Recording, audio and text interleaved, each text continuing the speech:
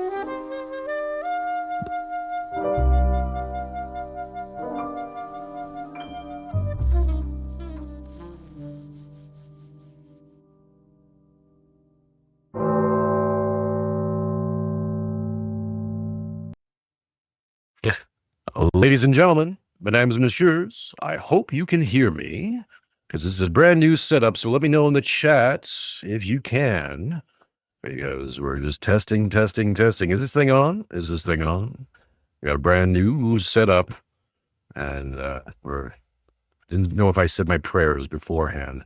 I'm saying them now, just in case. We got some Russians in the chat, look at that. SGB with the big gifting of memberships. Yep, audio good. Oh,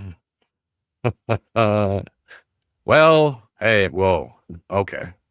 Before we get too excited, we got hours to do this, so hopefully everything else works as well. But, ladies and gentlemen, what was I saying? Thank you to SGB for gifting out some memberships at the start of the show. Of course, anyone can follow suit, help support the show which way you can. There's a goal up there.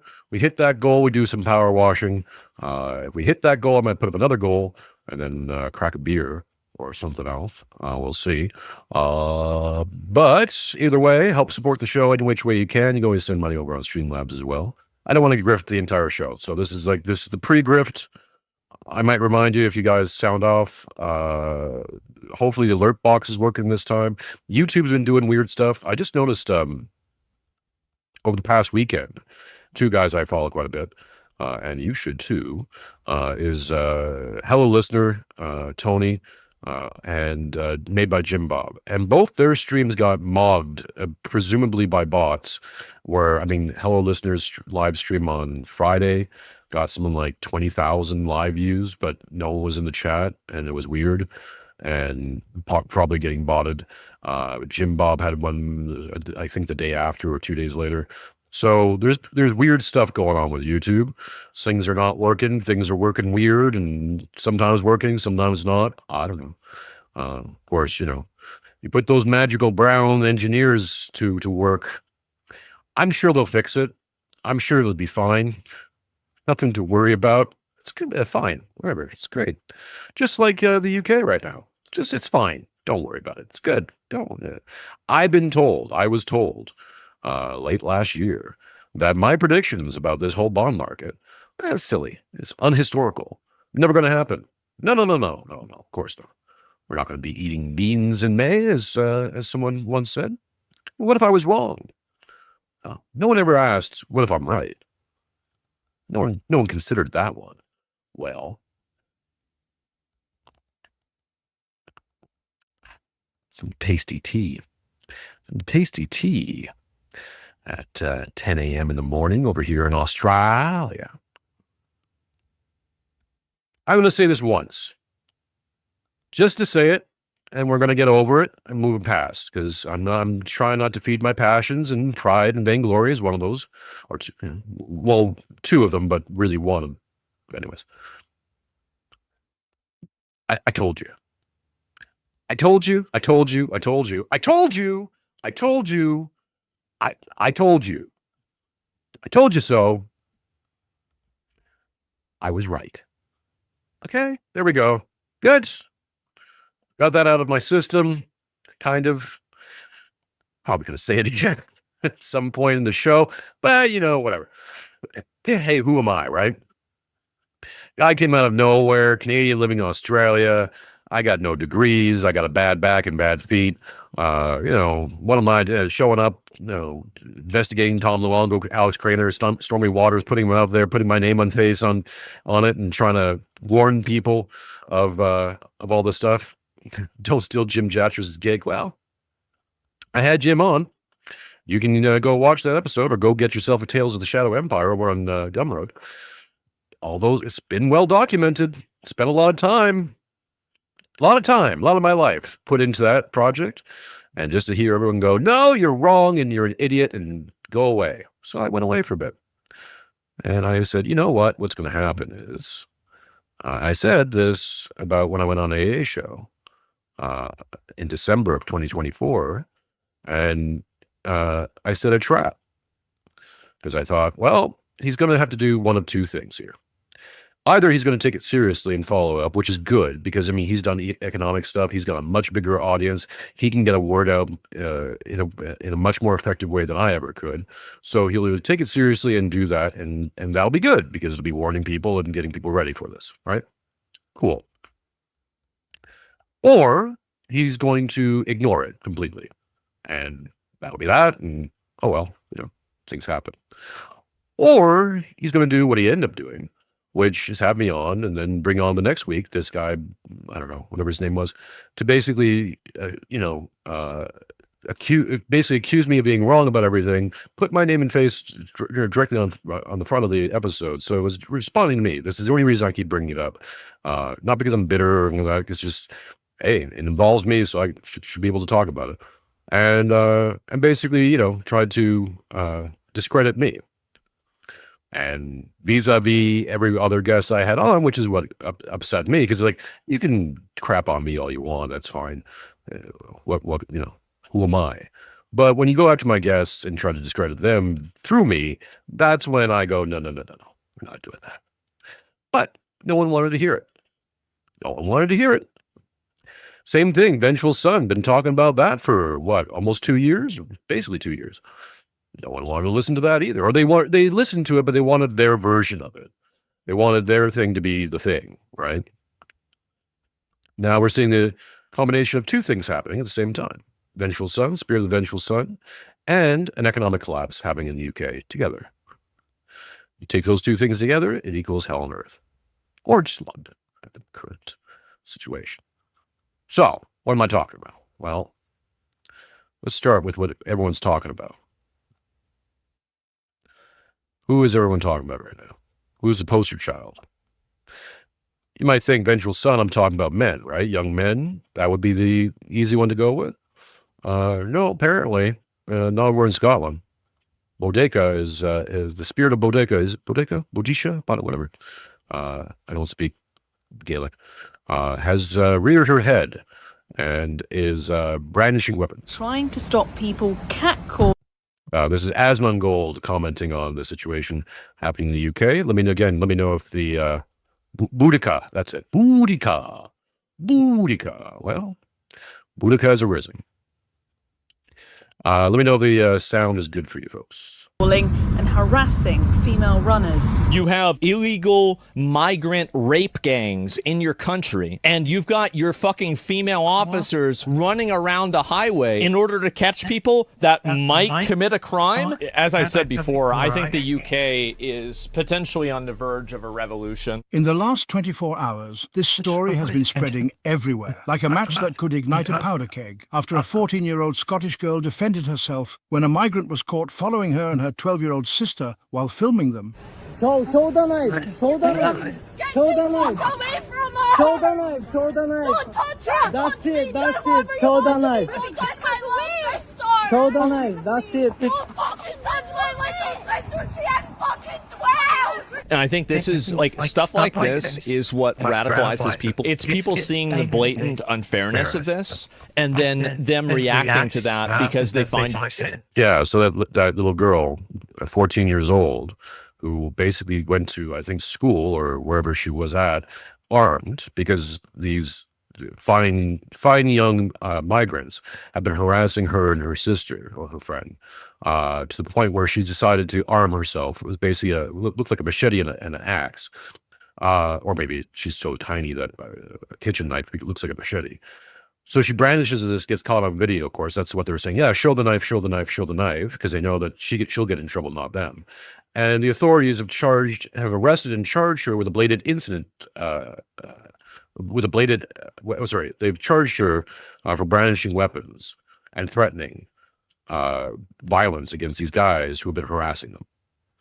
This is, of course, post grooming gang scandal and investigations and all the rest of it. And we'll get into more of that. Elon Musk has sounded off about that, but that's been a thing in the UK.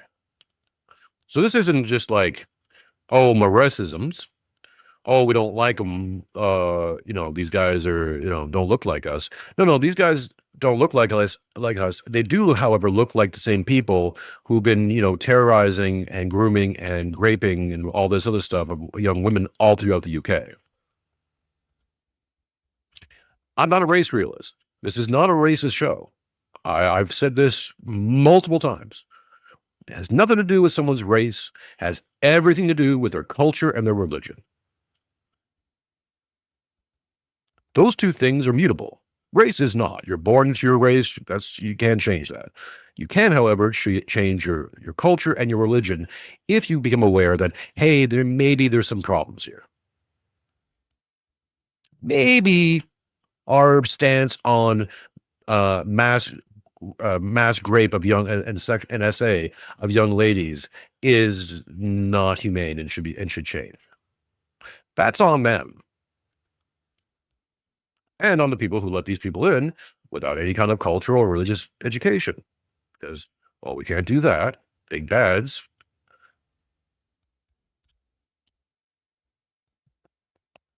Jason Cassell. Someone's streaming.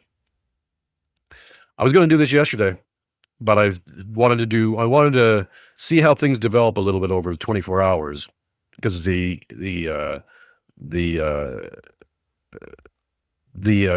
British economy stuff was kind of rumored, and now it's being more and more confirmed. They haven't. I will get to that, but they haven't called in the IMF just yet. But that's coming. I said this last year. To those who are paying attention, go back. Most of these things are now in for membership. So buy a membership, $2 gets you in. Most of the past episodes have now been archived in the memberships over there. So there's various reasons for that. But there's 2 episodes you can check out. One's, I think, is public still. Go check out the rice crisis, and we're going to get into that as well when we get further into this episode, and when we get to the economy stuff.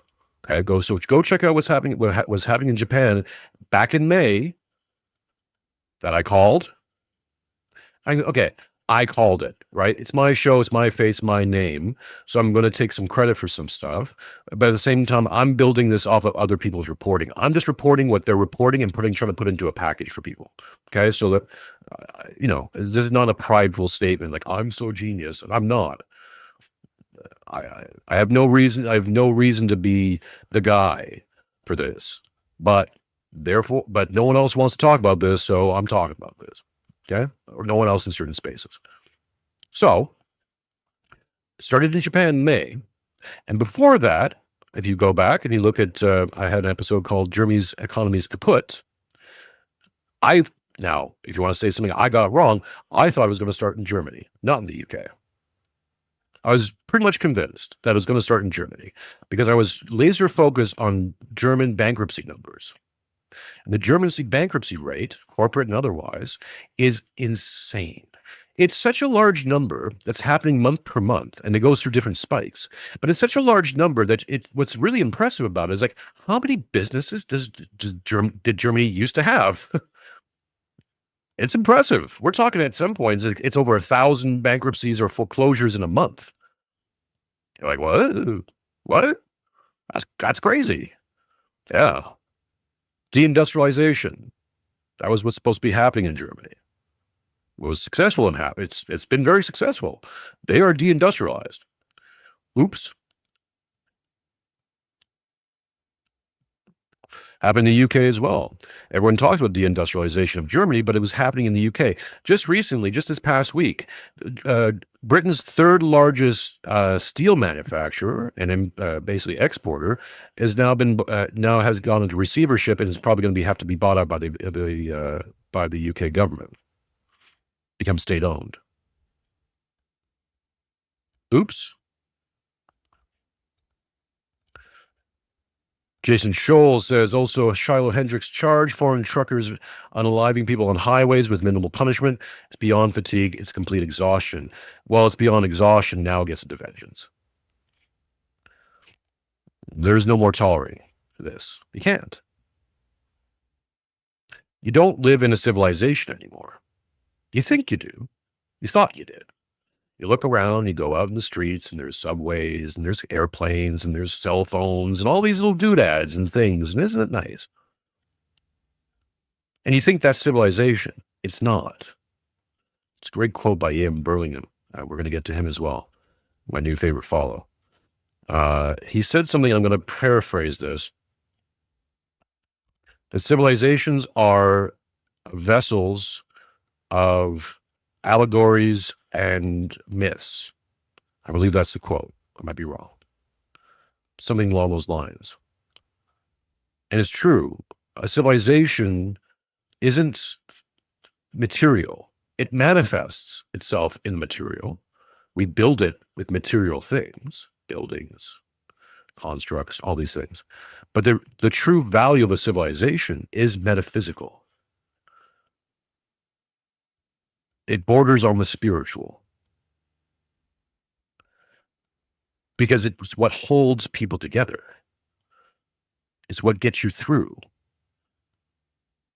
Now, ultimately, the only thing that really gets you through is the church and God. We'll get to that more in the show. Of course, it's an Orthodox show. What do you want? But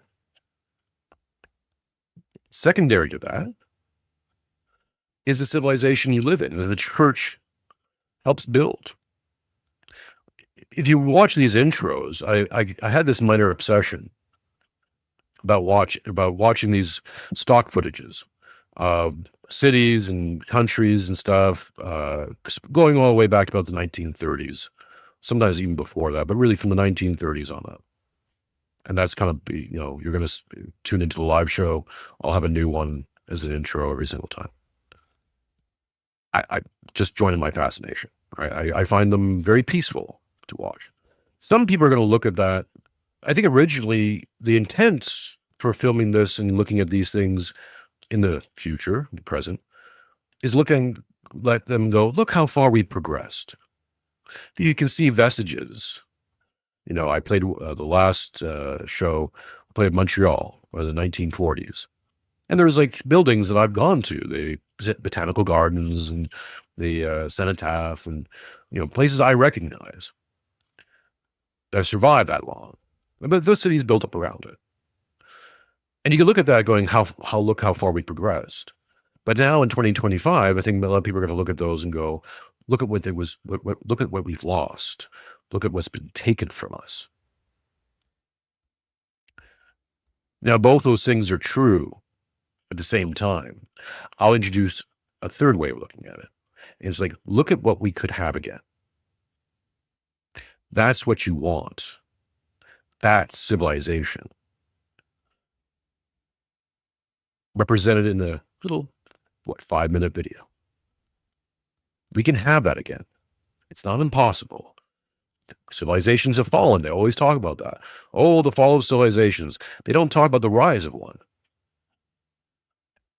It can rise, transform, become something new, something different, something great. And perhaps we're on the verge of something new. Maybe. Maybe it has to collapse in order to be rebuilt. Regardless, you do not live in a civilization anymore. It doesn't function as a civilization. The system is what the system does. The system is not creating civilization anymore. There is no government fix for this. It's spiritual. Okay? It's not about getting the right guy in the government. It's not about changing the system or something. No. The whole dang system is the problem. Hats off to Trump and co. Because I do believe, and this is something Matt Erickson's talked about, and others have talked about it quite a bit, and I've kind of stayed on the sidelines. I'm a Canadian living in Australia. What am I going to talk to you about American domestic policy? Whatever. I have chimed in with Jim Jatras about international policies that the Trump's administration is doing, especially diplomacy with Russia, because I look at it and go, well, look, sorry, guys. What you think is going to happen here isn't going to happen. Because it's not just on Trump and co. It's also dependent on Putin and a whole bunch of other things. And Jim and I were right. Something that people really don't like. Sneed Oil Salesman says, we are alpha males like Perry and Bassey. That's true. I have to get Perry back on. Maybe for a masculine Monday. Monday is for men. Mondays are for men. Get your man on. Ladies, get your man off by letting him get his man on Mondays. Over on Mironchuck Live, because Mondays are for men. Well, check back next week.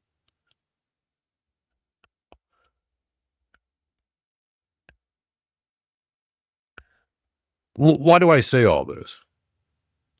Doom pill you, black pill you. No, it's for hope. But in order to have hope, true faith, cannot come from false currency. In the thumbnail, I have the second half of the the quote that I always end the show with. It's part of Seraphim Rose popularized it. Brothers, it is later than you think. Hence, hasten, therefore, to do the work of God. We're at the hasten, therefore, do the work of God part. Hasten. It's going to come fast now. It's happening fast. It's going to happen even faster. I have some other potential predictions in Minecraft to put out there. So stay tuned, and we'll get there. Offensive. Just how many grooming gangs have we got in London? What? Can she be clear what she means by that? I'm not clear what she means. How much clearer do you want me to be? Sorry, I wasn't clear enough. I was told I shouldn't be saying rape gangs. I'm talking about rape gangs. I'm not sure why she's so nervous to say what she means. What do you mean? No, I am saying exactly what I mean. We got. This is literally this guy just. If you want an example of gaslighting, here it is. Perfect example. How many lights are there? Any of those grooming gangs in London? I'm unclear, Chair, what is meant by the question. If she could spell it out, I can answer. I've just spelt it out. Are you not listening? It's a sort of... This should be like a Monty Python skit or something. How is this real? Exactly how much clearer do you want me to be? So we do have issues in London with young girls being groomed for county lines. Some of those girls are used for sex. Well, I'm still none the wiser why she's so nervous about saying what she means. I think that a lot of these people will really live to regret the idea. He's insinuating that what she really means is that it's Muslims or brown people or migrants or something like that. Once there are enough people together that are fed up with these types of responses, they will just say that. And then once they say that, and there's enough of them that are saying that, well, then things are going to get pretty spicy. If those people... Somebody's saying Asmongold is double echo. Uh-oh. I don't know what I can do to fix that. What can we do to fix that? Monitor off, monitor on, monitor only.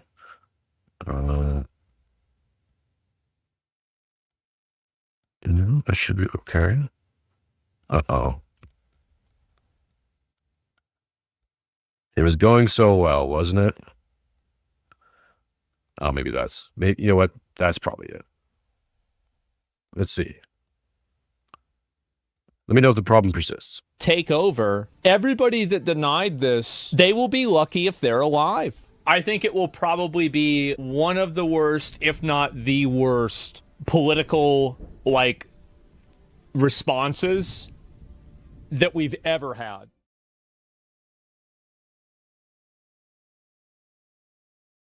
Is that better? We're good? Okay.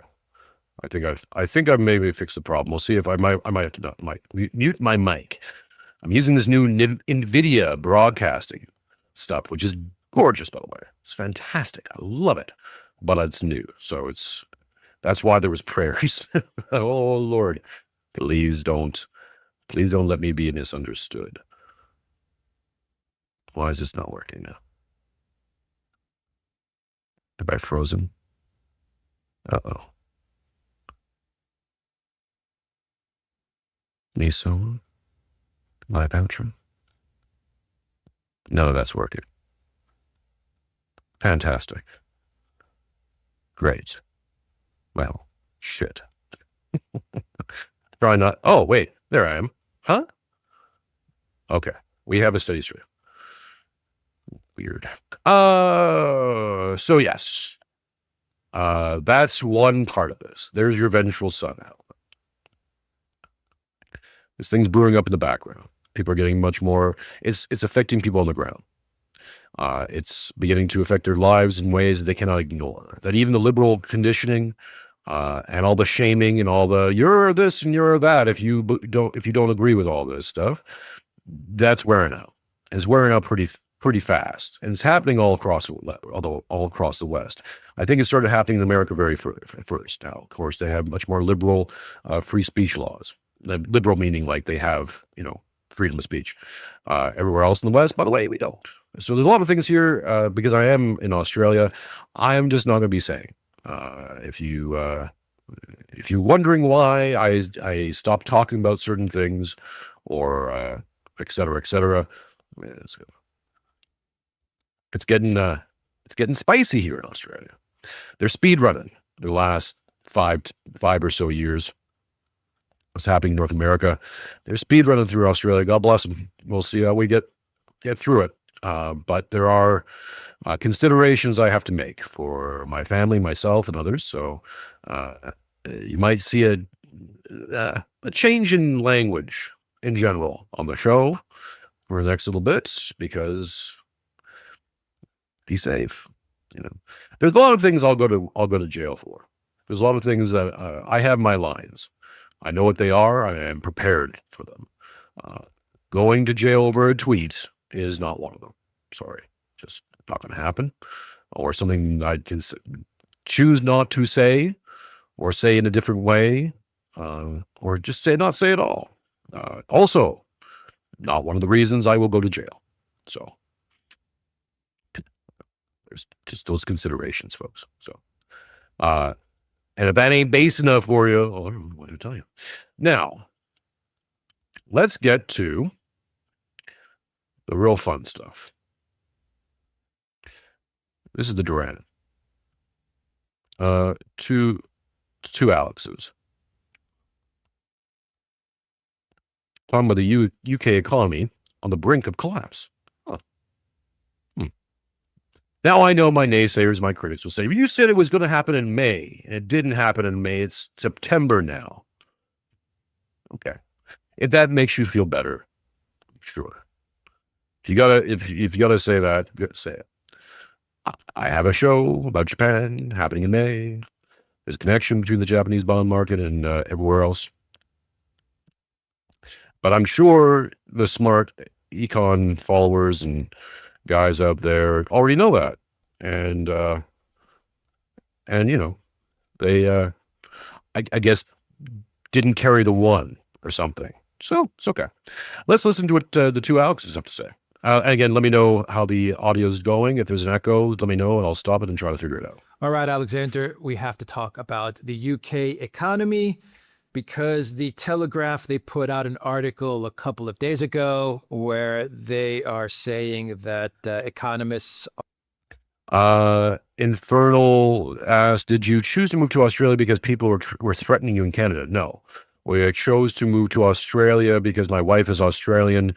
My daughter had just been born in 2020. I had a massive hand injury earlier that year. We were going into second lockdowns, didn't know how long that was going to last. My family in Canada is old and almost gone, where my wife's family is not here in Australia. So it just made more sense. And here in Western Australia, everyone talks about Australia as one big giant place. There are states. We're in Western Australia. There wasn't the same levels of lockdowns and all that stuff that you saw in Victoria and other places. The economy here didn't go through the same problems, although there are going to be problems that are going to face Australia coming down the pike, because this is going to be international now. So anyways, the long story short, that's why I moved the family over here. Wasn't for me. It had nothing to do with anything. It was like personal. It was because of COVID and lockdowns. So that's the brief story. Are sounding the warning alarms. They're ringing the warning bells, and they are saying that the UK economy is in need of an IMF bailout. How's the audio, folks? Just let me know if there's an echo. Let me know, and I'll take care of it. This is bad news for the UK economy. This is huge. I mean, I remember the IMF bailouts with Greece. This is catastrophic. And actually, some of the economists are saying that the UK economy is in an even worse position than where Greece was in 2008, 2009, when the troubles really started to hit Greece. So anyway, way worse position for a number of reasons. One, their bond market, Britain's carrying way more liabilities. One of the reasons they've been trying to sell off all the last little bit of colonies, by the way, or granting them freedom and getting deals set up because they can't afford them anymore. They've been getting ready for this. There's the other thing you have to sink in. How evil all this it really is they've been prepping for this since at least 2000. An Inconvenient Truth, remember that? The whole environmental thing? Yeah, that was set up. It's a very long setup. They were going to make, instead of using Bitcoin as the new strategic reserve, you've heard of the gold standard and the petrodollar, they were going to make it into trees. That was a carbon credit system. It was going to set up to be trees. That's why Canada was going to be set up as the new London. The reasons why you have Mark Carney, who used to be the president or the governor of the Bank of England, the only non-British born citizen to ever run the Bank of England. And then ran Bank of Canada, a whole bunch of other things. Yeah, he's been being groomed for a while for this thing. That was the plan. CBDCs, all that stuff was going to be set up with trees. Now, that may sound crazy. You might say, Jason, Mironchuck, what are you talking about? What? Trees? That's nuts. They can go on fire. Uh-huh. Yeah. Mm-hmm. There, yeah, true. It does sound crazy. But that's what they were going to do, folks. That was the plan. As crazy as it sounds. Oh, I gotta tell you. So, these fine people, I'm really trying not to swear, made a pact with myself not to swear. Don't know how it's going. Help us hit that goal, by the way. I'll crack a beer, play some games later. Of course, send me over some money over on Streamlabs. Always a way to support the show, even here now in the future. By the way, shout out to his name's Oleg, who sent me a very nice donation over on Buy Me a Coffee. So you can always do it over there too, folks. I don't know if I have it in the description, but you can find it there. Buy me a beer over on Buy Me a Coffee. And I woke up one day to a notification. I hadn't thought of Buy Me a Coffee for a while, and someone sent me a very nice donation there. So, and people have been sending money, watching the replays, the post live show. So there's lots of ways to support the show, and I appreciate each and every one of you. It does help to pay the bills and improve the quality of everything else. So there's a grift. I'll do one more later on the show. I really want to keep pushing. There's a goal. Help hit the goal. It's always appreciated. $5 from Jason Scholl. Appreciate you. All right. What was it? All right. Let me know if the audio is good. Thoughts on Oh, yeah. It's worse than Greece. Yeah. UK is holding more liabilities, which that's worse. Much bigger economy to go boom. Here's the other big problem. Greece had Germany to bail them out in 2008, along with the IMF and a whole bunch of other things. Britain doesn't have Germany right now because Germany is also signaling that, hey, their economy might be in the pooper as well. Kaput. Yeah, that episode I did that people didn't watch. Yeah, go watch that. On this explosive news about the UK economy. It seems like it just came out of the blue, but it really didn't. I mean, you've been warning about this for, I think, the better part of a year now, maybe even longer than that. But it just seems like it just kind of hit right away. And they're blaming Rachel Reeves for all of this. Absolutely. Is how it looks. Now, the fascinating thing about this story is that after that article appeared in the Daily Telegraph, which, to be clear, is a newspaper hostile to the current British Labour government, and the economists that you mentioned, as I said, most of them, I would describe them as right of centre. So they are people who are also hostile to the British Labour government. I was Who wouldn't be hostile to the British Labour government at this point? Like, if you got a brain in your head, you'd be hostile to the British. I'm hostile to the British Labour Party, and I'm not even British. I don't even live there. I'm hostile towards it. What? I understand. He's got to say these things because it's, they are talking to turbo normies, so like they like to be careful, and I can appreciate that. That the government itself would come out and say loudly and clearly that this story is nonsense. There is no possibility of Britain needing an IMF bailout, that there would be statements from the Prime Minister, statements about this from the Chancellor, statements from the Governor of the Bank of England, that there would be an enormous criticism of the economists, and there would be an enormous criticism of the Daily Telegraph for publishing a story of this kind and arguably undermining Britain's credit reputation. Nothing. You would think that, right? Oh, rather, no. No, the Daily Telegraph is a rag, is a right-wing fascist publication, trying to bring down and besmirch the fine tradition of the Labour Party in England. I mixed my British accents there. You'd think that, right? Oh, gosh. I'll tell you how bad things are in the UK. It's so bad that the UK government is going, yeah, you're pretty much right. Yeah, you got us. We can't even lie about this one. That's how bad it is. It's you got us. Good night, everybody.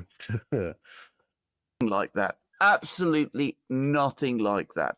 There have been a few mumbled denials, but nothing like the extent that you would expect. And in fact, what the government has tried to do instead is to suppress this story. Someone said, like, America can't do this for them. They need to stop begging. Here's the thing. No one can help them with this. Do I do it now? Maybe now, do it now. This is the crisis of the bond market. This is why when I was alerted by it last year through Stormy Waters and then Tom Luongo and many others, and Alex Craner that have been following their work. This is the enormity of it, okay?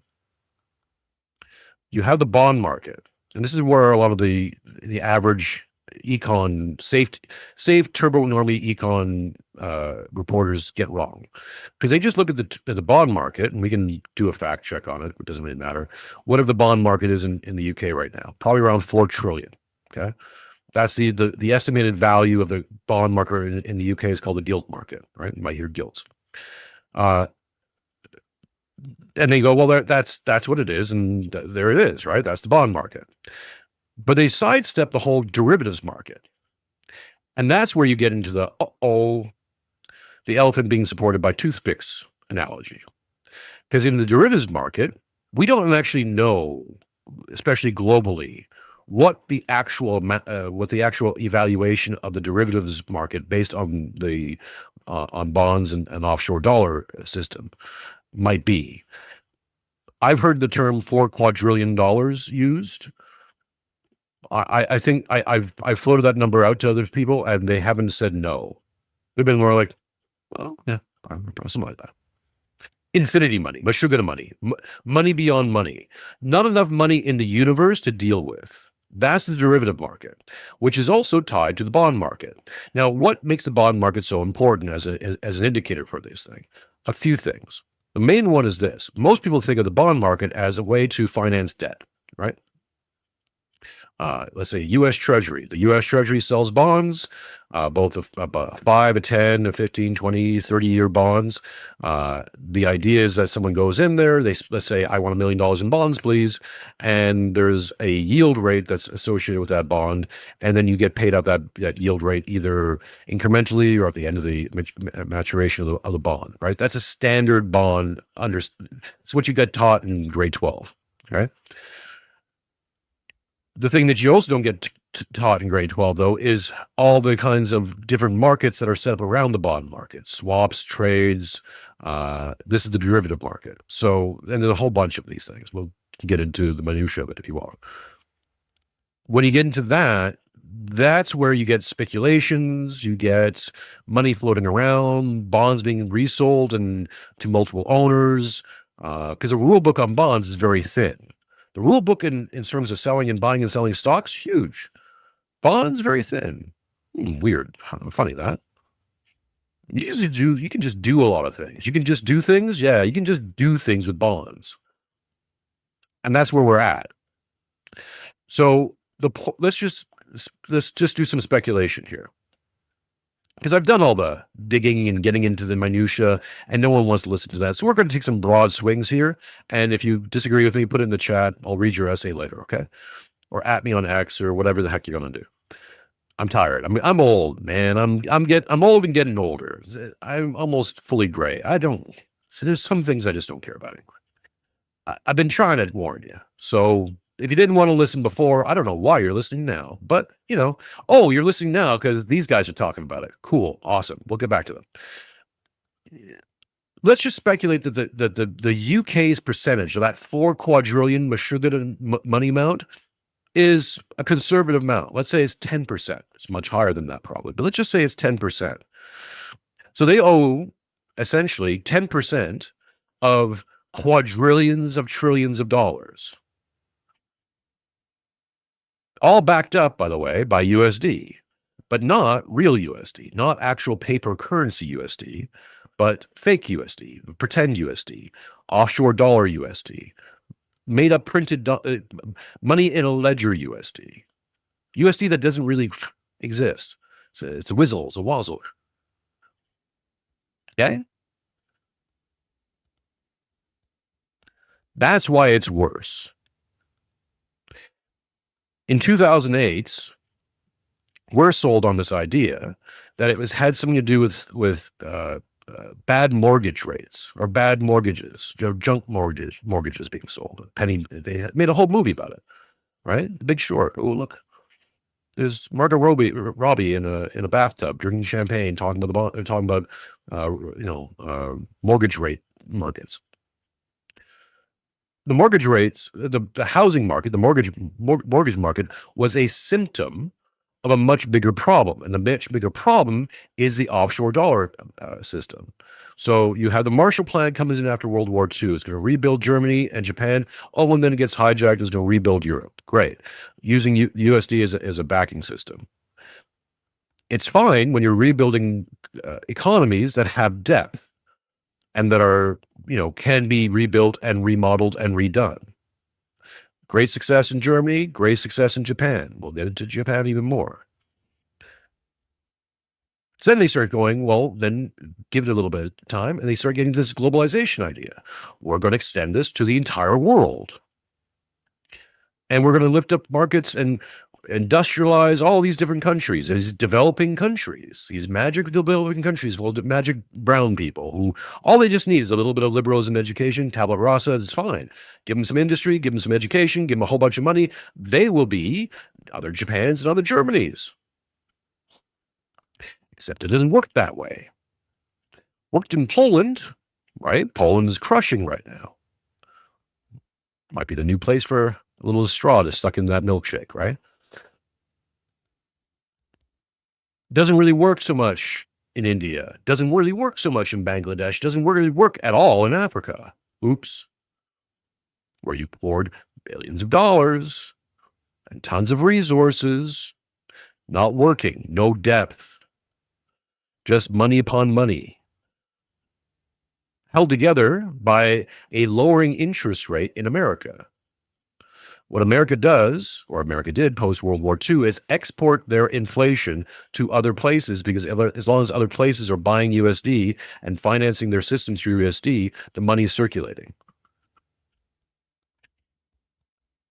And to keep that thing going, they have to keep expanding the markets globally.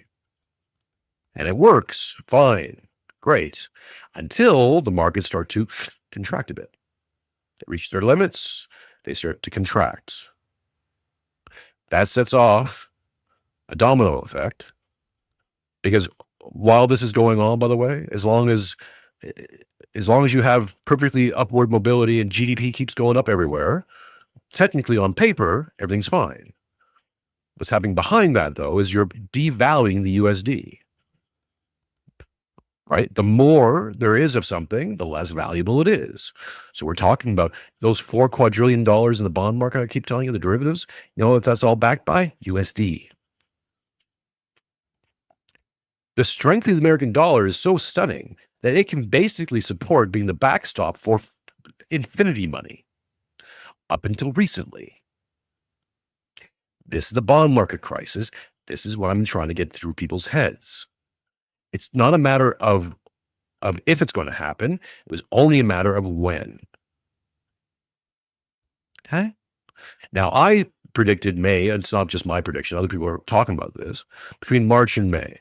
March, at the end of March, ended the LIBOR system, the London Interbank rate exchange system, which was a system forever, right? For a long, long time. And it basically meant that in the city of London, that magical little place in London, where all the big banks and all the finance people were, a group of people would get together every week and decide what money would be exchanged at, what the rate would be, including, by the way, America, which kind of hits home on this whole idea that the American empire, America, runs the American empire. Because if a foreign country controls your money rates, and essentially the exchange of your money, the value of your money is controlled by a whole bunch of people, European bankers mostly, in a foreign country, even if they're super good friends,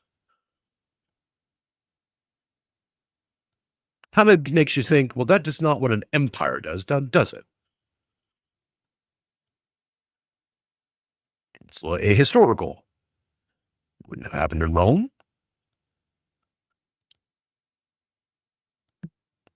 Imagine the Romans doing that. Imagine the Romans going to the Germans like, hey, I know we just conquered you and stuff, and that's all good, fine, good. We had history, but hey, water on the bridge, right? Hey, by the way, how about you run our banks? How about you run our money? No, fine. We'll trust you. We're friends now, right? It's fine. What the heck you say? It's a Tom Luongo point, and I cannot find a point of disagreement that the American empire, as such, isn't really run by the Americans. The British Empire didn't end in World War II. It just transferred some powers, became, instead of formally in charge, informally in charge.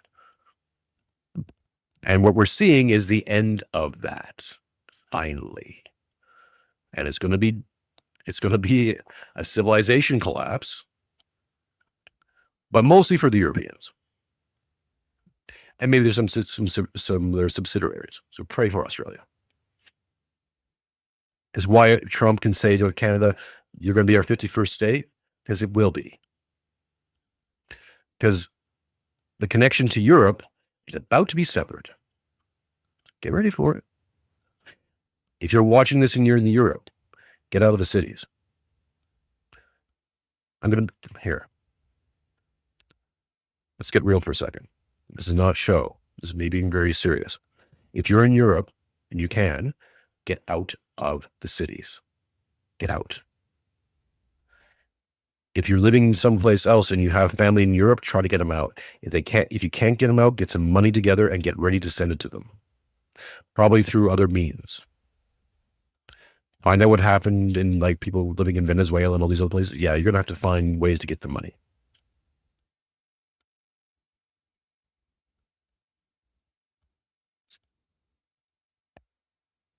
And medicine and a whole bunch of other things.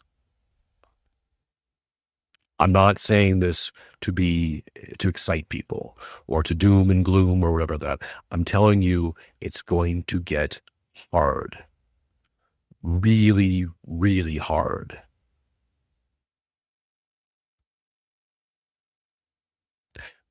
Now, maybe, just maybe, Trump and co have been putting together another plan to bail him out too.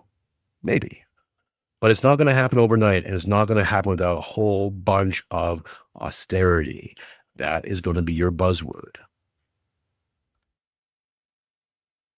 Okay? It's going to get lean. You think it's hard now? You ain't seen nothing yet, sunshine. Greece in 2008, go research it and look into it. I mean, I'll do a future show on it. That's going to look like a garden party. I've been trying to warn you. It's coming. It's here. It's here. You got two major things happening at the same time. A complete dereliction of duty and responsibilities by your elites and by your security forces. You're alone on that, and your money's about to go on fire. Abosh. Get ready for it. If there's a Hail Mary, if America at the last second pulls out a lifeline, I will eat my shorts. Okay, I will eat my words. I'll eat another donut, whatever. Yeah. As it is right now, I'm recording this, doing this on the 27th of August, 2025. Unless a bloody miracle happens, the UK economy and the rest of Europe, by and large, is going to go underwater. There's no avoiding it. There's no bailing it out. There's nothing you're going to do to change that. It's gravity. Okay? Okay. So if you have family in Europe, if you have the means, get them out. If you can't get them out, put some money aside. It's going to get hard. So, let's listen to, is this back? What is going on here? Media? So weird. All right. So that makes me think that things are every bit as bad as those economists were saying, because if it were otherwise, surely we would have a full-throated denial of this. Now, the underlying problems of the British economy are problems that we have discussed in many programs. Anybody who has been following our programs about Britain, not just over the last couple of years, but going all the way back to the Brexit war and beyond, would know about this. And throughout that time that we have been discussing the problems of the British economy, the situation has got worse. And I feel that over the last year, it has got significantly, even dramatically worse. Britain has stagnant, falling productivity. Wages in Britain are still lower overall than they were in 2007. Debt levels have been growing. Debt to GDP ratio is now over 100%, and there is no sign that it can be brought down. And private debt levels are also very, very high. Young people cannot afford to buy homes, and they're giving up trying to do so, and they're becoming increasingly resentful and angry, and they're not setting up families, and they're starting to stop having children. So we have a demographic problem developing as well. And to add to everything, and I've said this many times, we've discussed this many times in program after program. 3.5 years ago, Britain was at the forefront of launching the economic war against Russia. We talk about it as sanctions, but it was really an economic war against Russia that particularly badly hit Britain as a financial center. Before the 2014 crisis, the Russians had made a big presence in London. They used to float companies, as I well remember, in London. Then 2014 came and that stopped. And then 2022 came and that declined even further. So Russian money isn't coming in. More importantly, Britain supported the sanctions against Russian energy. That has left energy costs in Britain, I believe at the highest in all the G7 countries. I mean, they're higher than in Germany. Just to say, we talk a lot about Germany and the deindustrialization processes in Germany because energy costs are so high there. They are higher still in Britain. Many people say this is partly because of government policies in trying to promote the green transition. And yes, this has played a role. But to repeat again, it is the sanctions against Russia that have made the biggest contribution to increasing energy costs. The result is that we've talked about deindustrial. Talk about the plans. If you're in the chat or talking about a plan. Here's the plan as far as I can tell. And this is, again, supported by other people's work. So we'll just put it together in this narrative. They realized that this bond market, derivatives market system was going to collapse. It's going to collapse the world economy. Make the Great Depression look like a cakewalk, okay? They knew this was happening. They knew this was happening all the way back in 2000, probably even earlier. They'd inherited this system. The system had kept going on. I think this is why Nixon took the aircraft the gold standard, a whole bunch of things to try to fix this problem. Didn't work. So they went, for the gold standard to the petrodollar, right, to help stem this problem. Didn't work. People just kept printing and printing and printing and printing and pushing and pushing and investing in countries that you should never invest in. Well, they did it anyways. Developing world really didn't develop much. It looks developed. It's got developed things. Remember, you don't live in civilization anymore. Civilizations aren't just airports and, buildings and stuff. It's a unity of people. It's mythological. It's metaphysical. Some people get it. Other people don't. Primary to all civilizations has to be a religion. Has to have a religion. China doesn't threaten me because, as of this date, China is still basically an atheistic state or secular. They allow religion, but they don't adopt a religion. Russia has already adopted Eastern Orthodoxy as its state religion, even though it has got tons of Muslims and other things going on. It's very multicultural in that way, which flies in the face. And it always has been. Russia has always had this going on since, its inception over 1,000 years ago. But you need a religion to hold people together, to give people an idea of what the moral standards are in this country, so that people can trust each other. Without faith, there is no trust. You can take two Orthodox Christians, myself and someone else. We don't have to like each other. We don't have to get along. Oil and water, right? Brothers who don't like each other.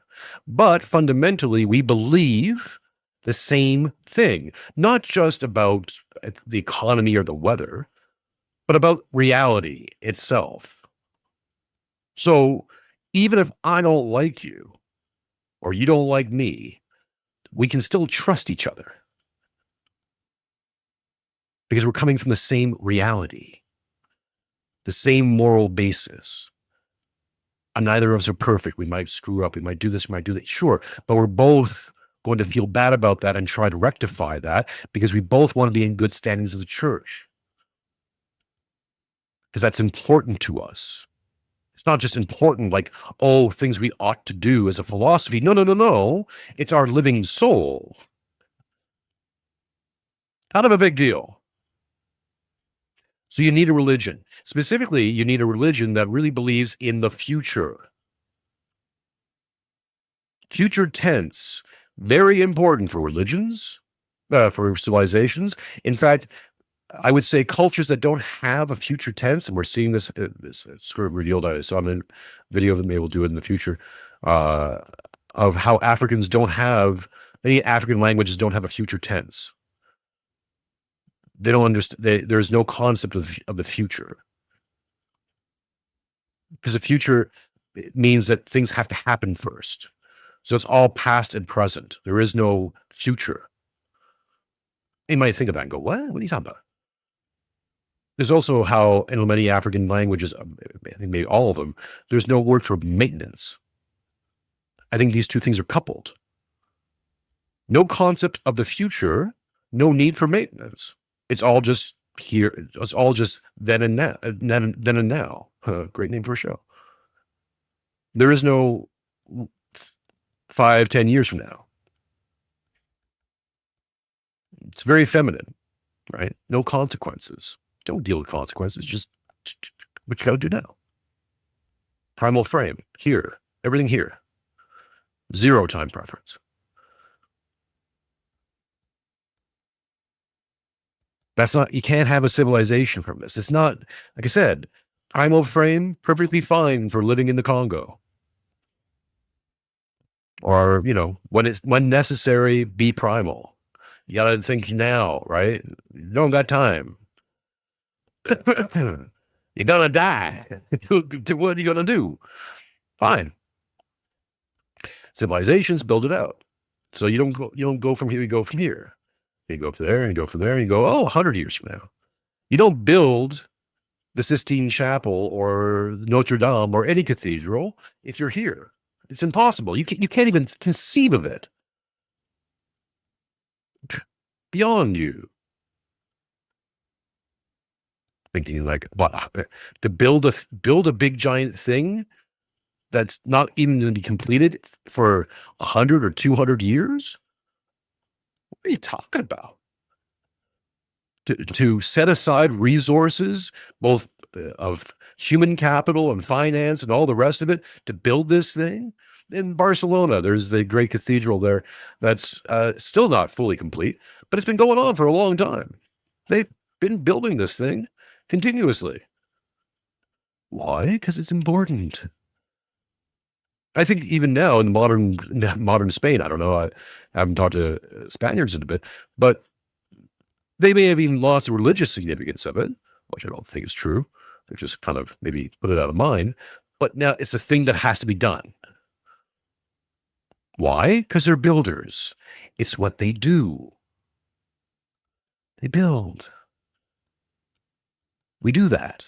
It's what we are. Civil-minded people build civilization. They just do it. It's just a thing they do. It'd be weird not to. And once you built the thing, you maintain the thing. Of course, because of course you did, because you built the thing. It took a lot of building.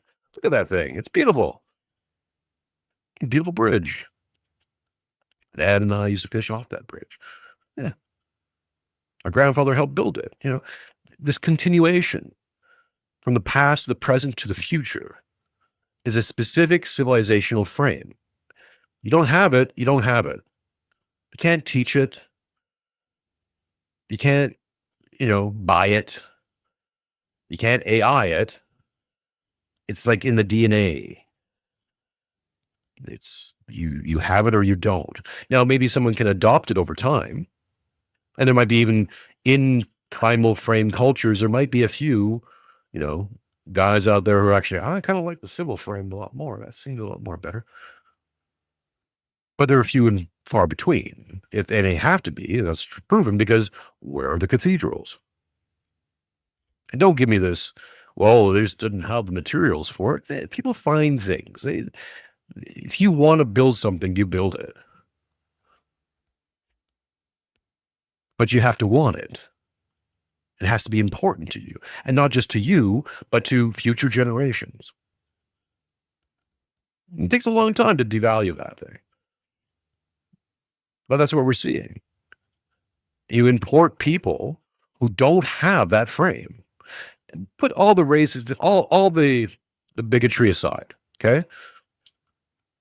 Other people can talk about that. And that's not just because whatever. It's just, I'm done even trying to, I'm done even thinking in that frame. It's primal or civil. That's it. What do you want? Why do you want it? Young men are out there saying, I want a house. I want a wife. I want kids. I'm like, yeah, those are really good things to want. Why do you want it? It's not always obvious. It's not always obvious as to why. Why would you want such a thing? Sorry, wife is calling. Seriously. Rennie Girard once said that all our desires are external. You have to almost be taught what to want. Young child, when you have a young baby, your kid will track you.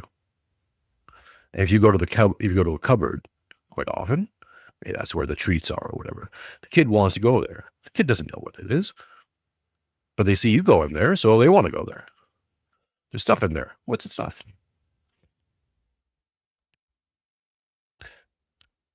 So when I pose this question, it's an open question. And again, it's not saying that you shouldn't want these things and that you shouldn't be upset if you can't have these things for whatever reason. The question is, why do you, this person listening to this show, why do you want it? That's so obvious an answer of a question. Many men have had very successful and have done great things without a house, a wife, or a child. Monks, right? There's lots of men who decide to be monastics, who pray in the Orthodox tradition, pray for us in the whole world.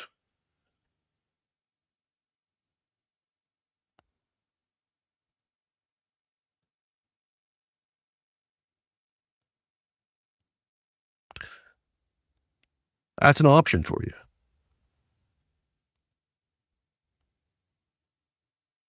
Other men go adventuring, join the services, sacrifice their lives, or put their lives certainly in a sacrificial position. Go do crazy things. Sacrifice themselves to work, to a passion, to saying, I'm not going to get married and have kids, but I'm going to dedicate myself to this work so that humanity can flourish. Many such cases. It's not all men go to war and die, young men in wars. It could be tons of different things, vocations for men who just say, no, that's not for me. This is for me.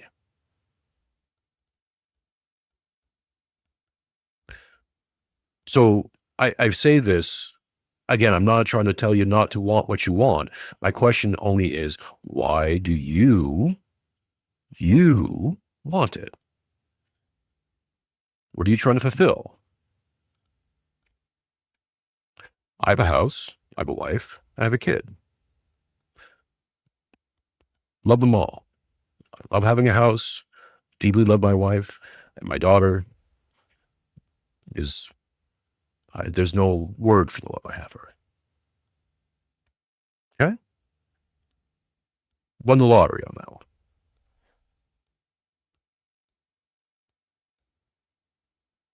But I can tell you that any one of those three things can be a colossal pain in the ass sometimes. Not always easy. Not always fun. It's an investment of time, love, devotion, of turning to me and saying, where am I failing? How can I be better? Because again, some of these things are not always obvious. Hang on a second.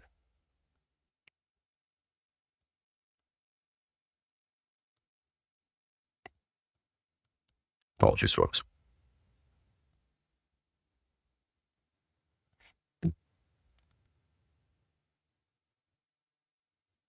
Not always obvious, not always easy. So what gets you up and what gets you going? Now, I didn't have God when I met my wife. I'm still an atheist. Still an atheist, technically, when I had my daughter, when we had our daughter. Very soon after the birth of my daughter is when I had a spiritual awakening. I started understanding I was wrong and needed to make some changes, radical changes. I am not the same man I was 5 years ago.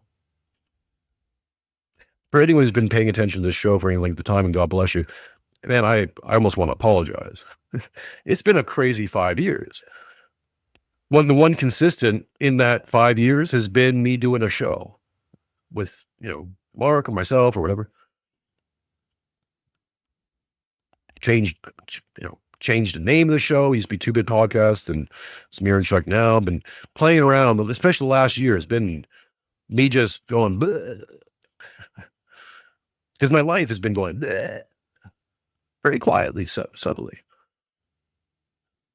pushing me, drawing me, pulling me deeper into the church.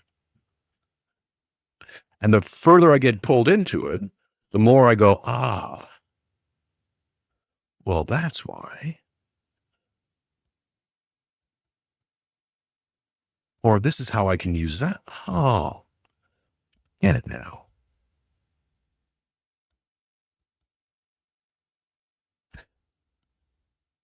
So in a way, my wife facilitates having a child, obviously, bringing us here to Australia. Without my wife, and then especially without my daughter, we wouldn't be here. Wouldn't have the house here. These things are necessary.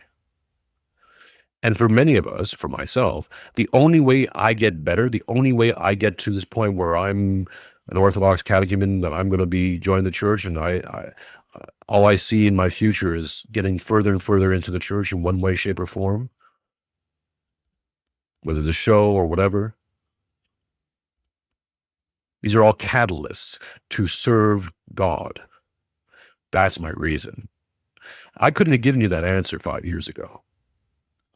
So I'm giving you the advantage of someone who's 5 years down the road from a starting point that many of you, I know, because you've reached out to me in one way, shape, or form, are at. And that's why I asked you the question, so you can start to think about it. You don't have to answer it right away. You may not answer it. It might take you 5-10 years to answer it. But it's good to have in the back of your head, why do I want these things? Why? What am I willing to give up for this thing that I want? I demand to have. What is a house? What is a marriage? What is a child? Not just who are they, but what are they symbolically? What is a civilization? What is a nation? They are duties and responsibilities that you have to fulfill. They're immediate. They're constant. They are necessary. You can't just forget to feed your child today.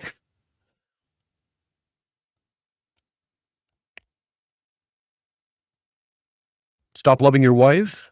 Yeah. Bad things happen then. Well, arguably. You know what you want.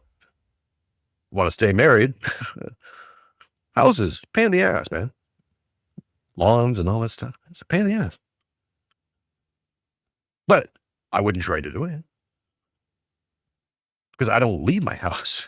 Oh, man, I camp in here, man. It's hard to get me out. I have made my home a home. A home. Home. And I'm a man out of time. I'm a man, I'm a foreigner living in a foreign land. I'm not comparing myself to Abraham here, but I've been on a sort of an Abraham trip.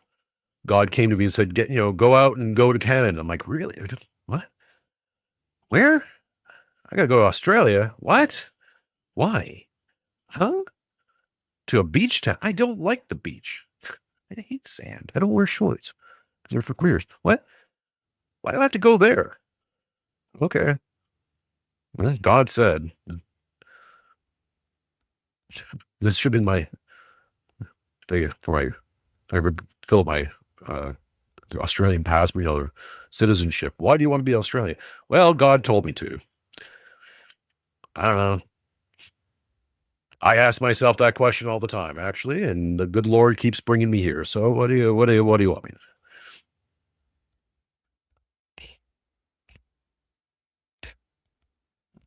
Asking the question why isn't just performative or, something because you're a little mid-brain who wants to complicate your life. No. Asking yourself the question why always should bring you to the ultimate, well,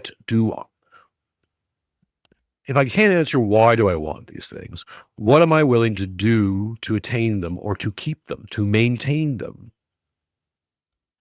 Because it is maintenance at the end of the day. Maintaining a relationship with your child. It's really easy just to kind of go, boop, there, and I'm not paying attention to your kid. I made myself a promise, and this is, sometimes I curse myself with this promise. I made myself a promise early on in my daughter's life that when my daughter's talking, even if I have my headphones on, I'm doing something else, and I'm mid through work, I'm going to stop everything and pay attention to her. And I've lived to regret that a few times because she's 5. So she has 5-year-old conversations with me, which are inane. And she's a 5-year-old girl. So, I mean, it's just even wilder, man. She has talked to me about unicorns and, fairy princess stuff and just things that I'm like, really? Then what happened? Wow, that's crazy. Oh, then what happened? You owe it to your kid to do the at least basic things, which is pay attention to them. You don't have to go out of your way and make it a big, giant thing. Oh, really? No, just like, oh, cool, listen. Just listen. Just listen. Just be there.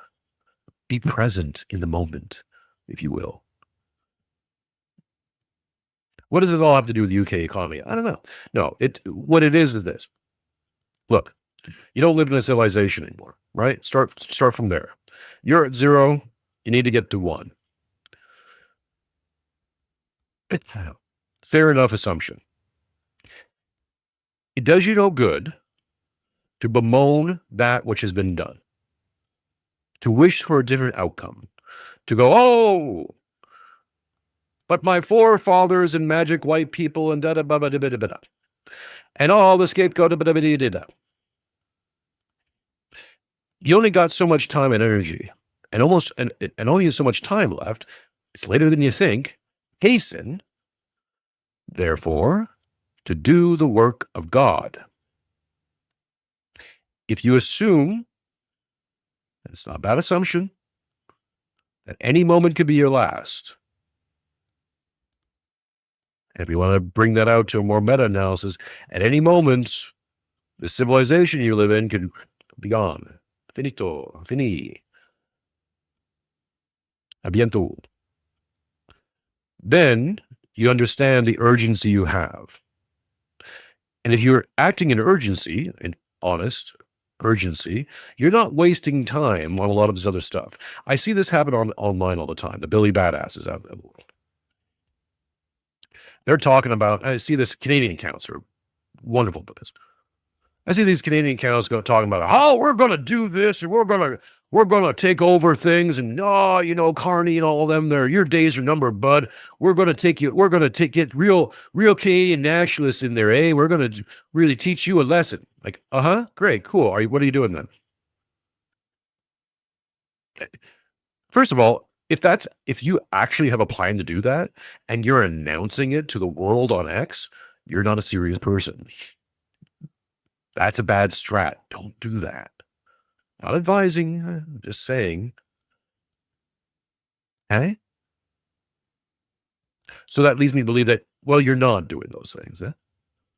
And if you're not doing those things, and you think those things should be done, though, then you know what you shouldn't be doing? Talking to the fuck from there on X. What are you doing? Oh, nothing? Cool. Awesome. Could you talk about something else then? Because this thing is boring. It's later than you think.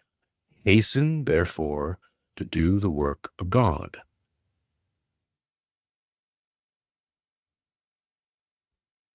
Go to liturgy. Talk to your priest. Glory to God in all things. Degree streamer. Organized Insanity says, treat them how you would want to be treated. That fairy tale is more important to them at the time than anything, and shooting it down isn't a good way to be treated. Exactly. It's also a great way for your kids to not want to talk to you in the future, right? So, and trying to get attention. Because a lot of times they just want attention. And sometimes you're going to fail. You're going to be giving them less attention than maybe you ought. But, make the courageous effort each and every time. Because I think that's how you get the truths. That's how you get the girls with the septum piercings. It's like, just attention, give me attention, give me attention. I'm in pain, I'm in suffering, give me attention.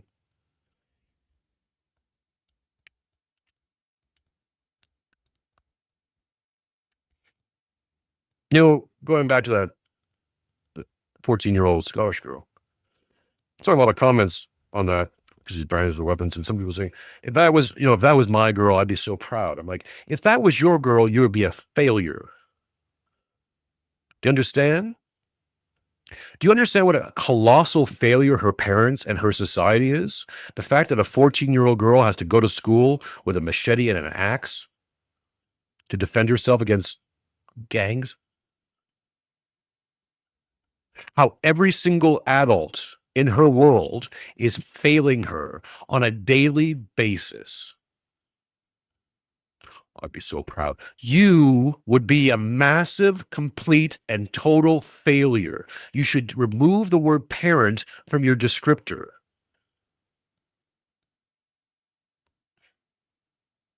Okay? Okay. If that was my little girl, first of all, I'd be there. It wouldn't get to that point. You threaten my child. You try to touch my child. You harass my child, and my child comes and tells me, guess what happens next day?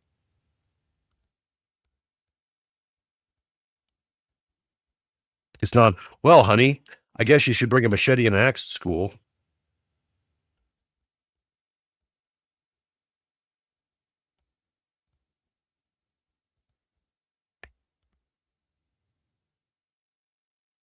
Let's finish up here with the Alexes. We'll get to a piece by E.M. Burlingame. In Germany. There's been deindustrialization in Britain too. The steel industry, what's left of it, is closing. We're having more problems in other parts of the British manufacturing economy as well. And then on top of everything, we now have tariffs by the United States, Trump tariffs.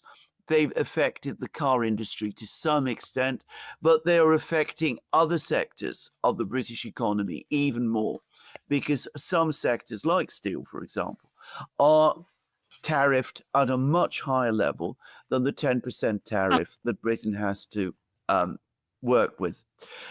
At the same time, we have a steadily increasing welfare bill, because I've discussed the pressures on people. Real wages are stagnant or falling. Young people cannot buy homes. They feel that if they work, it's going to be they'll be working just to pay rent. They won't be able to accumulate money or to set up businesses or do all of those sort of things.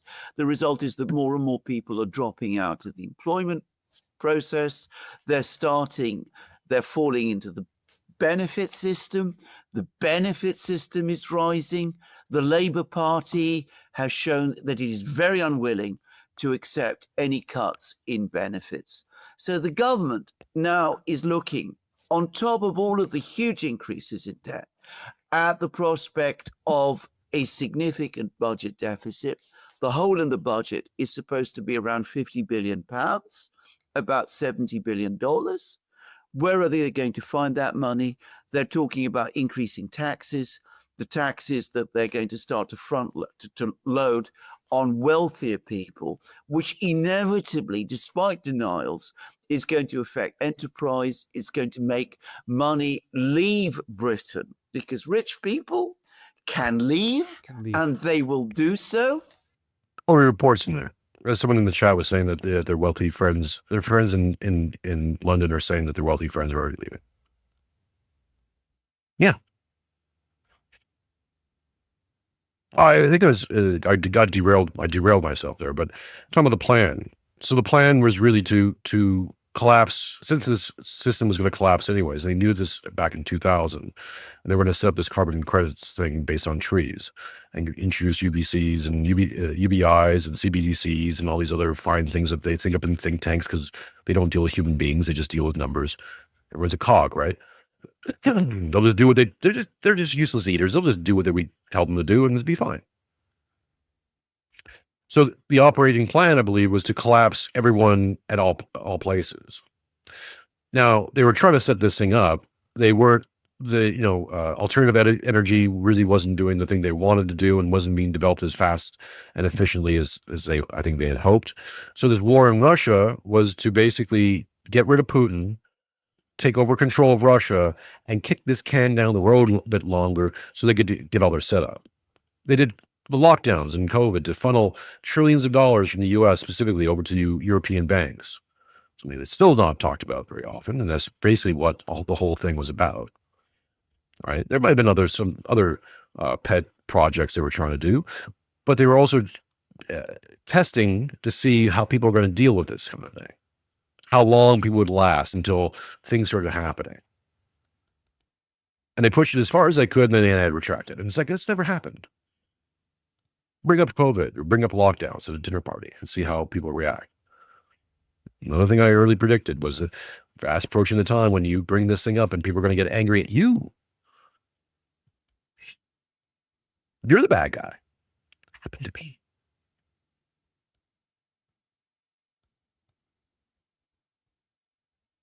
People don't want to think about it. So, that was the plan. Didn't work. War against Russia didn't collapse Russia. Made them stronger. Oops. Darn it. Project 2030 was basically earmarked to make Ukraine the new breadbasket, which is why they're shutting down all these farms and selling them off, essentially to green territories, and we got to think about cow farts and all that stuff. That's all BS. They're just lying. They're lying to you because there was this plan to get into a post-nationalistic world where we no longer have countries anymore. We just have economic zones. And 15-minute cities and geolocations, and basically it's like little Hunger Games things. Now, if you go to dystopia, maybe it would be dystopia, probably would be, because these people are corrupt and evil and stupid. But regardless, that was the plan. And maybe they would dress it up and make it nice.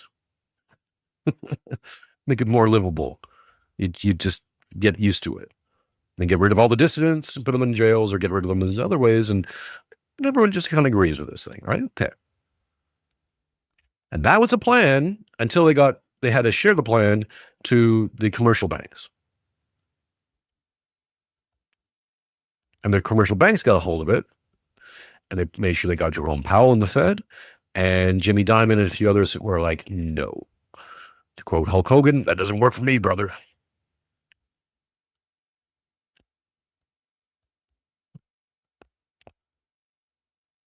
Doesn't work for me. The CBDCs would basically be the end of commercial banks. And Jimmy Dimon has set up his own little kingdom. And JP Morgan. It's his baby.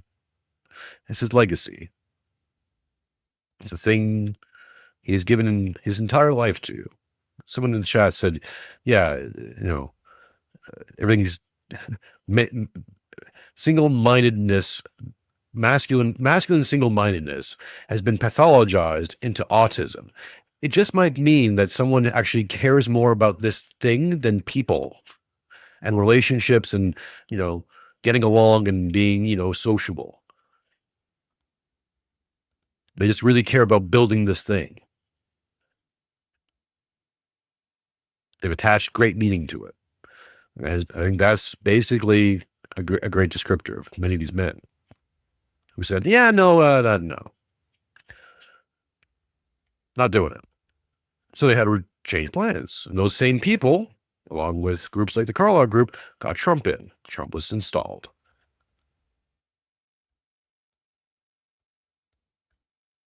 Set it on the king pill. People didn't like that.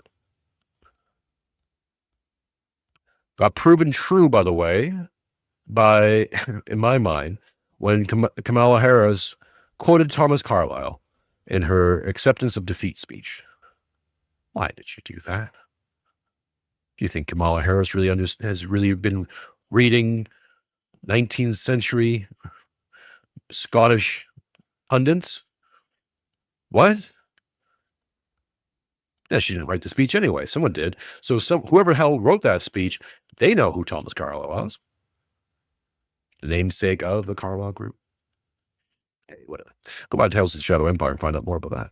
But the reason I say all this is that so the plan got changed. Now the new plan with Trump and co. is Bitcoin, gold markets, setting up a parallel market to absorb this bond market and the derivatives market into there, and at the very least, probably save America. Yay. Good news, by the way, if you're American. For the rest of us, dang. Should have married an American, maybe. Oh,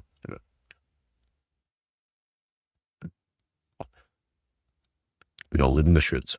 Should have, would have, could have. Did, and I am very happy with my choices. So now we're starting to see the consequence of Plan A,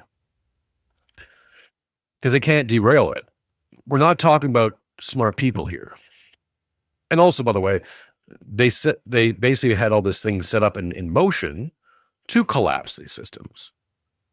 The UK, Europe, all these things was supposed to collapse at some point in the future when they pulled the trigger. The trigger has been pulled by them, pulled for them by Trump and co. Because Russia was supposed to collapse and fail, and they were going to take over Russia. Well, that didn't happen. Shoot. Well, okay, within Project Ukraine, somehow we're going to funnel billions, maybe even at this point trillions, of money into Ukraine and create this forever war situation. And then that somehow, I don't even know where their thinking is with that. But that was, again, going to kick the can down the road a bit more. And now we're seeing Ukraine in complete collapse. Like Russia could be in Kiev very shortly. And all the saber rattling and ceasefire, and Russia's like, yet. Something that Jim Chatras and I can keep trying to hammer through to people. There is no reason why Russia would do this without guarantees. And there's no guarantees anymore for Russia because Europe and America under Biden broke it. They broke it. There is no trust. And by the way, you can't trust godless nations. Someone's saying that Carl Benjamin, we're celebrating the fact that Europe is so atheistic. It's like, do you understand how stupid that is? Because for anyone with a religion, look, you can trust a deeply Islamic country. You can trust Iran far more than you can trust Britain right now. Because Iran, at the very least, has a religion with taboos. Now, I don't have to agree with Islam or be friends with it or like it or anything. My relationship with the religion can be negative, can even be somewhat hostile. but it has tenets. It has a understanding, a phronema of reality that all the adherents of that religion agree to. They operate from that understanding of reality. So if I understand their religion to a certain degree, I understand them to a certain degree. If I'm placed in a position where I have to trust them, I can at least, at the very least, if nothing else, trust in their religion. That their religion exists, this is how it functions, and if they're going to be a religious adherent to they're going to be adherent to that religion, therefore they're going to be held in by these constraints. Because they see reality this way.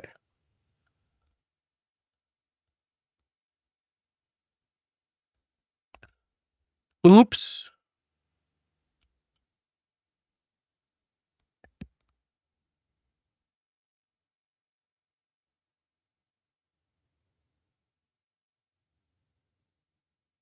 Sorry, Carl. I would never do business with you. Why? You're an atheist. I cannot trust you. Even if you're saying, well, yeah, but I'm a classic liberal. Oh, really? So at the very least, all you're telling me is that your ideology, your phronema, your worldview, the thing that you think, how you formulate reality and how you speculate what the future is going to be, will just result in more of what we have had for the last 15, 20 years. It will result in the woke. Given enough time, you just get progressivism. And there's no reason to not think that. Oh, well, if we just done this in 1995 and instead of that, would have been liberalism, liberal frame. All things within liberal frame going to produce the same results. It's a worldview, meaning that you structure reality. Reality is structured in a way that fits the worldview, not the other way around. It's an inverse relationship. That's why ideologies always fail. Oops. You can't think yourself out of it. You can't apply more liberalism to liberalism and hope for a better result. It doesn't work. I've tried it. It's setting your country on fire. Carl? What do you want, man? Go to church. Go to liturgy. Talk to a priest. Glory to God in all things.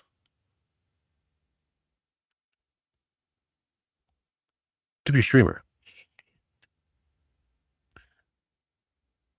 Are we moving on to the Duran clip? I'm finished up. And increasingly, you get the sense that the international financial markets are looking at the situation. They say this country is ungovernable. It cannot raise taxes because taxes can't be raised beyond the point that they've already reached. Taxes have gone about as high as they can go. They look at the situation in the underlying economy. It looks increasingly bad. They look at the welfare budgets. They look at the levels of private debt. They look at the level of state debt. They say this is unsustainable and there is no obvious way out. So it is not impossible that we could have a financial crisis, a crisis in the British bond markets, and it is not impossible that. What did you just, what? Wait a minute. Hang on a second. What the deuce? They say this is unsustainable and there is no obvious way out. So it is not impossible that we could have a financial crisis, a crisis in the British bond markets, and it is not impossible that this could lead to recourse to the IMF. It is. Huh. Well, hang on a second. I've been told by great minds that it is impossible. There we go. Magdalene M. $10. Diamond ring wearing, wheeling dealing, limousine riding, jet flying, son of a gun. Whoa! I have it. Where is it? There we are. Thank you so much, Madeline. Be like Madeline. Send me some money. Well, it's amazing, right? Isn't that amazing, folks? I've been told that's impossible. It's never going to happen. Ahistorical. Couldn't happen. Couldn't happen. Just it's fluctuations in the market. It's what the market does. How do we get here? What do we do? So, things are looking bad. We can continue on with the Duran, but let's get to EM. And jump around a little bit. Oops. Whoops. He was from EM Burlingame, someone I definitely suggest everyone follow. We can get to his lengthy interview that I've watched about 4 or 5 times recently. He's friends or compatriots with Tom Luongo and a few other people you'll if you've been fans of the show, or me and Matt, you'll recognize. I just got his book, one of his books coming, I think this Friday. So looking to dive into that. But this is from an article he just posted on X. So go follow him, EM Burlingame, over on X. And the title of the article is "Wake the F Up, the Talkers Will Get You Killed." Listen up, you soft-bellied dreamers, you ivory tower philosophers, you keyboard warriors, hiding behind screens and semantics. You've been suckered into a deadly game, lapping up the words of charlatans who've never tasted the iron tang of blood in their mouths, never felt the bone-jarring recoil of a real fight, never stared down the barrel of war, or even mustered the guts to confront the rot festering in their own backyard. These talkers, pontificating on intentions, dissecting meanings, quibbling over nuance of one goddamn word versus another, they're the sirens luring you to your doom. And while you're entranced, debating the nature of reality like it's some abstract parlor game, the killer is already at the gate. He's crossing the courtyard, striding into the great hall, and before you can parse your next clever retort, he's slitting your throat. Reality just effed you, and you're still in denial as your life bleeds out on the cold stone floor. This isn't hyperbole, brothers and sisters. This is the eternal truth of the world, forged in the fires of history and hammered on the anvil of human savagery.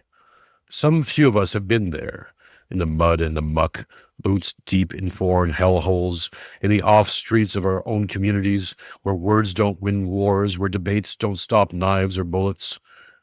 We've seen men die not because they lacked intellect, but because they trusted the wrong voices. The academics who've never thrown a punch, the pundits who've never led a charge, the activists who've never faced down a mob in their own streets. These frauds peddle illusions of peace, of dialogue, of understanding the enemy. They whisper that violence is a relic, that we can talk our way out of the abyss. BS. Violence isn't a choice. It's a baseline of existence. It's the only reality that matters when the veneer of civilization cracks, and it always cracks.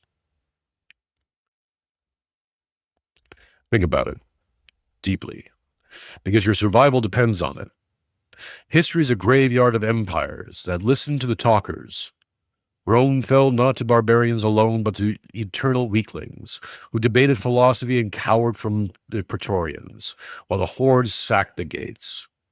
The French aristocracy quibbled over Enlightenment ideals right until their guards were killed in the palace and the guillotines dropped.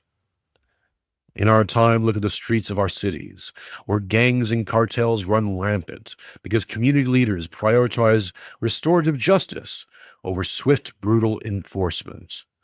Or the front lines of global conflicts, where armchair generals and think tanks analyze geopolitical nuances, while real warriors bleed for inches of ground, and all the government-sanctioned rape gangs, the only answer to which is ruthless and unmitigated violence.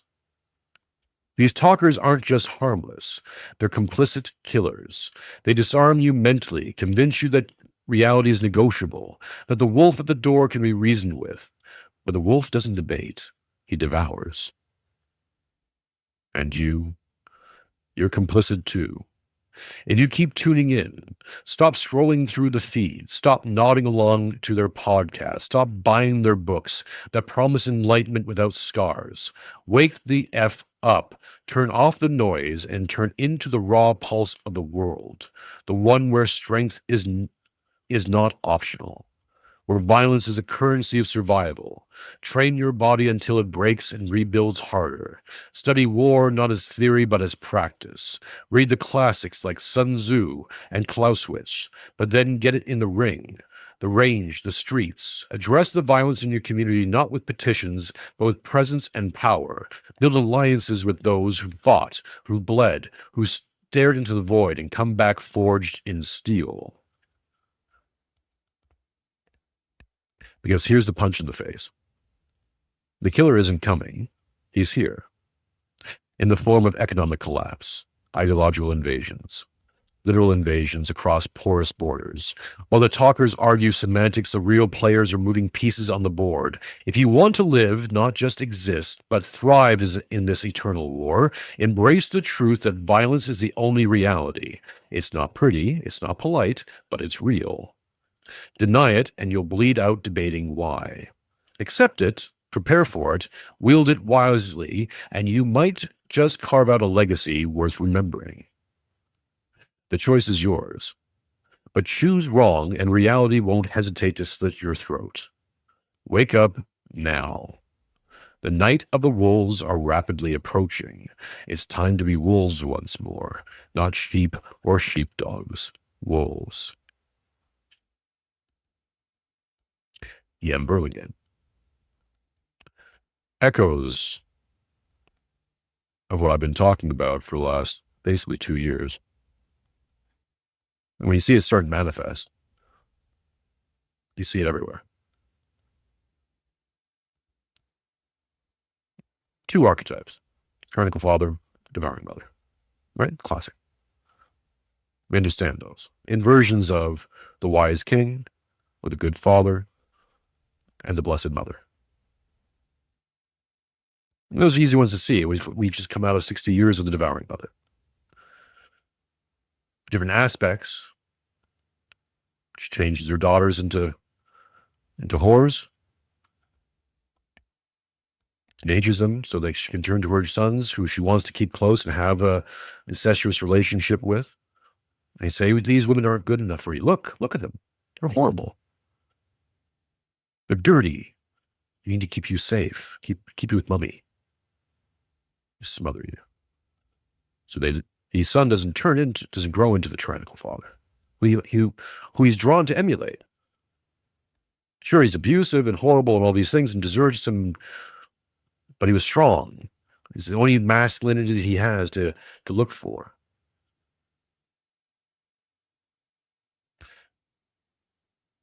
On the pathway to become that tyrannical father, to invoke that spirit again, I believe that you go through a period of the child, this revolution of the child, of the youth. And it need not be attached just to young people, but as we're seeing with this young girl in Scotland, it's affecting the youth. The age of the vengeful son will affect everyone. It's an awareness of deceit, of rejection, of dereliction of duties, resentments made flesh, an awareness that we've been sold a false bill of goods, that ultimate red pill, and that this crisis of consequences coming home. It's in the streets, as Ian Burlingame says. It's here now. It's not coming, it's here. And that spirit is abiding. That spirit ultimately is Luciferian. It wants to destroy us.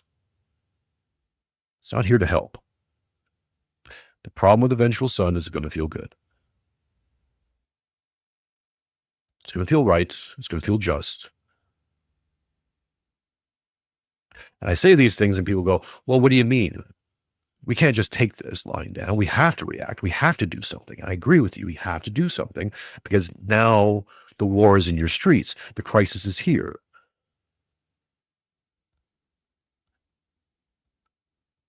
And I don't shy away from violence. I don't think violence is profane, although it can lead to profane acts. We just saw this recently. I don't know if you guys have been following the story of Jackson, I think his name is.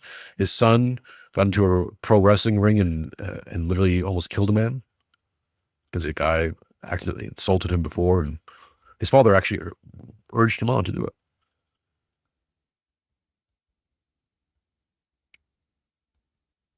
You don't live in a civilization anymore. Civilness, the thing that keeps violence from us or keeps it as a taboo, the transference of violence into language, into other places so that it doesn't get to this, has also been tampered, removed, vilified.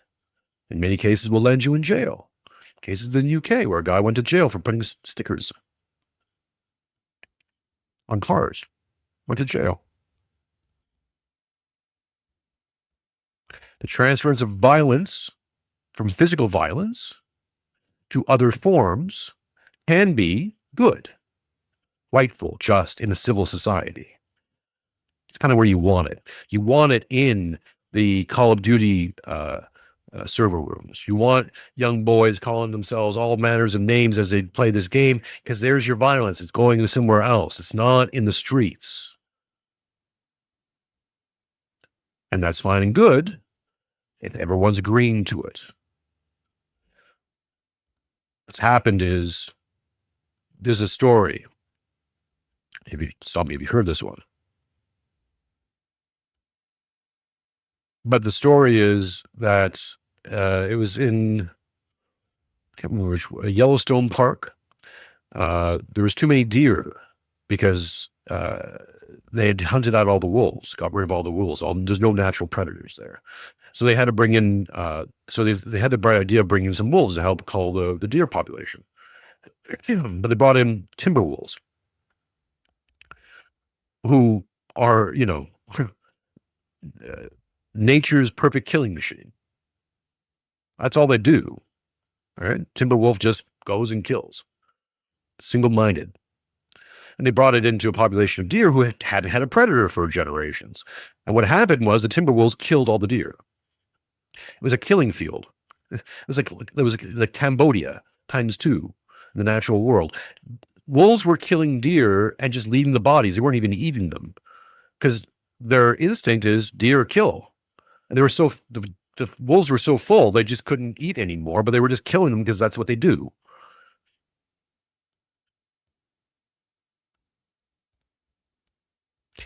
So you live in a civil society full of builders and civil-minded people. They're all in different degrees. Some people are better at it than others, but, generally speaking, everyone's on board on this civil society thing.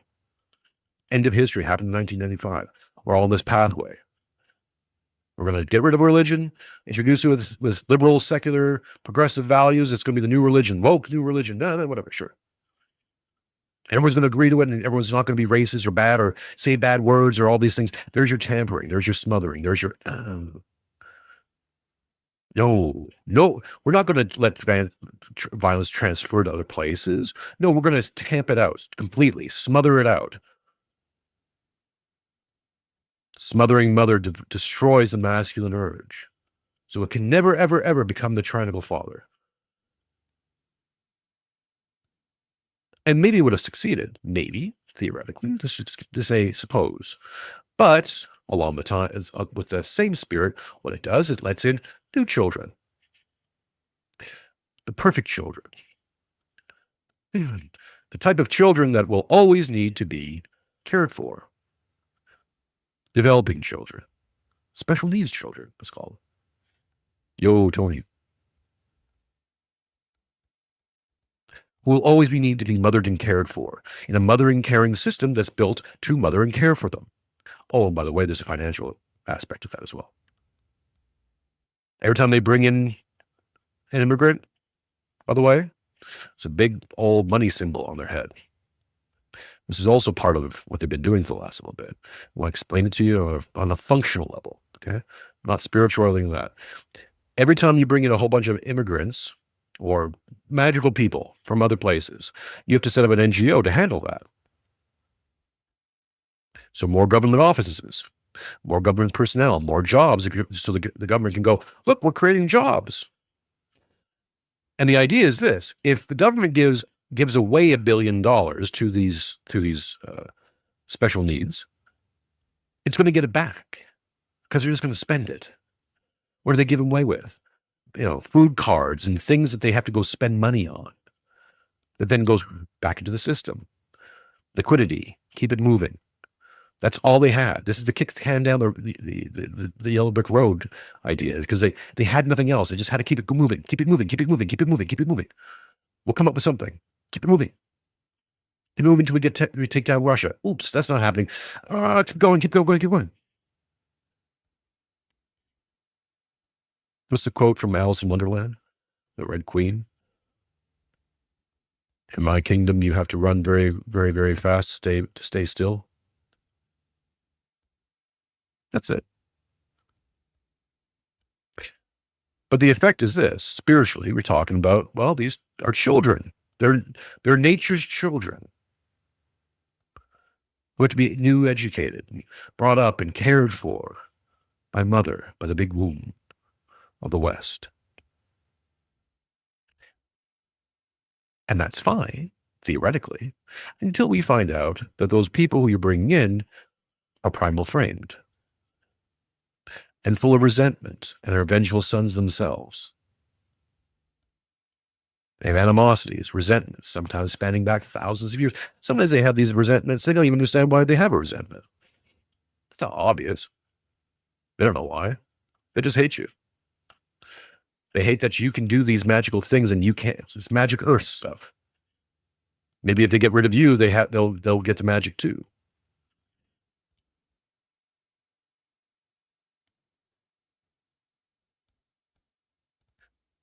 So we bring these perfect nature's perfect children, petulance, into the system, into a system of sheep, because now your native population isn't used to violence. They've been deferring it, or it's been tampered down, trying to eliminate it. Violence is bad. Ooh, taboo. And you brought wolves in to a population that hasn't fought wolves or had to deal with wolves for a very long time.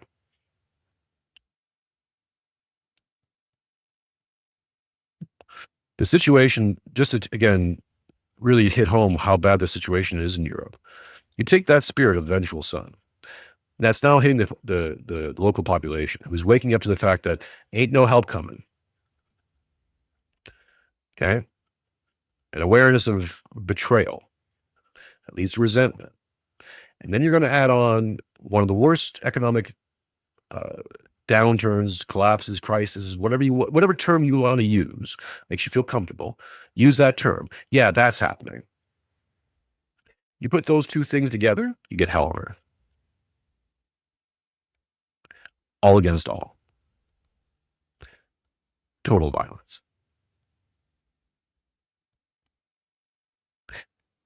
What I see online with the Billy Badasses in the world, a lot of the talkers, and a lot of people are egging this stuff on. Yeah, okay. The thing you don't understand is, I think that the thing that they fail to recognize is it's a lack of imagination. The way you're going to have to deal with this, if you're going to deal with it violently, is utilizing a violence that I can't even say on YouTube.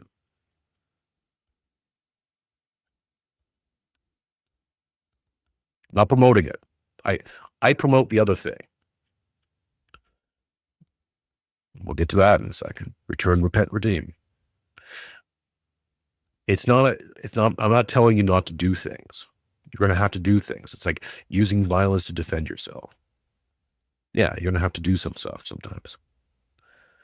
If you want to understand, the only way you're going to have to learn how to discern, how to use, or what to do in times of trouble and strife is acquiring discernment. How do we acquire discernment? Well, we need something bigger than ourselves.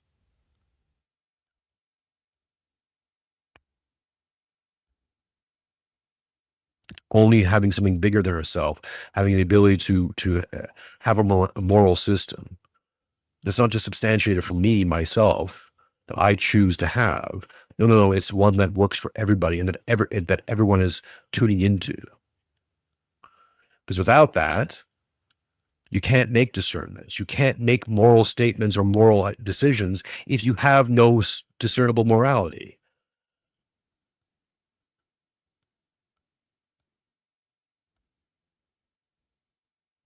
So, that's why I promote modeling the prodigal son. Return to the Father. Realize that you've been brought low, but you did it yourself to a certain degree. You can blame everybody else. And you know what? Hey, just for the sake of saying, yeah, you're right. It's not your fault. But now it's your responsibility. So get back up, return to the Father, repent, and begin the process of redemption. You don't live in a civilization anymore. And if you want to, again, someday, or your children, your grandchildren, some future lineage of you, if you want them to live in a civilization that isn't the worst case scenario of everything, again, there's lots of ways, there's lots and lots of good reasons to hope. And we're going to take a break in a second. I'm going to play a hopeful message so we can transition to more talk on civilization. Orthodox Grandma, Boomer Grandma, good to see you there. Too bad about your power. Glad that's back on. Hang on a second. Let me just find this. Let me just find this. In the name of the Father. Whoa. Sorry, Father True. Where's my hope? Where's my hope at? Having a bad day? Oh. There we go.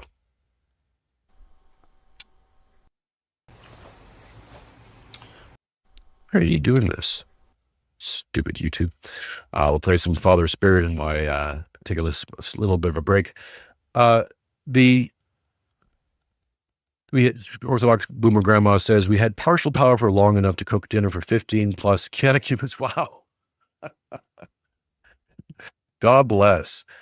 God bless all of that. Thank you so much for sharing that. That's beautiful. See? God finds a way.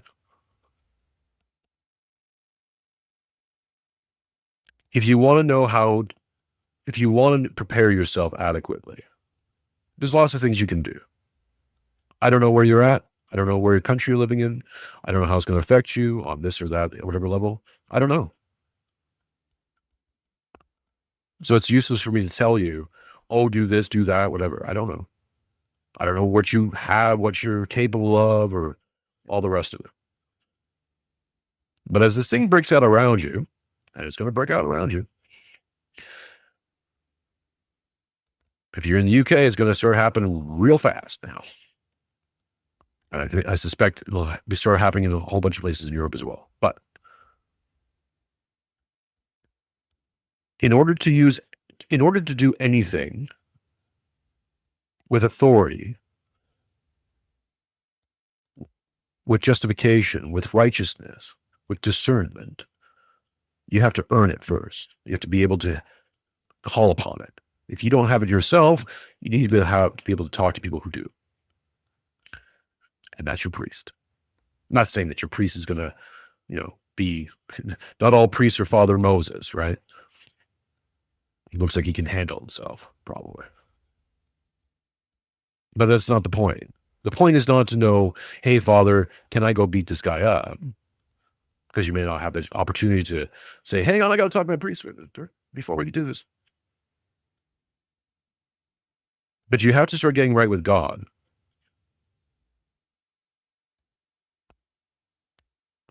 One way or the other. And this is your time to do it. You got to choose your king now. Okay. Father Spirit, retain hope no matter how long you suffer. Do not grow accustomed to what must change. Let's play a little bit of this. I'll be right back, folks. Let's put this on. This. Enjoy. I'll be right back.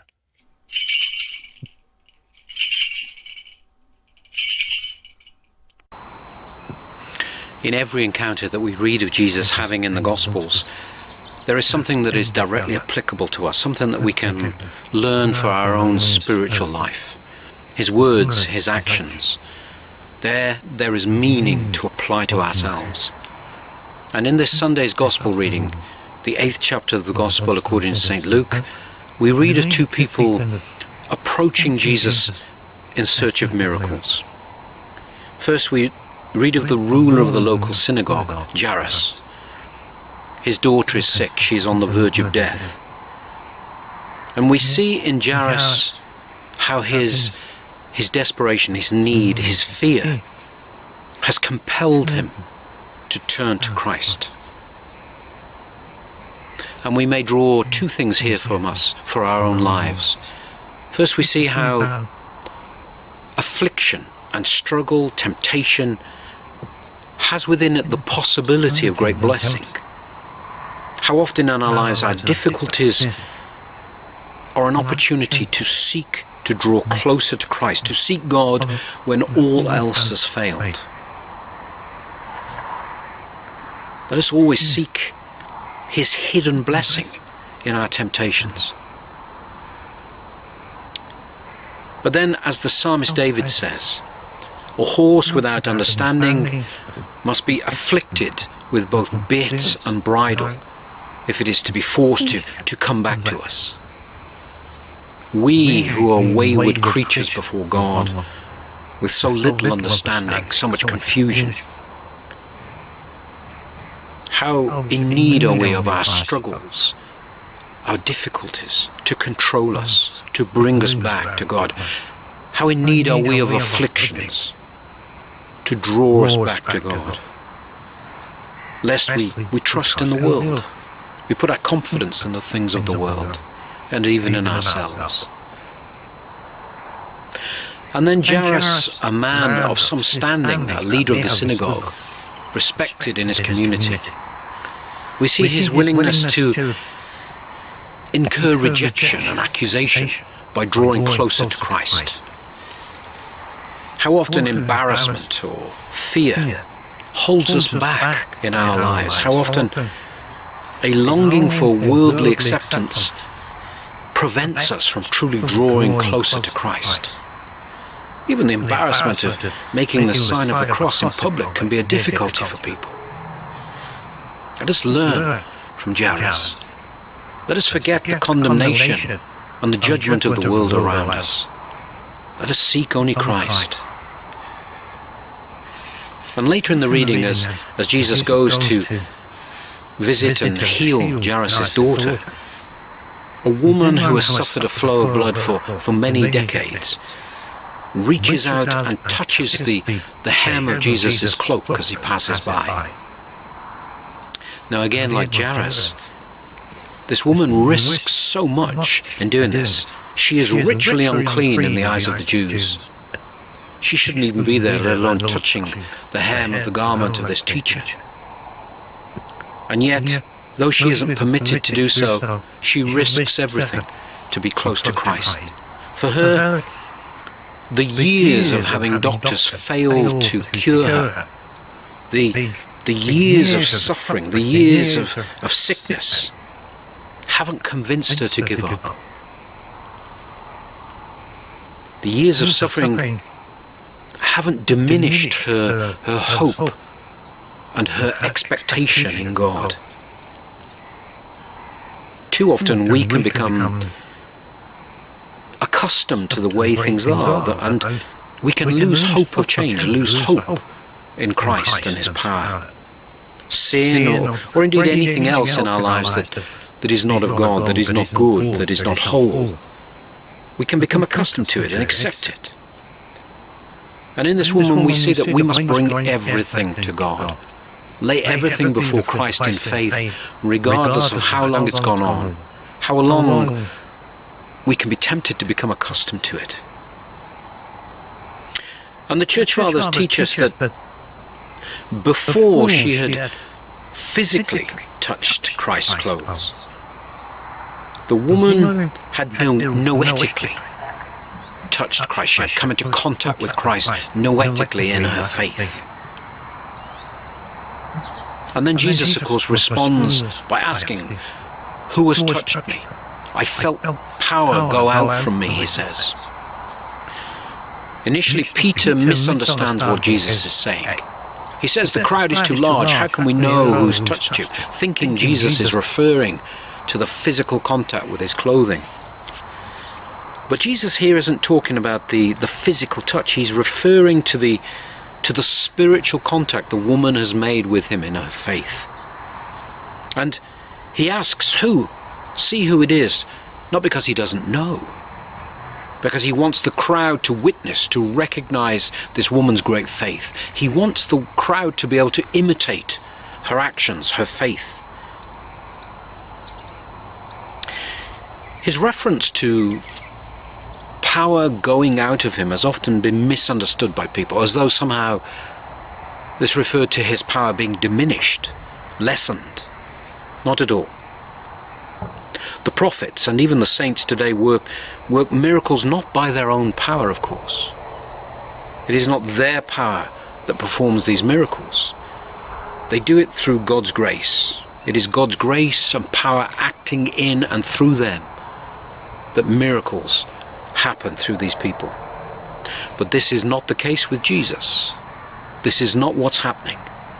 He is the source of power. He is the source of the miracles, of all good things. He is the source of every good gift, as we say. Power goes out of him. He is the source of power, and he feels that power going out of him to heal this woman. In these encounters, then, we see symbols. Both Jairus and the woman with the flow of blood are symbols to us of the mind and the soul. The woman represents the soul that is spiritually wounded by our sin, that spiritually bleeds. The soul that spiritually bleeds from the wounds of the sins we've committed against our soul. This is who this woman represents. And Jairus, of course, represents the mind. He is one who rules. He has authority over many people and many things. He orders things. But when infected with pride or greed, the mind will be corrupted and produce corrupt thoughts. And his daughter, who is sick, represents the corrupted, sick thoughts of a sinful mind.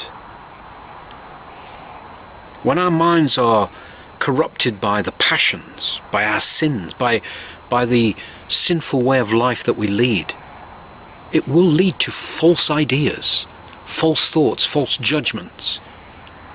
Even, God protect us, heresy. But in this encounter, or these two encounters, we see that both mind and soul are healed through drawing closer to Christ in faith, through putting trust in Christ's power. And we must learn from these two encounters. May we care nothing for what the world thinks of us, for the world's judgment, the world's condemnation, for our faith in Christ. Let it be as nothing to us. And may we find blessings in our struggles, in our temptations. And may we humbly approach Christ, believing that he has the power to overcome everything that we face in this world, every difficulty, every pain, every fear that we face in this world. Let us approach him, believing that he has the power to overcome all things, even the power to overcome death.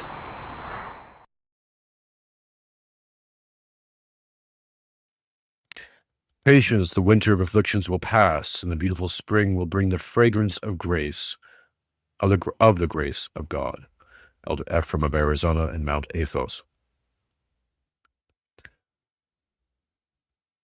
Why am I sharing this? As Christians, or for Christians, these times of troubles are nothing new. religions based on it came into being persecuted, chased, denigrated, attacked, fed to lions. And not just in the first century, but throughout. We've seen the Orthodox Church destroyed, denigrated, corrupted, subverted in Soviet Russia. We're seeing it in Ukraine, modern Ukraine right now.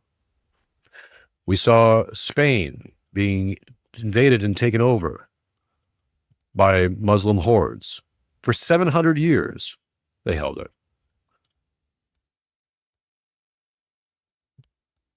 And then were overthrown. Rome itself, the persecutor, the nation that attacked Christians and fed them to lions, was overthrown by Christendom, by Christ himself 300 years after death.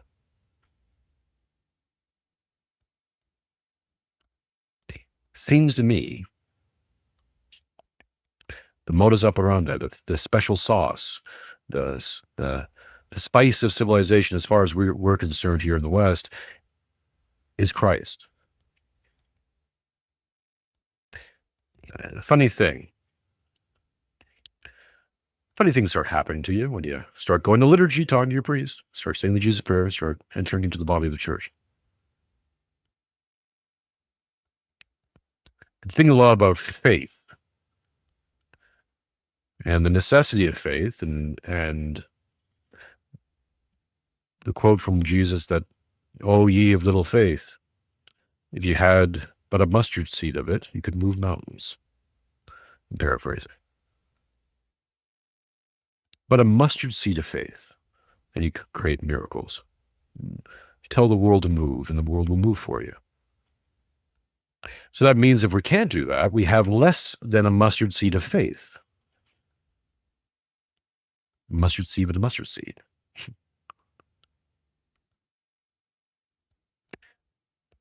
The curse of modernity, the thing that the world is trying to hold us to, the thing that's trappings, is really seen in individualism, this person, self-reliance. I will do these things. I will possess the will of power. I will harness this will and do these things myself. So, of course, I can reap all the rewards and all the idolatry and pride and vainglory and all this accolades.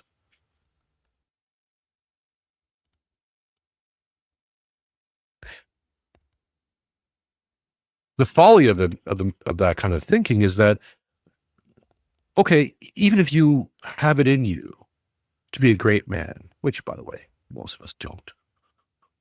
But even if you did, you're Napoleon, you're a Genghis Khan, you're the next Peter the Great, Alexander the Great, you're going to do great things. Okay. But man is mortal, frail, and fallible. Chances of you doing the wrong thing or having the wrong consequences happening out of your thing far outweigh the potentiality of you doing the right thing at any given time. Even if we build ourselves up, this build a Caesar idea, this idea that medically speaking, the Caesar isn't just born out of whole cloth. No, he's a mimetic model of many different men who have come before him and have had successes. And the Caesar of the time, the man who will, mount the throne of the world, the great new Apollo, this kind of a Dugan idea, will be he who selects from different successes and builds upon it and creates this one persona, not person, persona, that which will be seen, a myth, a living myth. Some think that's Trump. Others think that the Caesar is yet to come. That might come to pass. The point is this. Even great men, if they shoulder the world upon themselves, can only do so much because they're men. They can hit every single home run, perfect scores, all the rest of it. Alexander the Great still died of syphilis in India. or whatever. Does it died of disease in India? Well, hell of a way to go. Right? Oops. Napoleon has his Waterloo.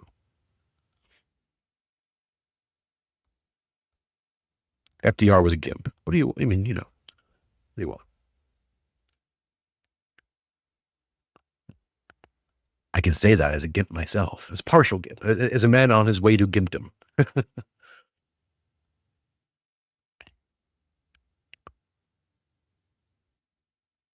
We do not do these things. We are merely vessels of the will of God. The only will we can speak of is the will of God.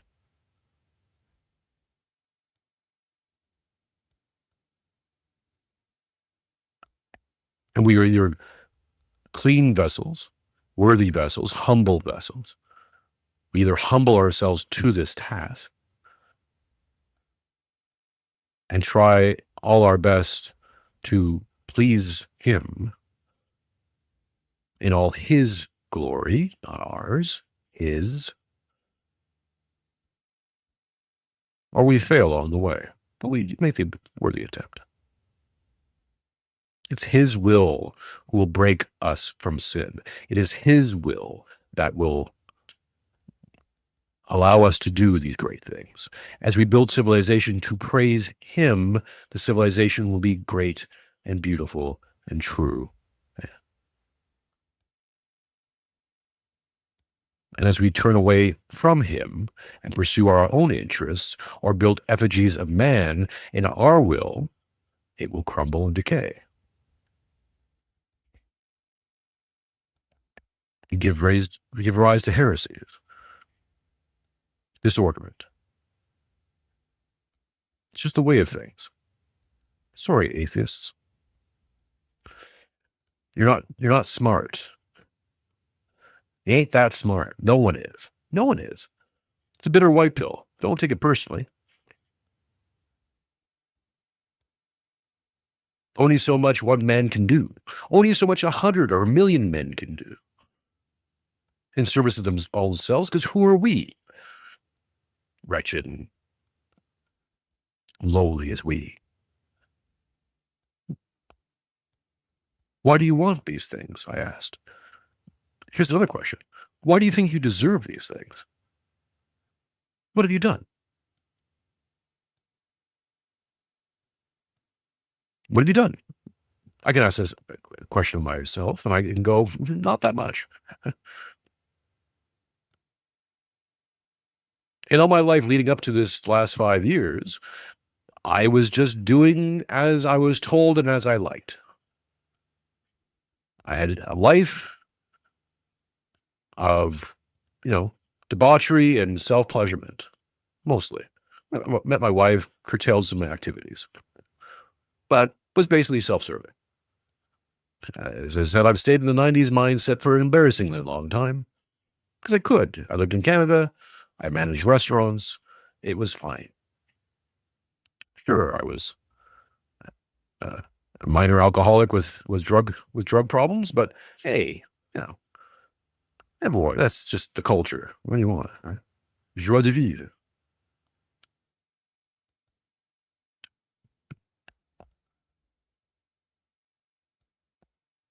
Wasn't thinking about tomorrow.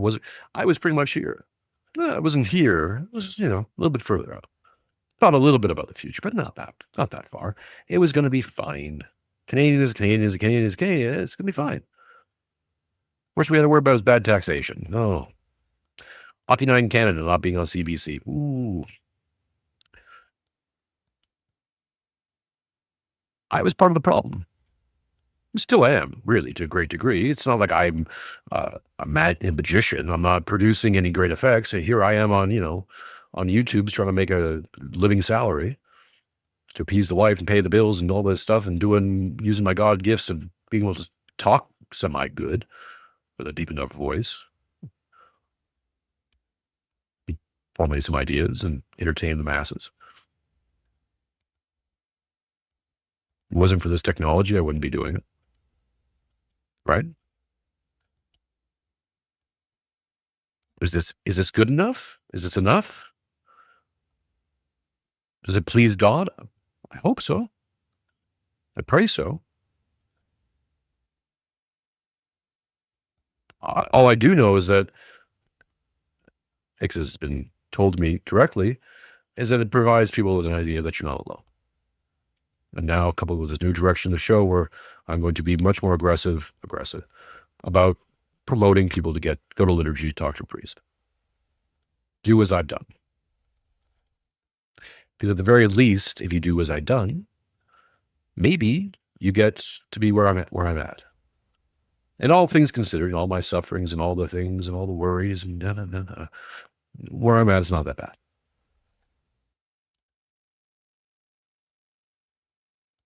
So if you're a young man and you're searching, going, well, how do I do it? Women, the dating market, I have to have children to replace the white race or something, whatever. It's silly. Stop listening to these people. These same people who now come out with, and I have no reason to doubt that the birth rates and all that stuff are all accurate. Okay, I'm not saying that stuff isn't real, but I'm also saying that how do you know it's real? How do you know? Why are you trusting them now? Why is this the number you trust? Oh, because Elon Musk says it?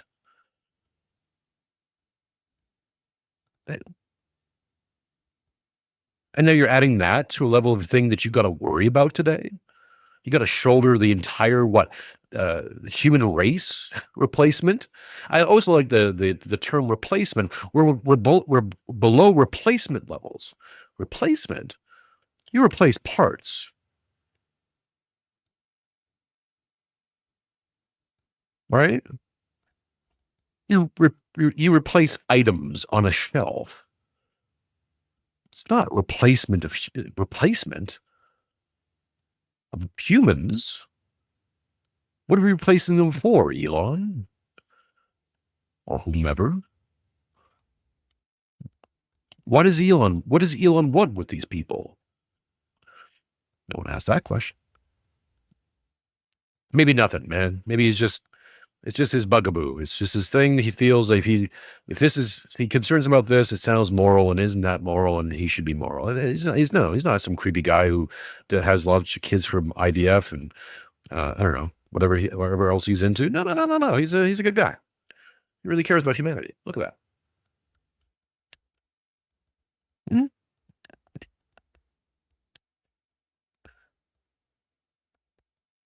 Don't ask those questions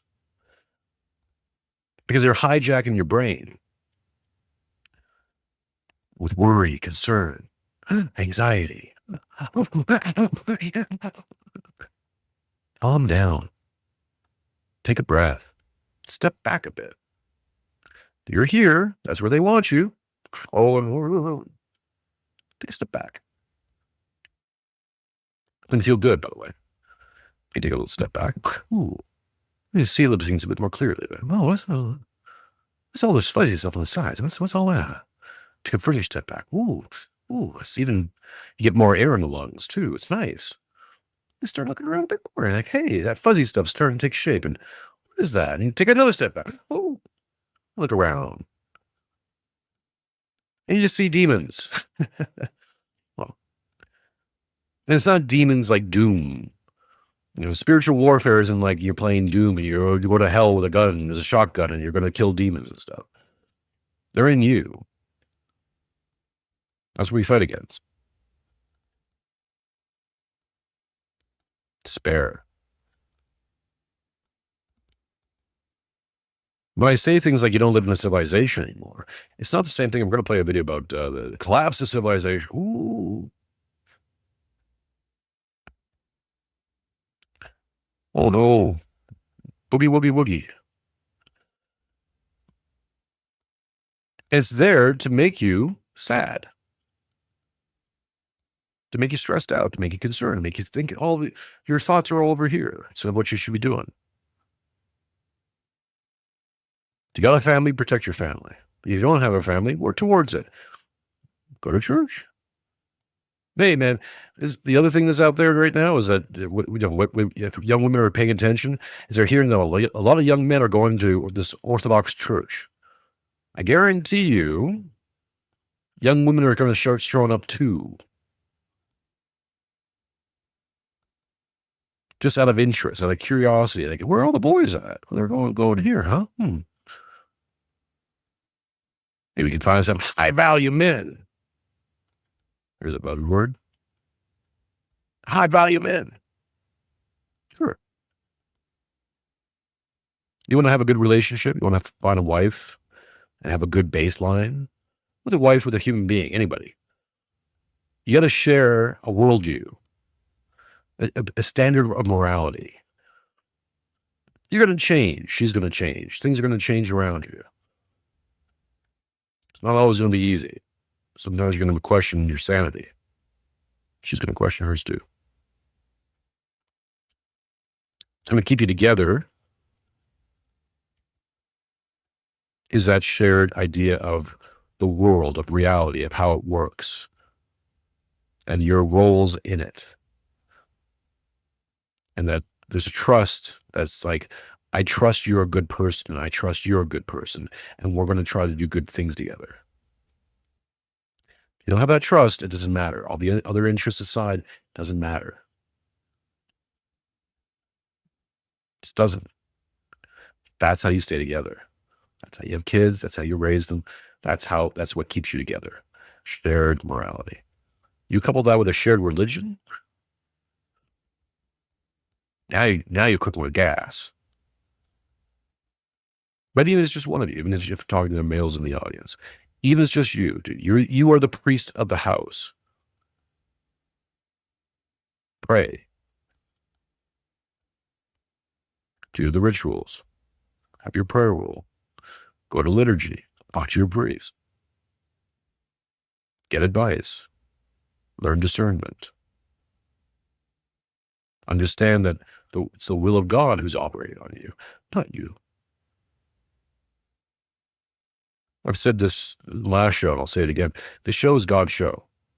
I'm not saying that to be, brown noser, that kind of Christian. Oh, Jesus, take the wheel. Yeah. It's God's wheel.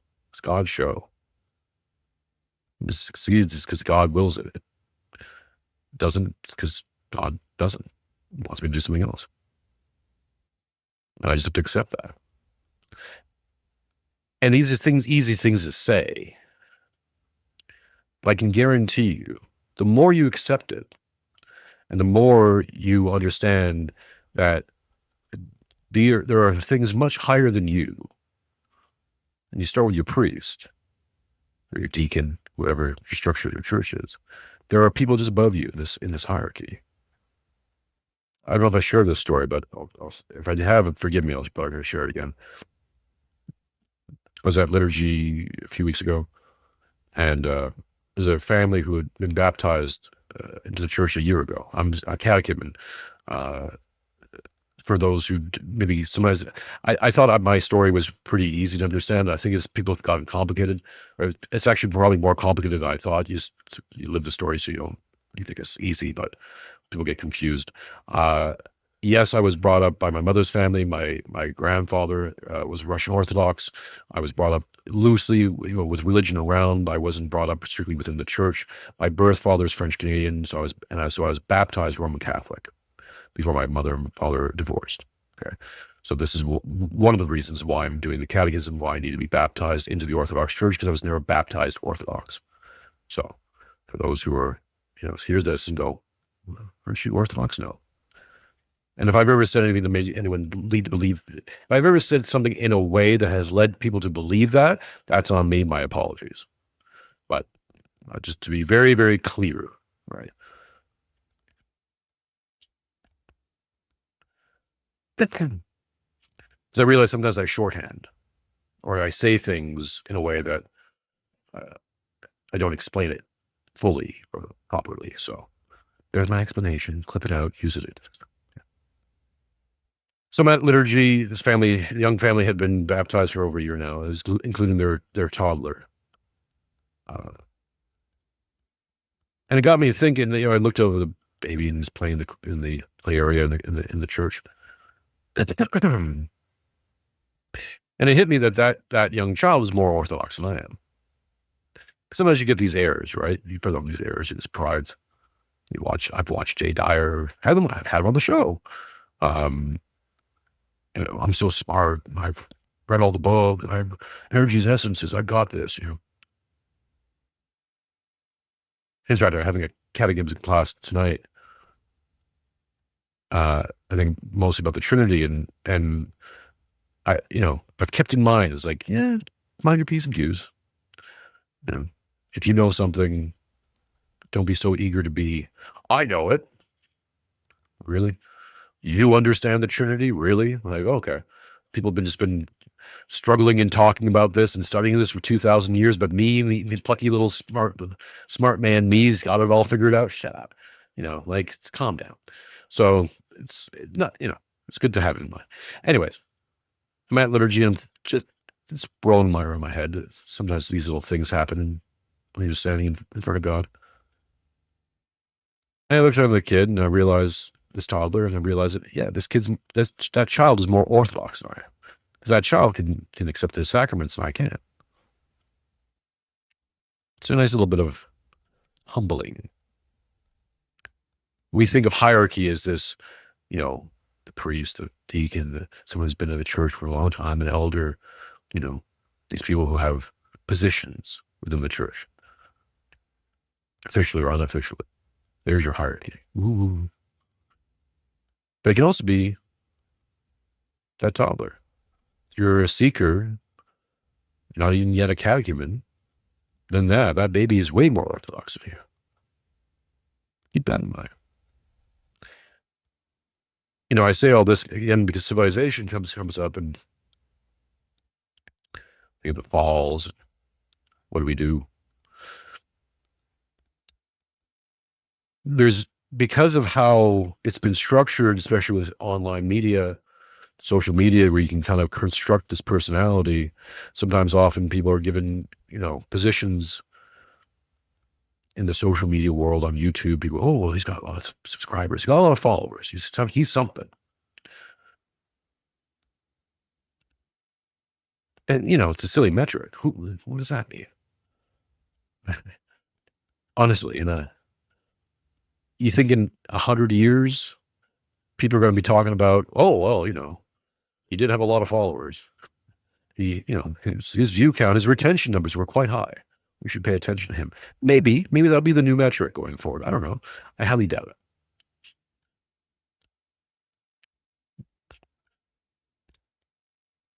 It's like if a salesman who thinks his great meaning in life is all those sales numbers. You hear this now with progressive debaters. Was it garbage sausage, not so erudite, whatever her name is? I think this is a destiny debate thing they tried using now, that feminism is good because feminism leads to more women being in the workforce. More women in workforce equal higher GDP, ergo sum, feminism good, right? This is their line of thinking. Anyway, I won't even get into the whole GDP thing, but let's just give it to them. Sure. Okay. Do you honestly think that at the end of your life, or your grandkids are going, wow, grandma, kind of a loose cannon, and never really cared for us, or passed on any knowledge or any of that. But man, she really contributed to GDP though, didn't she? Be on your headstone. Our production numbers were quite high. What? No one cares. No one cares. No one cares when you're alive, let alone, outside of maybe your little community of groups or your work group. Go to a mixed dinner party and go talk about your sales numbers, and I have people go, huh, yeah, great. Uh-huh. What? He's very good at it. Very good. No one cares. It's like having a high score in Super Mario. Sure.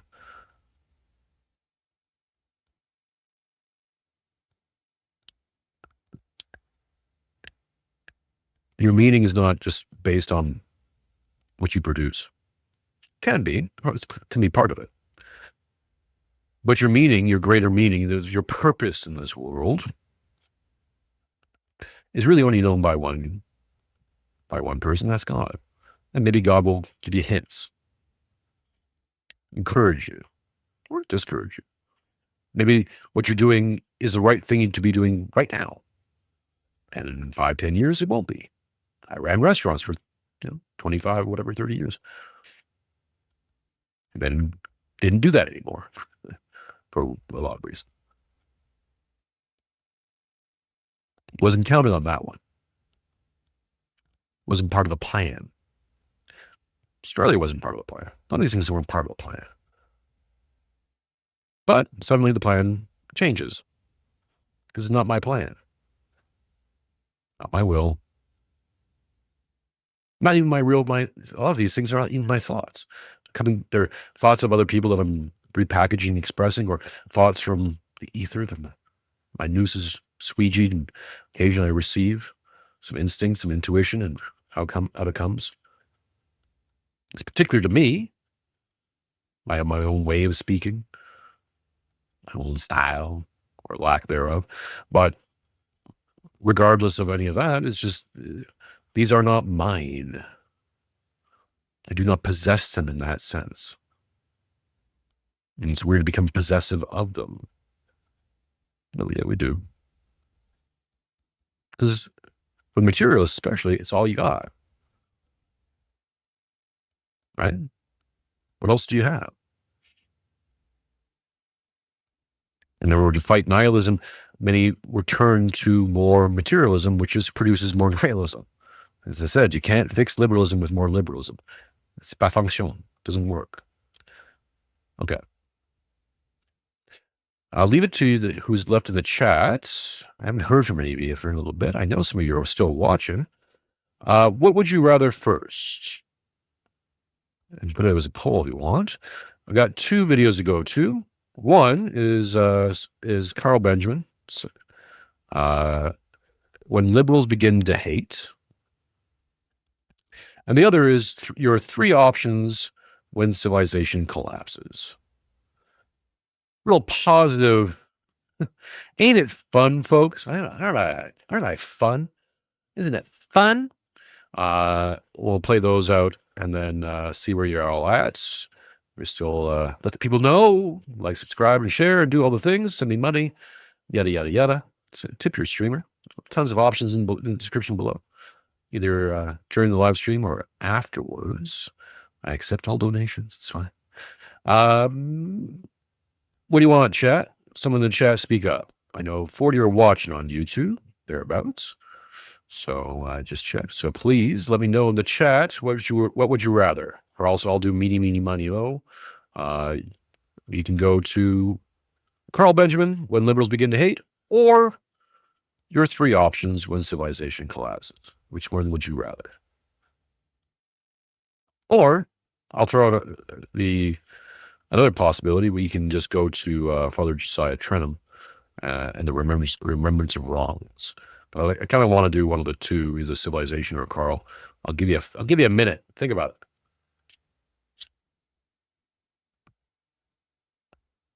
You do a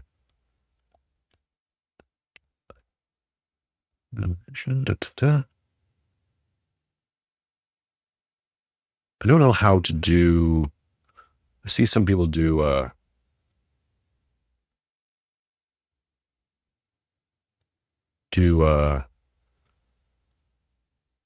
oops. Do that fun thing with polls. Oh wait, you do this? Start a poll.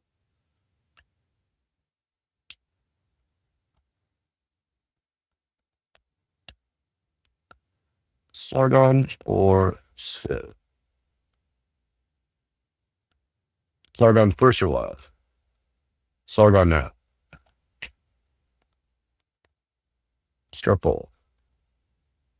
How about that? Victoria All says number 1.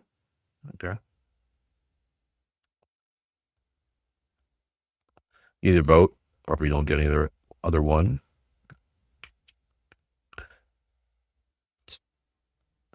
Sound off in the chat if you got a pair. Give it a few minutes. Other than that, folks, how you going? How's you going? As the Aussies like to say.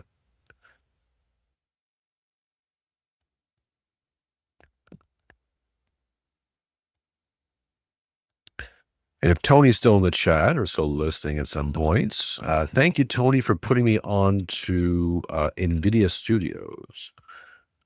I'm enjoying it. It's nice. I like it. I like having these new toys that seem to work. That's good. Okay. I'm not getting any real bites here. We're going to go do Sargon then. There you is. When liberals begin to hate. Let's play a little bit of this. Things are getting so bad in England that even the bleeding heart liberals are finding themselves going, oh, this isn't really what I intended, and yet this is the consequence that we have. This is a long and interesting post from Stephen Knight, who goes by the Godless Spellchecker. He has a podcast. Go check him out. He's a really nice chap.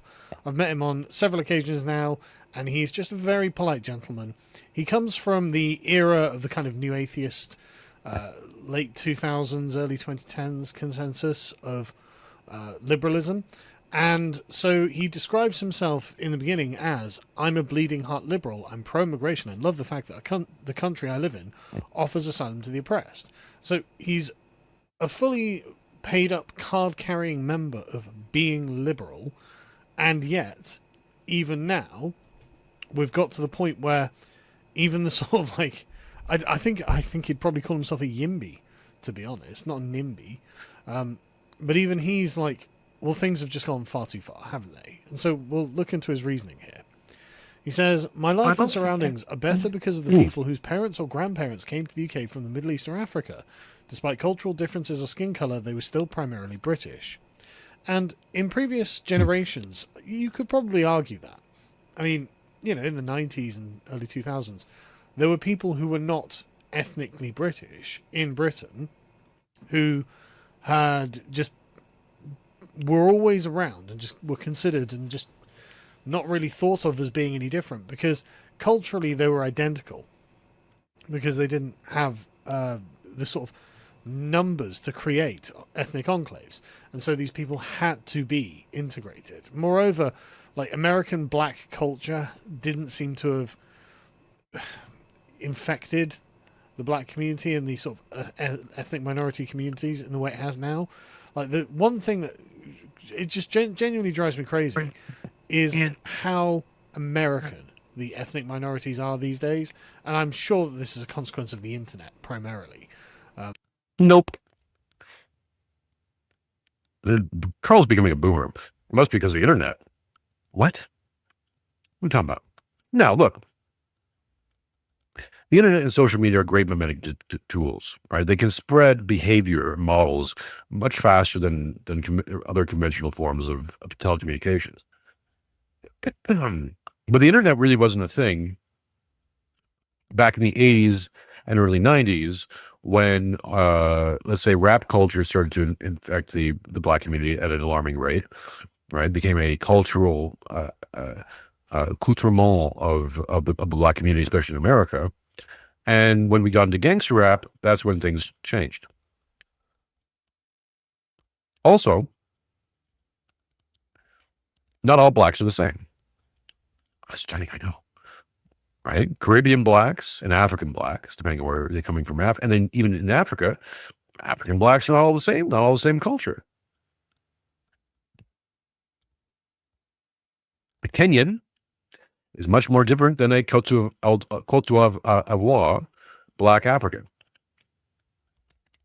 Culturally, their acceptance of, let's say, Western values and all the rest of it, much different. Acceptance or rejection. The relationship with, let's say, colonial Europe, how it was handled, because depending on whether it was French or British or Dutch or whoever it was. You add that into, let's say, the smorgasbord, the urban jungle of America, And how that's been handled or mishandled for going on, what, 300 years? Yeah, it's complicated. The only effect, and this is kind of what I want to warn people against, and especially using certain languages, is the same thing I've pinpointed about magical white people. There are no such things.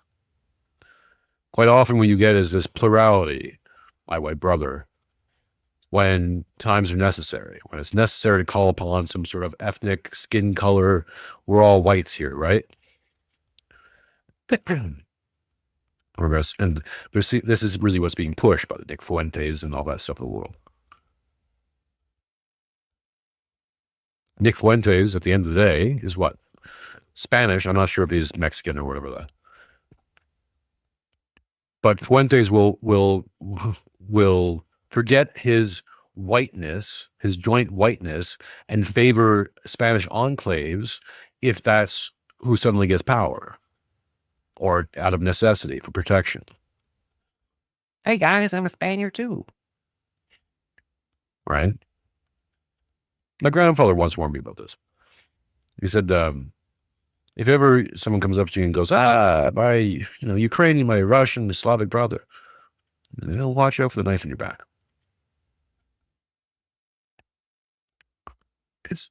If you're Slavic at all, or you spend any time in Slavic neighborhoods or around people, you understand this big difference. All Slavs, right? Ukrainians, Russians, Poles, Romanians, Hungarians. But you mix up one to the other, you get a fight. Why? Aren't we all Slavs? Are we all part of the same? No. Maybe if forced to, sure. If we need to all join up together and to do a thing, yeah, we're all the same. And then when that danger passes, we're back at being different. Well, it's not a bad thing necessarily. It's just a thing. The modus operandi right now, especially for the last 20 years, maybe more, was grouping. So all blacks, let's say, are supposed to have one black identity, spearheaded out of America. And in this case, mostly it's like gangster mentality. They really try to make all black people into this one thing. Not Thomas Sowell. No. Into, Ice-T. And Ice-T isn't even Ice-T, really. It's playing a part. It's an actor. Oops. Or Snoop Dogg or whoever. And so, flash forward until Snoop Dogg's doing specials with Martha Stewart. I don't even know what the hell that is. Mono-identities, mono-ethnic identities. That's enemy talk. These things don't really exist. They don't even exist within homogenous groups. You're going to have conflicts. You go to Poland, there's, you're going to find everyone breaks into some sort of conflict. Krakow versus Warsaw. Oh, discuss. Right? I'm better. No, I'm better. This is better. That, sure. Now, it may not break out into sectarian violence, but you get the idea. Northern Ireland versus the rest of Ireland, et cetera, et cetera. So do away with this sort of mono-ethnic identity stuff. It doesn't work. It doesn't work in practice, it doesn't work in theory, and you sound stupid when you talk about it like that. But I agree that there is certainly an attempt at substantiating it, and that's falling apart too. We're seeing it notably in Trump's move in D.C. to, clean up the streets of D.C., get rid of all the crime rates. And there's tons of affidavits from a lot of black people who are black as black can be, talking black, who are saying, yeah, good. Yeah. Because these other guys are being plain damn fools and making everything dangerous and bad and horrible. And they're accepting and even appreciative of someone coming in and actually cleaning this thing up. So even within the black identity of a group, there's dissent. It's not homogenous. not one culture identity that's saying that all this kind of activity is okay. The only thing you get usually within some sort of homogenized culture identity is cover for everybody else. That's really where it gets tricky, because now it's like you don't want to be the guy who tattletales on your brother. But to bring it back down to the whites, just for a second, I can speak of that. I happen to share that skin color. You know, Bill Clinton and the Clintons are white. They're as white gets.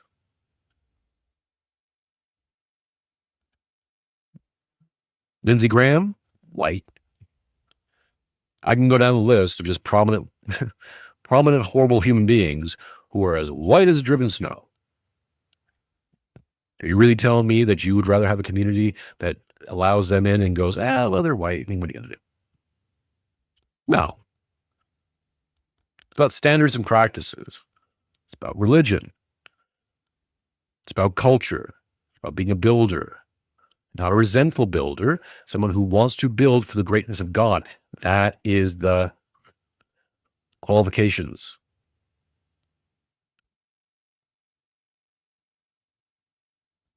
If you like these qualifications, you don't get to play with us. You get to do something else. Go away. Bye. We will remove you forcibly if necessary. That has to be it. Oh, but multicultural systems don't work. You're right. Multicultural systems cannot work. They don't work very well. Now, there are some exceptions or some notable, oddities. Russia, for example, has lived with Muslims and the Chechens and all the rest of it. As long as they bow down to one central strong power, we're okay. So when people start having other ideas, that's the problem that has to be brought down. One central religion. That is the religion of Russia. Now, you don't have to. Now, they're at a point where they're not saying that you have to be Orthodox Christian, but understand that the organization, the spiritual organization of this country is going to be Orthodox Christian. If you've got a problem with that, you should leave. America's got to follow suit. Britain, all these other places have got to get that together. Again, it's a trust issue. I can't trust you if you aren't, if you're let's put it this way. I can't trust you if you're of another religion or another worldview that is completely alien or, say, antithetical to mine. I really, really can't trust you even if you belong to some sort of other grouping, but are my neighbor and aren't at least agreeing, saying, yeah, sure, I'm this, but I recognize the power of the throne in this case, or whatever the state, and I'm going to subvert myself, become subservient to that for the good of the people. That's a big ask. It's a big thing. But if you're not willing to do that, then we can't get along. I can't trust you. You can't trust me either, from your own perspective. If you can't trust, you can't build. But I mean, it just creates a chasm of difference between them and us. And so in his day, that hadn't happened. And I'm roughly the same age as him, I would say. I'm probably a little bit older. But I remember it too, and it was different. He says, as a working class kid, I was part of the first generations to experience mixed race schooling and culture. It was the perfect antidote to the excesses of racism from the generation that came before me. Now, this is one of the problems I have with the liberals, because, well, the generations before you were the ones who allowed this to happen. I mean, they voted against it, and then your generation voted against it, and the generations who come after us will vote against it, and yet it will still continue to happen. But they were the ones who were tolerant of the parents of the children you went to school with, and didn't drive them into the sea. They weren't kicked out of the country. So how racist could they really have been? But what does this even mean? Right? What this means is to become more and more not British, more and more not part of this place, more and more liberal, more and more the atomized individual man who comes from nowhere and has allegiance to nothing. It's partly the problem here is expectations. This gets into tabula rasa, all you need is a little bit of liberalism and poof, magic, right? People just become great and wonderful. Fixes all things. So if you have that mentality, it's like you bring in day one immigrant from a non-Western, non-secular let's say a counter worldview. Nothing wrong with them. They're good people. They're not violent. They're really eager to be part of your society and do good things. Okay. First thing they're going to have to overcome is language. When I lived in London really briefly for a few months back in 2002, thereabouts. And the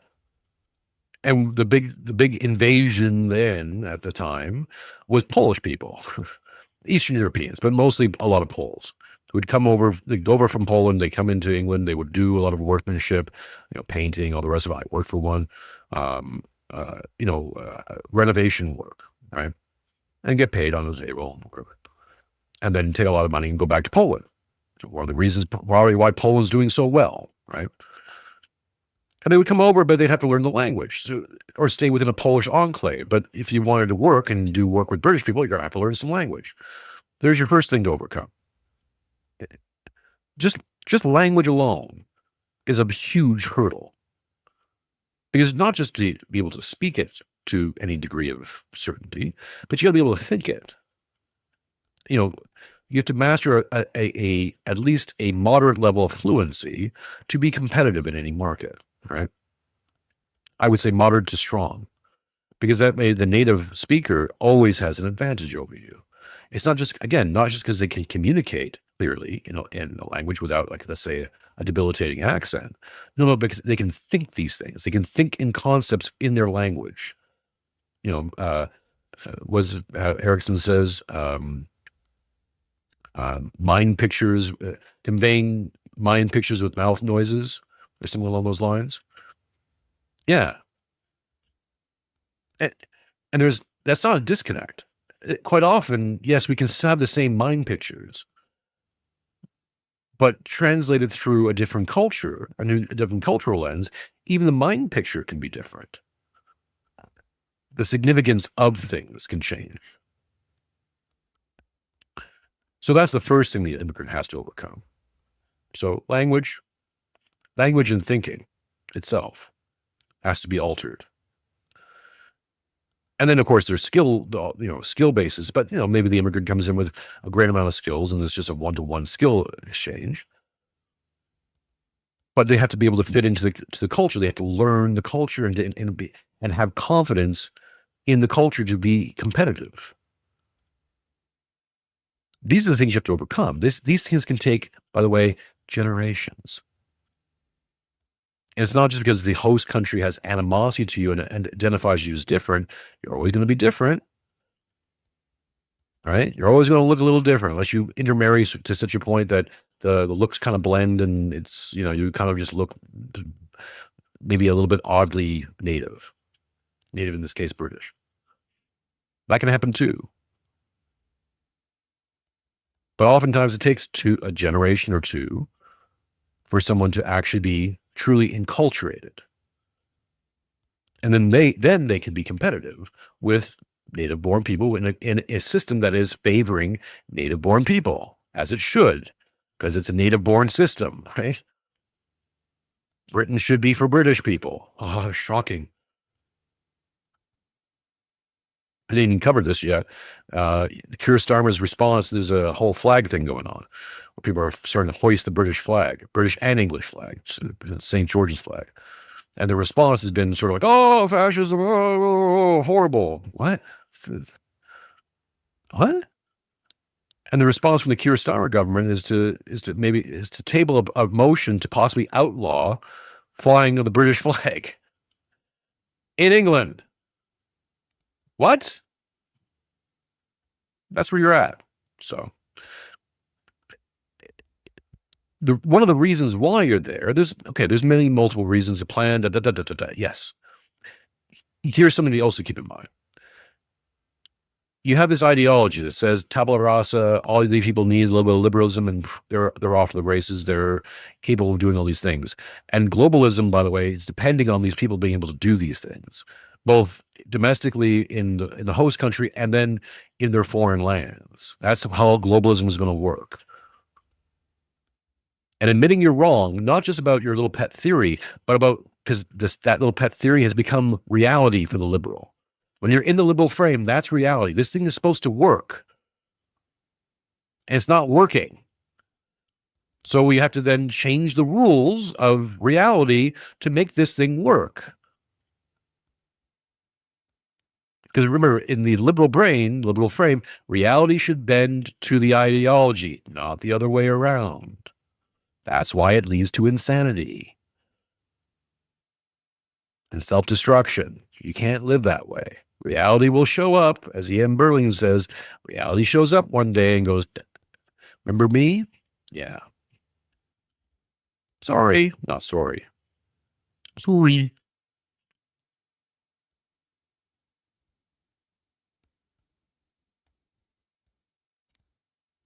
So because the tabula rasa thing wasn't working, now we're going to change the rules. We're going to change the rules to give these guys a competitive edge. We're just going to get rid of the competition. Native-born people who have this advantage, we're going to completely disadvantage them. Not even give them the jobs. We'll just give the jobs to these immigrants to prove our system right, if nothing else. Take away all the other incentives, just so we're right and they're wrong, we're right. We're right, they're wrong, I'm right, you're wrong. Powerful drug. Shout out to Made by Jimbo.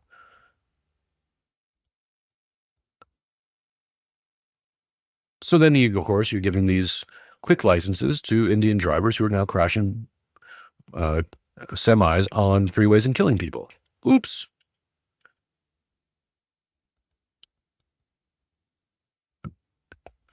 Just so they can be right and everyone else can be wrong. It's not that complicated. And I'm going to segue into a little story of one time at a conference. And I just want to be very clear. I like Stephen. I'm not in any way attacking him. Right? I just want everyone to be well aware. Right? But we're at a conference, and it's me and Stephen were the only Englishmen at the conference, as far as I recall. There were lots of Americans there, some Australians, some people from all over the place. It was probably back in like 2017, 2018, something like that. And we were, everyone was drinking, and I can't remember exactly what the conversation was, but it turned to what we were. And so I, not thinking, said, well, we're Englishmen, aren't we, Stephen? And he said, no, we're individuals. And I was completely taken aback. And there was this weird moment of like, I don't know how to describe it. Just a kind of strange complication. Because up until that point, we got on really, really well, obviously. And like, I don't know whether I'd done it or whether he'd done it. And again, I'm not trying to cast any aspersions. Steve's a very honourable gentleman, as far as I can tell. Oh, yeah, sorry. But there was something weird. It's very honourable, wonderful chap. Just wonderful chap. Just happens to be full of demons. Wonderful. Top notch. Cream of the crop. None shall ever besmirch him in my presence. Never. However, full of demons.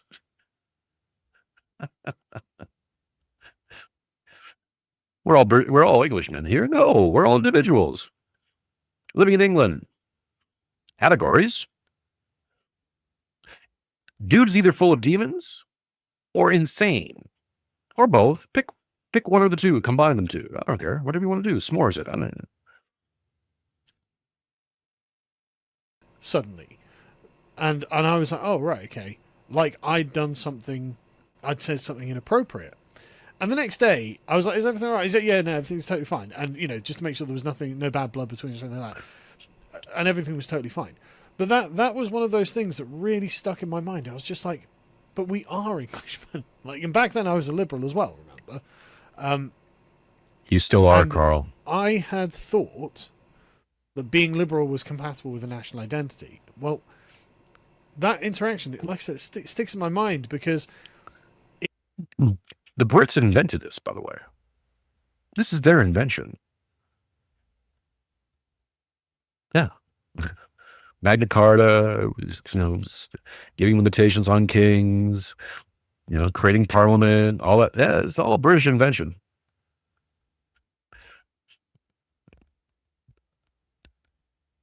Talk about responsibility, taking responsibility. We blame women for this. Liberals. Liberal frame. No, I don't take responsibility for that. This is the result, Carl. You will always get this result. It's not negotiable.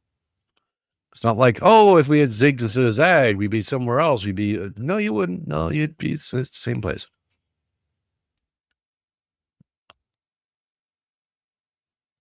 Ideologies demand reality bend to them.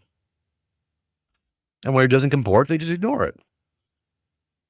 Pretend like it doesn't exist. Like these categories, negotiable. What are you talking about? We're all individuals. Just all speaking the same language, all raised in the same culture. We all like tea, weirdly enough. We evolved. The British people evolved to like tea and speak kind of weird, poncy. With notable exceptions. Bosh. But there you go. Well, the Romans did it first. Well, I'm talking about classic liberalism, right? What we would call in modern, what we would say in modern liberalism, right? From everything from Kant to Hegel to all the philosophy of the last 300 years, Enlightenment, taking Enlightenment ideas and progressing it into a political system, which we call liberalism. That's on the British. I'm sure the Romans said some things at some point and had some philosophy like the Greeks did. We want to blame the Greeks too, or maybe the Egyptians started it. Who knows? It's all Luciferian at the end of the day.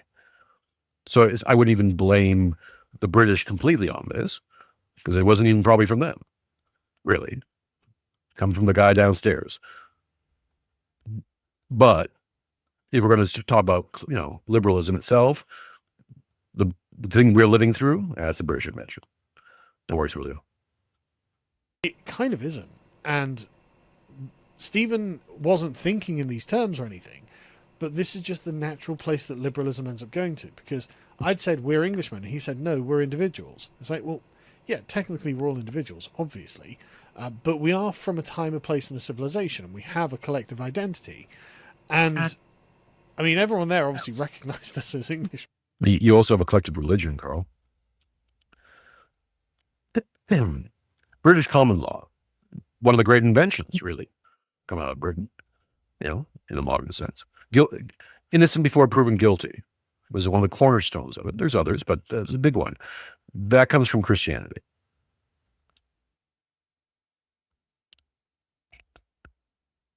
I've got a book back there, Dominion, by Tom Holland. You should read it. Brings you through history, especially in the Western canon, how all these things it's all Christianity, science, naturalism, all the precursors to. Actually, you want to blame Christianity for it? You could probably on some level, but I mean, I'm saying that this is the ingredients used. You don't get British common law from atheistic envisionments. You don't even get atheism without Christianity. Oops.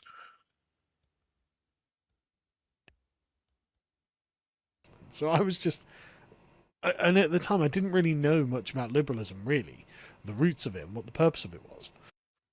Julio says, I think part of the problem with Carl is that he's had to hold back a bit due to running a media company. Yeah, partly, and he's in Britain, and there's so many things you can say. As someone who's living in a similar situation, albeit not as public, obviously, here in Australia, I can get with that. That being said, I mean, Carl's journey, I've been watching Carl since, really the early Sargon days, off and on. And he's progressing. Like, he's getting there. Even just his assertion that he's no longer a liberal, I don't think he understands he's still caught in liberal frame, that liberalism itself is not voting Labor or not, or voting Conservative or something like that.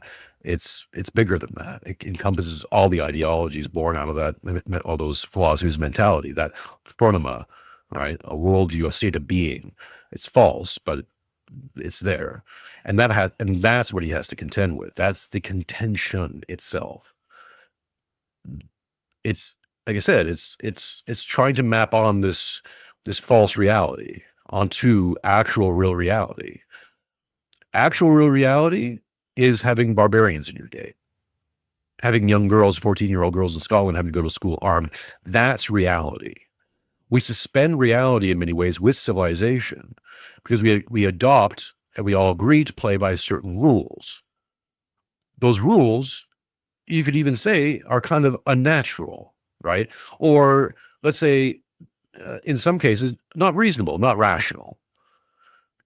We apply a rationale to them. We can see the beneficial effects. Therefore, they become rational. But civilization itself is oftentimes very rational. Building a cathedral without a devout belief in God and the future doesn't make any sense. That's why other cultures around the world don't do it.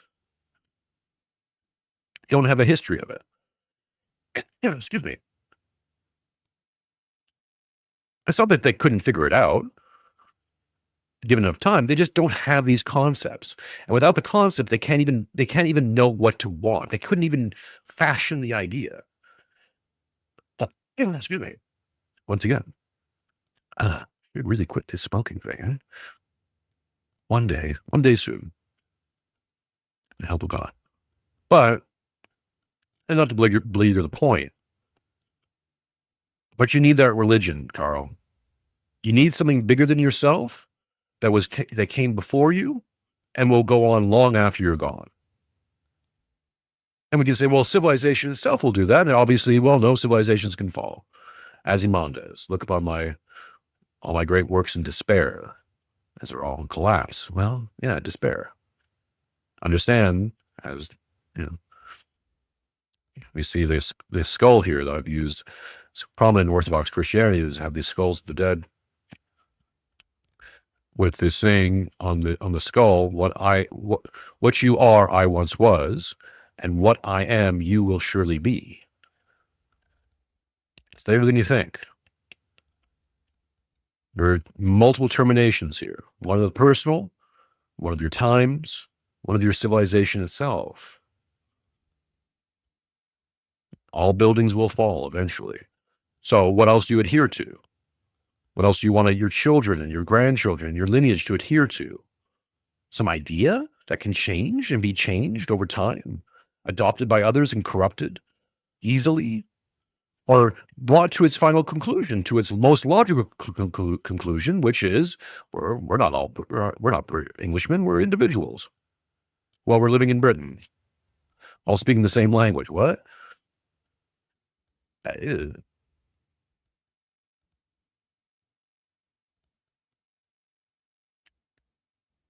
You need a religion with a future tense. And even more powerful is to have a religion with a eternal tense. And even more powerful than that is to have a religion with an eternal tense and a God who has defeated death for us so that we can live in eternity with him if we're good people. Kind of necessary. Don't have that thing? Want to be an atheist? Want to be the smart guy in the group? You're so smart. Yeah, your big brain is destroying your society, and you're sitting there making content going, oh, how did this happen? I've been there too, man. I know. We all have a lot to repent for. And so this really struck me. And honestly, I'd probably put it as one of my formative experiences as to shaking me out of the liberal mindset. Like, again, at the time, it was a really small thing, and I didn't understand it. And, Stephen obviously didn't mean anything bad by it or anything like that. But it became apparent. I was like, right, okay, but we are someone. Like, we are collectively some people from somewhere. We are not just individuals. And this is what the perfect antidote to the excesses of racism from the generation before me. This is what this is talking about. The freeing people from the bonds of being attached to their own particularities. We aren't just interchangeable universal human beings. We are actually from a time, a place, and a culture, and we have habits integrated into us. Because in the last analysis, racist will mean belonging to a race. The ist of it means belonging to that thing. Shout out to Cool Dude. Hello, chat. Haven't seen this channel show up for a while, even though I'm a sub. Glad to find it again. Glad you found it again as well. Like and subscribe and share. YouTube's been playing funny things with the channel for all year now. So I have my theories and investigations, all the rest of it. We're moving past that. Whatever. It is what it is. So remember to like, subscribe, and share, and of course, donate in any way which you can. I appreciate all the love and support that I get on a constant basis. It does humble and warm the heart at the same time. Yeah, what was Carl saying here? That he's saying that, yeah, in the final form of this is racists will be having a race, identifying yourself with any part of history. Well, that's, again, what liberalism is always trying to do. Liberate yourself from all oppression, from all categories. Anything that could ever hold you down, could ever hold you to your traditions. Because in the West, specifically, you don't have to go that far back to find a church in the middle of town. I play these intros, and the intro videos, of course, are from the 1940s and stuff. And I have a lot more to upload. It's been my go-to for a little bit of. It's very calming, I find. And almost always, in all those videos, you're going to see a shot of a church. Towns used to be built around the church. Church was like one of the first things built, if not the first thing. And the town kind of would grow around the church. Central place of worship, where everyone gets together, is agreeable, amenable, is doing a thing together. Right? It's a cornerstone. You can't get around it. There's no replacing it either. Because you can look at the function of it and go, well, let's have a community center. Right? That's the big progressive cure. Well, if things are going wrong, put a little community center out there. It'll be fine. All they just need to play more basketball. That's what it is. It's get a volleyball net in there too for the girls. It'll be fine. Doesn't fill it. Doesn't fill the need. Because the basketball game is not eternal. Basketball game is not going to save your soul. Even if there's rules and you're all good sportsmen. In order to be a good sportsman, even that concept has to come from a bigger, grander moral claim. It doesn't exist without it. Oops. There's no replacement for a moral system other than the moral system that you got rid of. Got to bring it back in. Heck, I mean, I got my problems with the Anglicans and stuff, but like, at least that's something, man. If you got, Carl said, like, he's not religious, but if he had to attend church, it'd have to be the Church of England Anglican because of English, because he's really adhering to that. That's his last go-to, by the way, right?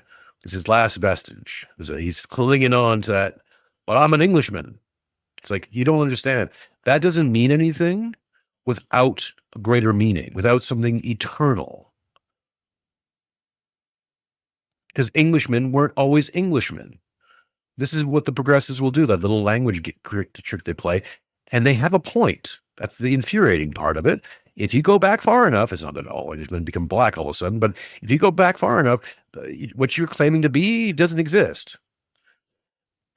So their reason, so they can reason it out going, well, look, at one point, you were either an Anglo or a Saxon. And then those two things mixed and became the Anglo-Saxons. That's all we're doing. We're just bringing in other people, and you're going to mix with this group, and that group's going to mix, and they're going to create this new group. That's how history works, right?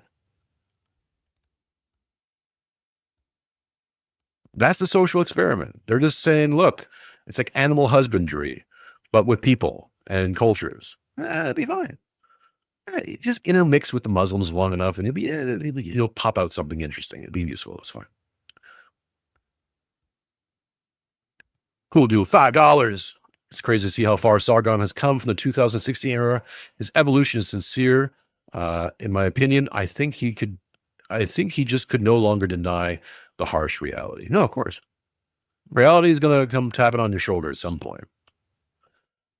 It's just interesting to see he's got his moat and Bailey is being an Englishman. I'm an Englishman. And that's being torn from him. They're going to liberate that from you, Carl. Now, you might think you're going to, die trying, but most likely you're just going to get out of Dodge. Which, by the way, wouldn't be necessarily a bad idea. You have the option. Move to America. Seriously. Or stay. But the only way you get back Britain is bring back all of it. Now, I would suggest getting yourself as close to the truth as you can stand, which would be the Orthodox Church. That's where the truth is. But I get it.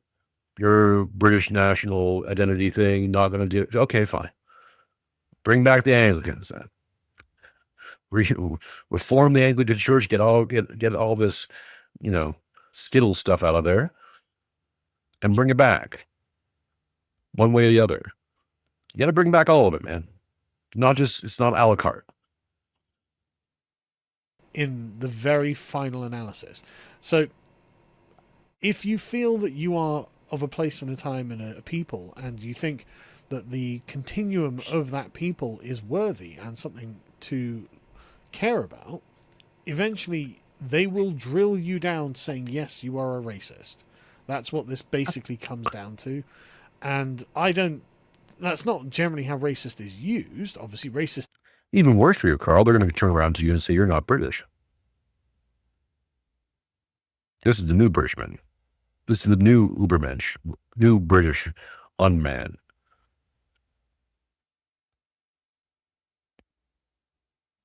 Or for your children, they're going to say that. Because it's going to be whoever adheres to the greater, to the new idea of what British is. If there is such a thing in 20 years, 30 years, which there's no guarantee that will. And thanks again, Cool Dude. I agree with you about what you're saying about Sark. Is used to mean bad person. If it was to mean someone who hates people from other races, then there are very, very few racists. However, when it's used by the left to just say, you're a bad person, well, which it mostly is, well, what Stephen has done here is kind of stigmatized all of the generations that came before him. And it's not that they were bad people. What they were is of a race. They were of a group of people who had a continuum in time. Yeah, I'll be right back. This has been a sort of way that the liberals have tried to leverage us out of our own civilizations. And so I'm not saying just go around waving a flag saying I am a racist. Obviously, that's not what you are. But what you are is of a people in a place. And they will try and use the word racist to leverage you out of that. And you have to be aware of that in advance. You are from a place and you are part of a people. And it doesn't make you a bad person to say it, even if they call you a racist. Anyway, so Stephen carries on. But that is not what is happening now, as in, slowly liberating us from liberalism, liberating us from our inherited ancestry. What is happening now is completely different. A large, undefined number of foreign fighting-age men are being transplanted into working-class towns. So this is where, actually, Stephen reveals he is from a time and a place, because, like he says, he was a working-class kid. And again, there's nothing wrong with having a small number of people who are not English or anything like that. That's not a problem. And it never used to be a problem. But the assumption that underpinned it was, well, they're just universal people just like us, right? And they can just sit in the same place and live in the same area, join the same classes. I think one thing that Carl gets wrong here is he's making it about him or his group of people, right? The liberals he's talking about, the progressives, we'll call it, to make a distinction. It's not that the progressives hate you so much or even hate your ideas. They need you. They actually need the conflict. They need the dialectic. If they didn't have the dialectic, I think in some ways the liberals are actually afraid of winning completely. Because if they don't have the dialectic, then they'll create one within their own group. All right. The dialectic is, Hegel's dialectic is actually an accurate description of the mechanism that keeps liberalism and liberal frame alive. They need the opposition to work against constantly, because liberalism is about to liberate oneself from opposition. The reason why they don't want these categories and why they find these categories oppressive is that within a category, there's always going to be a hierarchy of quality. So if we say that there's this thing called British, and this thing called British has a whole bunch of qualifiers to it, right? A British man must be this, and this, and not all these other things. And these qualities can be both physical or metaphysical, historical or, lofty ideas, virtues, etc. Okay. Well, by nature of there being these things, these categories, and these values or qualifiers within the categories, it means that some people are going to have more of those than others, which puts other people on the back heel. Because if there is British, category British and British man, then there's an ideal British man out there. We can build this mythological creature, this construct, and say, this is British man. We often see these in movies, like James Bond could be like, let's say, the quintessential great British man. And if you fall short of the ideal, well, then you kind of suck, don't you? That's what they don't like. That's what they're warring against.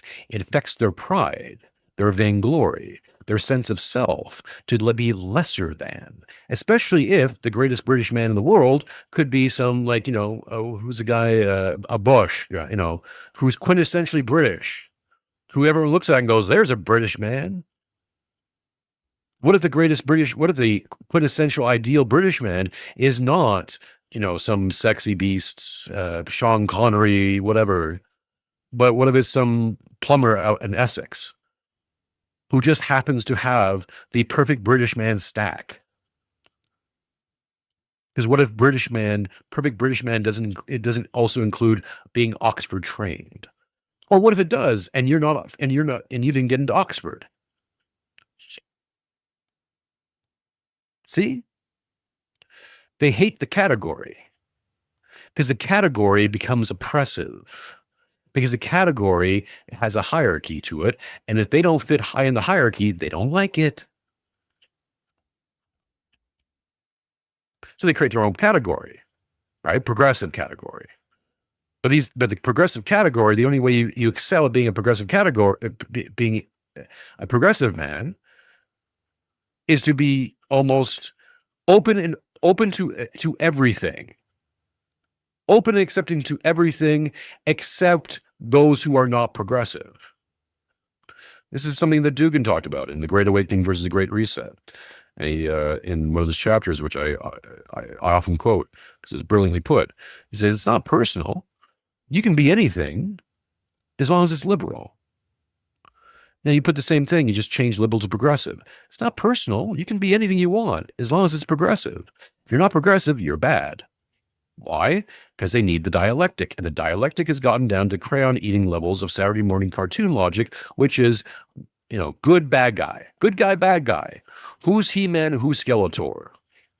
Who's G.I. Joe and who's Cobra? You need the two, right? Can't have G.I. Joe fighting G.I. Joe. There's Transformers and Decepticons. See, Carl? Just not thinking. Come on. Media literacy. Come on, yeah. Oh, Mironchuck, that's crazy. It makes them sound infantile and stupid. Yo, those. Yeah.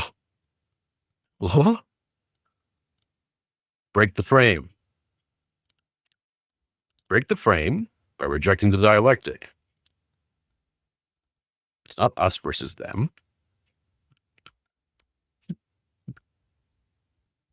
Ephesians 6:12.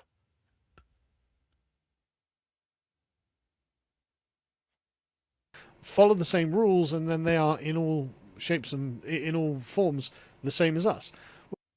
Cool Dude says, yeah, I'll never be as Chad as James Bond or the American equivalent. So what? Good. Fine. It's just, he's just fictional anyways. You know? This is a story. This is why replacing God with man is always folly.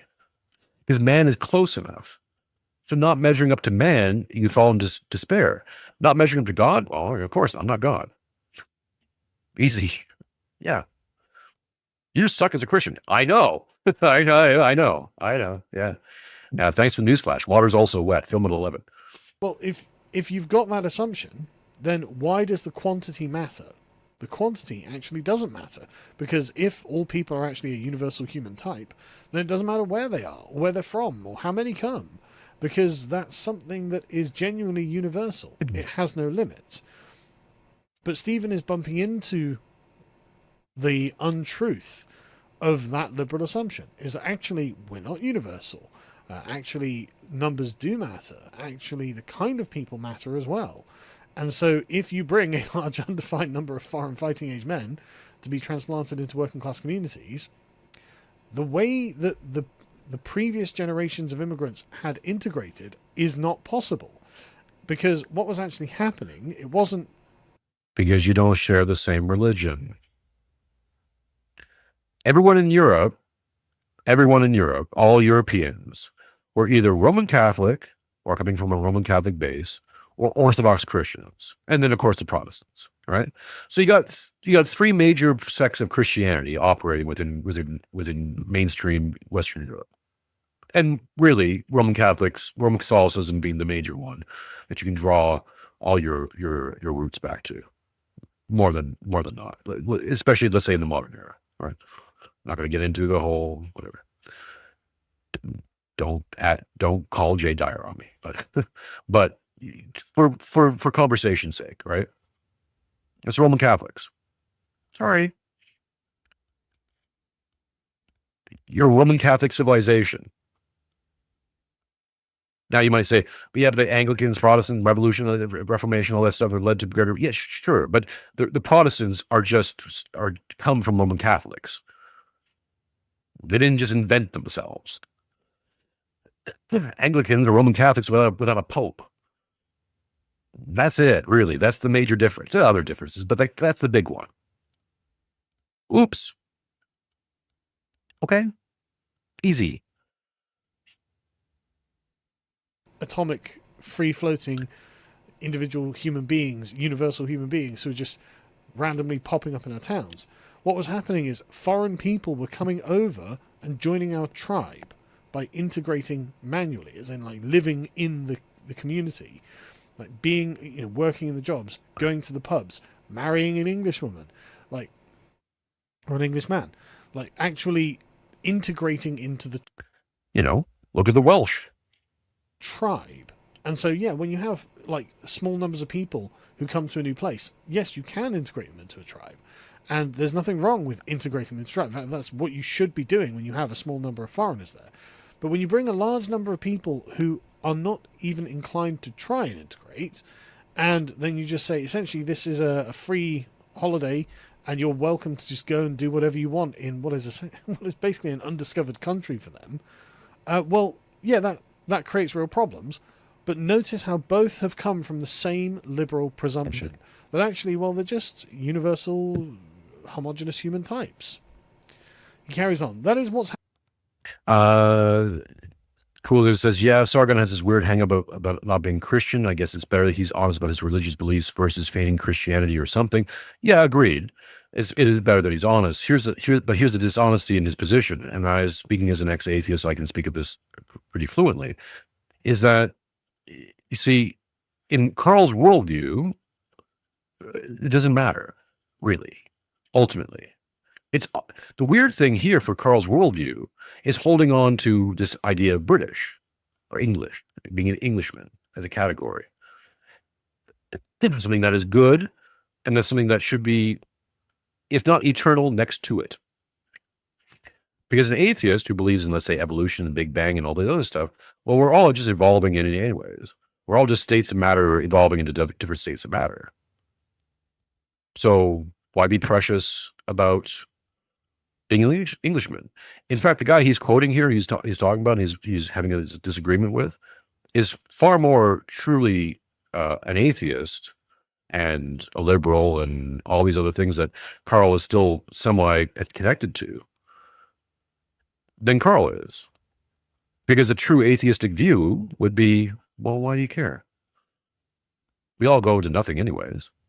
It's all relatively meaningless. In fact, the only reason you can attach any meaning to Englishmen is because your brain chemistry does that.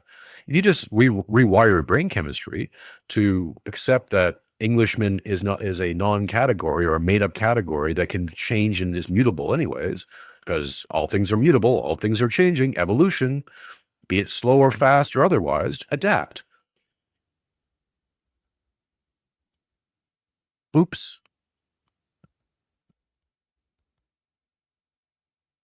The way Carl's using Englishman here is a callback to a tradition, to a people that has meaning in the word.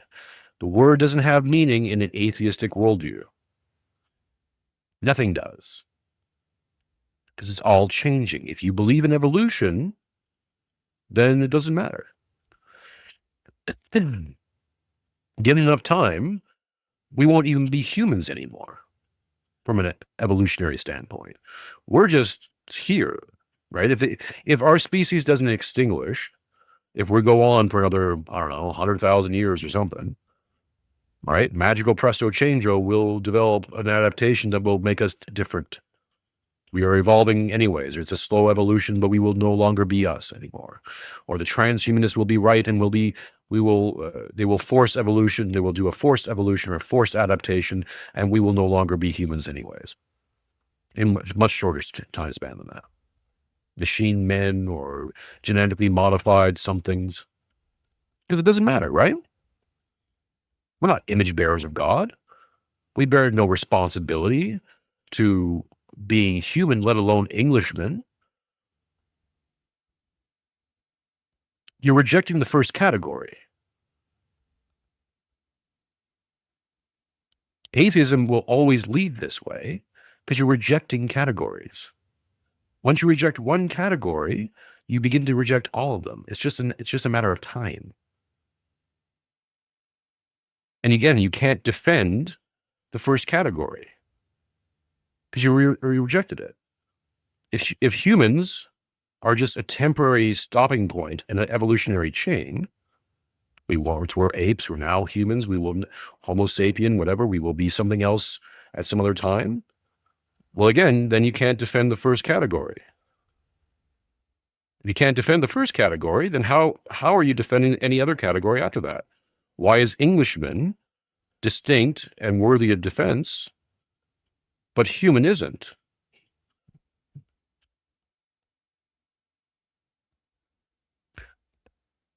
I've been hung up on image bearer of God quite a bit.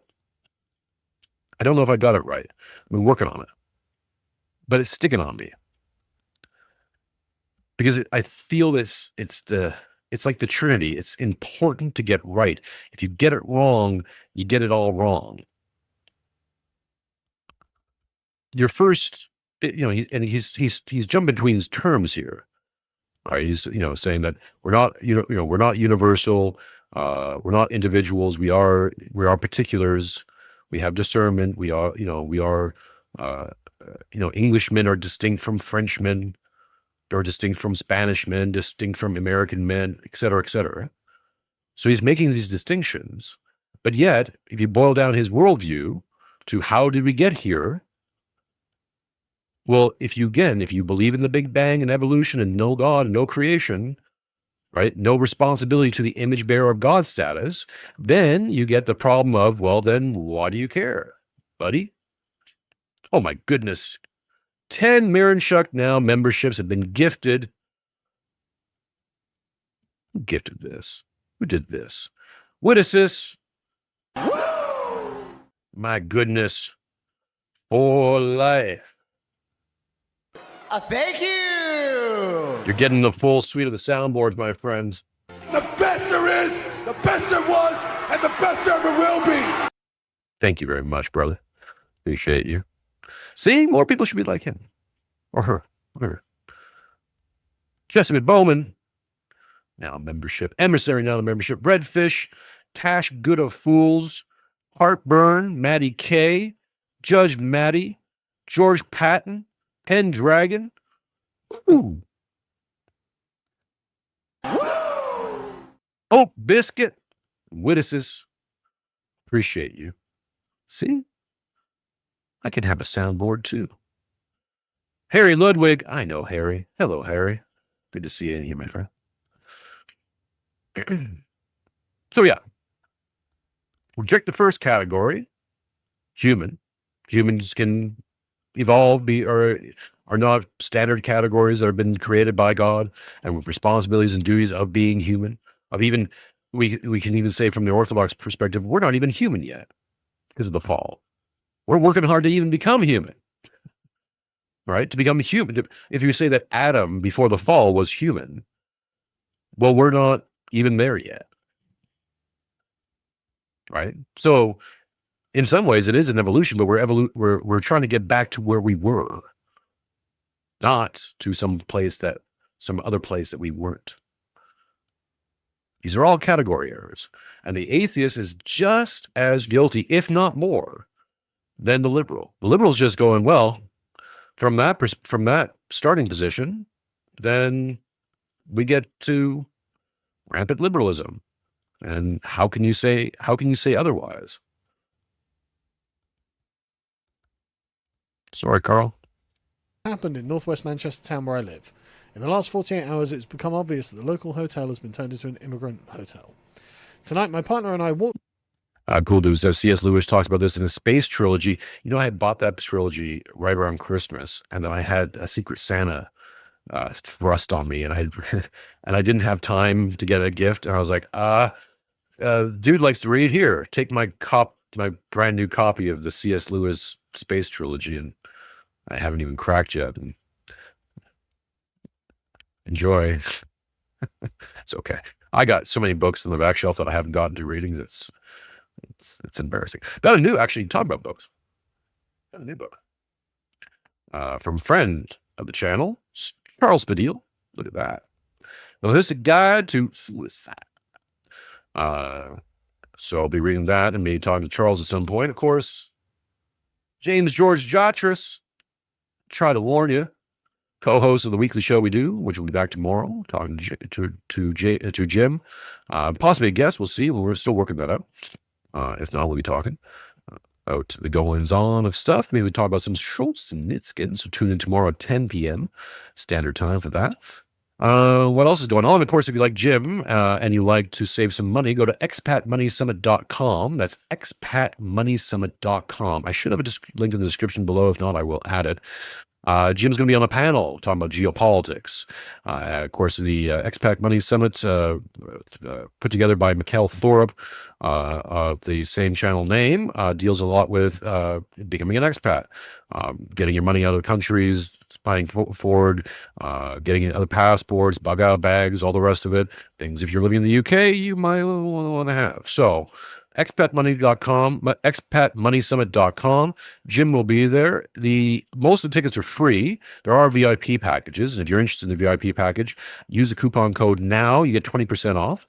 And I think there's different layers and there's different tiers, so go check it out. expatmoneysummit.com. Go check it out and be part of the conference. Go check out Jim. I plan on being there. Sometimes the time difference makes it difficult, but if I will make whatever preparations and sacrifices needed to listen to Mr. Jim George Chatras talk some geopolitics over there when it happens. It's happening in October. I believe it's October 8th to 11th this year. If I'm not mistaken. Sorry, I don't have I was looking for my notes before he started press play, and I didn't have them. I gotta find them again. But expatmoneysummit.com. Go check out Jim and use the coupon code now if you want to get one of those VIP packages. Very sexy. So, let's play a bit more Carl. Then I want to get into the civilization stuff, and then where we at? how we feeling? It's almost 2 o'clock in the morning over some people. I did promise some power washing, so maybe we'll play some, do some power washing and listen to some of the Civ stuff.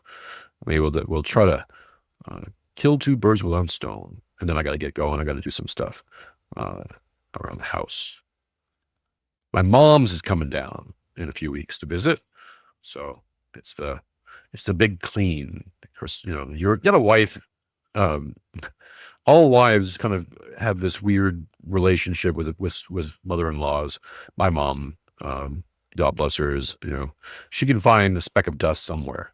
So we're cleaning. We're told my wife the other day, I'm like, we'll clean. It's good to clean. We'd be, putting some things off, mostly laundry. But mom's going to do that white glove test. Yeah, well, she doesn't do it like that. It's more like she'll just find something and go, I reorganized everything. You're like, great. Please don't do that. I can't find anything. It looks great. Thank you very much. It's much, great. But now where is everything? Anyways, this is a woman who, when I was vacuuming, she would, as a kid, she'd scold me for vacuuming because I didn't have perfect lines in the carpet. It's white woman disease. What are you going to do? So I just reminded my wife, I'm like, we'll do this and it'll be great. And it'll look wonderful. Don't worry, honey. It's going to be great. But she's going to find something. Like, it's just how she does. She finds joy from finding it. Do you want to deny her joy for her? No, of course not. So it's what it is. Anyways. Walked home from my sister-in-law's. The walk takes 15 minutes. Passing the hotel and the streets beyond it, we were met with an endless stream of Middle Eastern men speaking another language and leering at my partner. She was in a summer dress. The stairs were entirely inappropriate. It felt like running a gauntlet. She felt unsafe, and I found myself staring down every man we passed. Good man. When we finally got there, though, she told me I would have felt really unsafe if you weren't there. That's the first time she has ever said that to me on any walk home from anywhere. We need to stop pretending none of this matters. We absolutely do. And good man Stephen for being there and staring them down. There's another thing. If you... So from the sort of cultures these men are coming from, you can't show a public display of weakness to them. You have to meet their eye and let them know you are prepared to stand your ground. And then they'll leave you alone most of the time. Because a lot of the time it's not really... You don't know the can of worms you're opening up. Because what they're looking for is weakness. And if he wasn't there, well, she probably would have been unsafe. What they're coming from is honor cultures.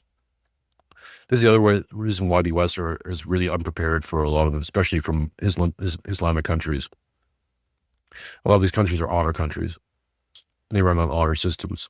It's why their abuses are getting worse and worse, especially in places like the UK, because they keep getting away with it. And they look at it going, wait, so we did horrible things to your women, and the worst thing you're going to do to us is maybe throw us in jail? Or deport us? That's what you're threatening? You people aren't serious. You have no God. You have no respect. To them, it's like, well, you don't respect this anyways. Why are you getting upset? Why do you care? You obviously don't care. You let your women walk around in like scantily clad, and then when people do things, you don't do anything. You don't do the thing that you should be doing back, which is, I can't even say on YouTube. Yeah. It doesn't get better until it gets a lot more violent. That they'll understand. And maybe they respect it. This dude you're talking about, his little story, he got lucky. That's it.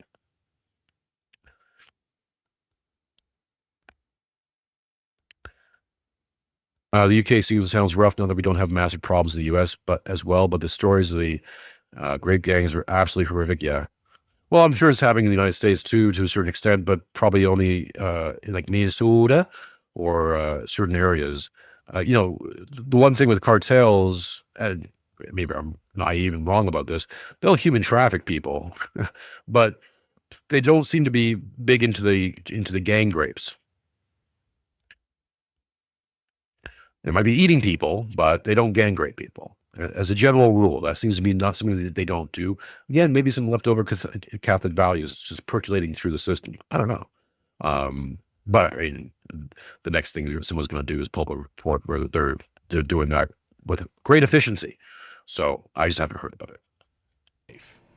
Because it's not like there isn't a history of the sort of men who we end up putting up in these hotels being ungentlemanly towards the local women and girls. So good on him. And like I said, he's a decent chap, and I certainly don't want him or anyone else to think that I'm trying to do him down. But I think that what we can see here is the limits of the liberal idea.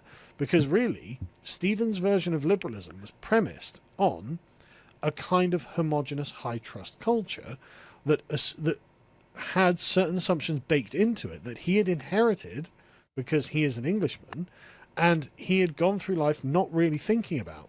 And they're only now being properly challenged because people who are not like us and will never be like us have been allowed en masse into our country. And moreover, given status above us. I mean, there's nothing I can do for the government to put me up in a hotel and pay for me to live in this country. I mean, maybe if I became like utterly destitute, they'd give me a council house eventually. But even Probably not even that. Probably not even that. Because there's, by the way, Carl, you're about to enter into inherit an economic system right now, where there will be no more of that austerity, my friend. Now, it'll be interesting to see if austerity is the sinking ship that scares the rats. I kind of think it is. There's a lot of these migrants are economic migrants. They're not there because they hate their country or don't want to be there or something. They're just doing it because there's money there. There's money in England that they can get for free. They're going there. That's it. It's like pirating a video game, right? If it's available, why not? A short trip across the channel? Done, right? Go through Algeria, fine, done. They're locusts.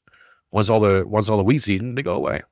So in many ways, it's a bitter white pill, but in many ways, the economic crisis that the UK is about to hit might end up scurrying a lot of the rats. Now, there are going to be some people who get entrenched and stay and go, no, this is ours now, because they might be a little bit ideological or a little bit like this is the new caliphate and we're taking these neighborhoods. Those are the foes that are going to be a problem. Let's put it that way. A problem that will have to be addressed somehow. So things to look forward to, Carl. Okay, I feel we've done enough of that. So I'd like to get to this. Your three options when civilization collapses. It's pretty short. It doesn't mean I can't stretch this out quite a bit if need be. Let's do that, and then we'll do a quick check on the chat if anyone's still interested. I can do a little bit of power washing. We can do a little hangout and chat, and then we'll end it for today. We'll be back next week.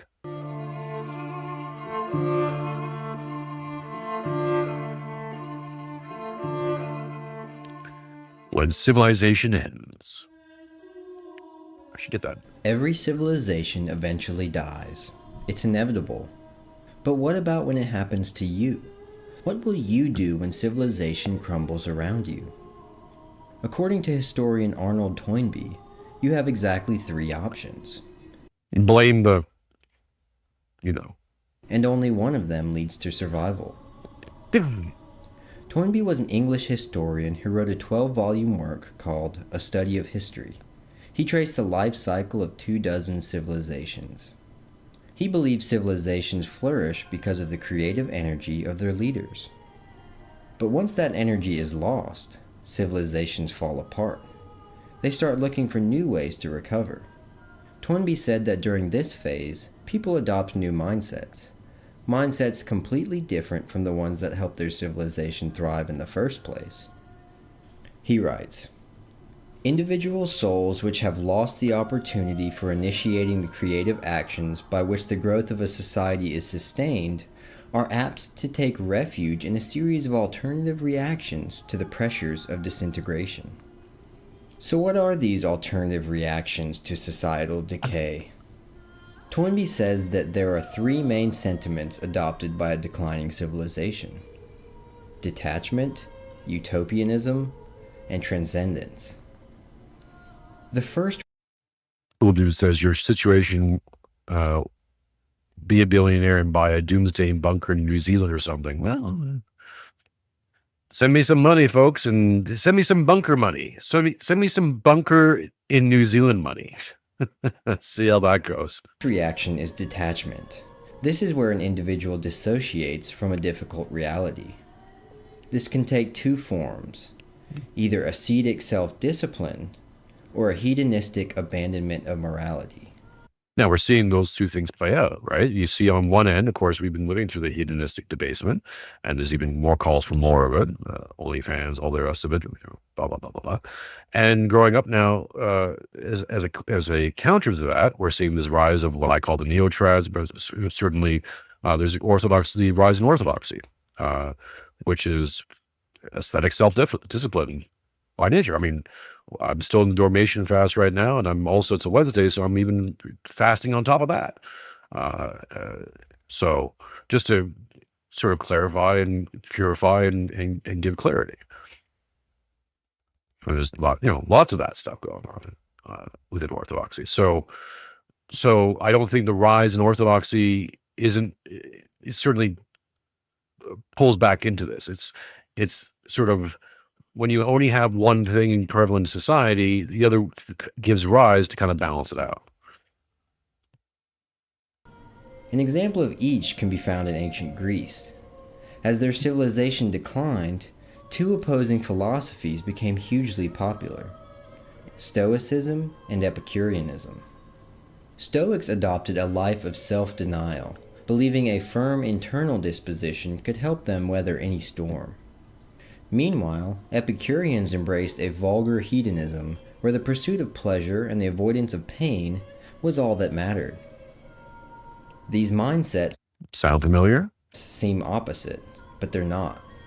They both involve a detachment from the realities of a disintegrating civilization.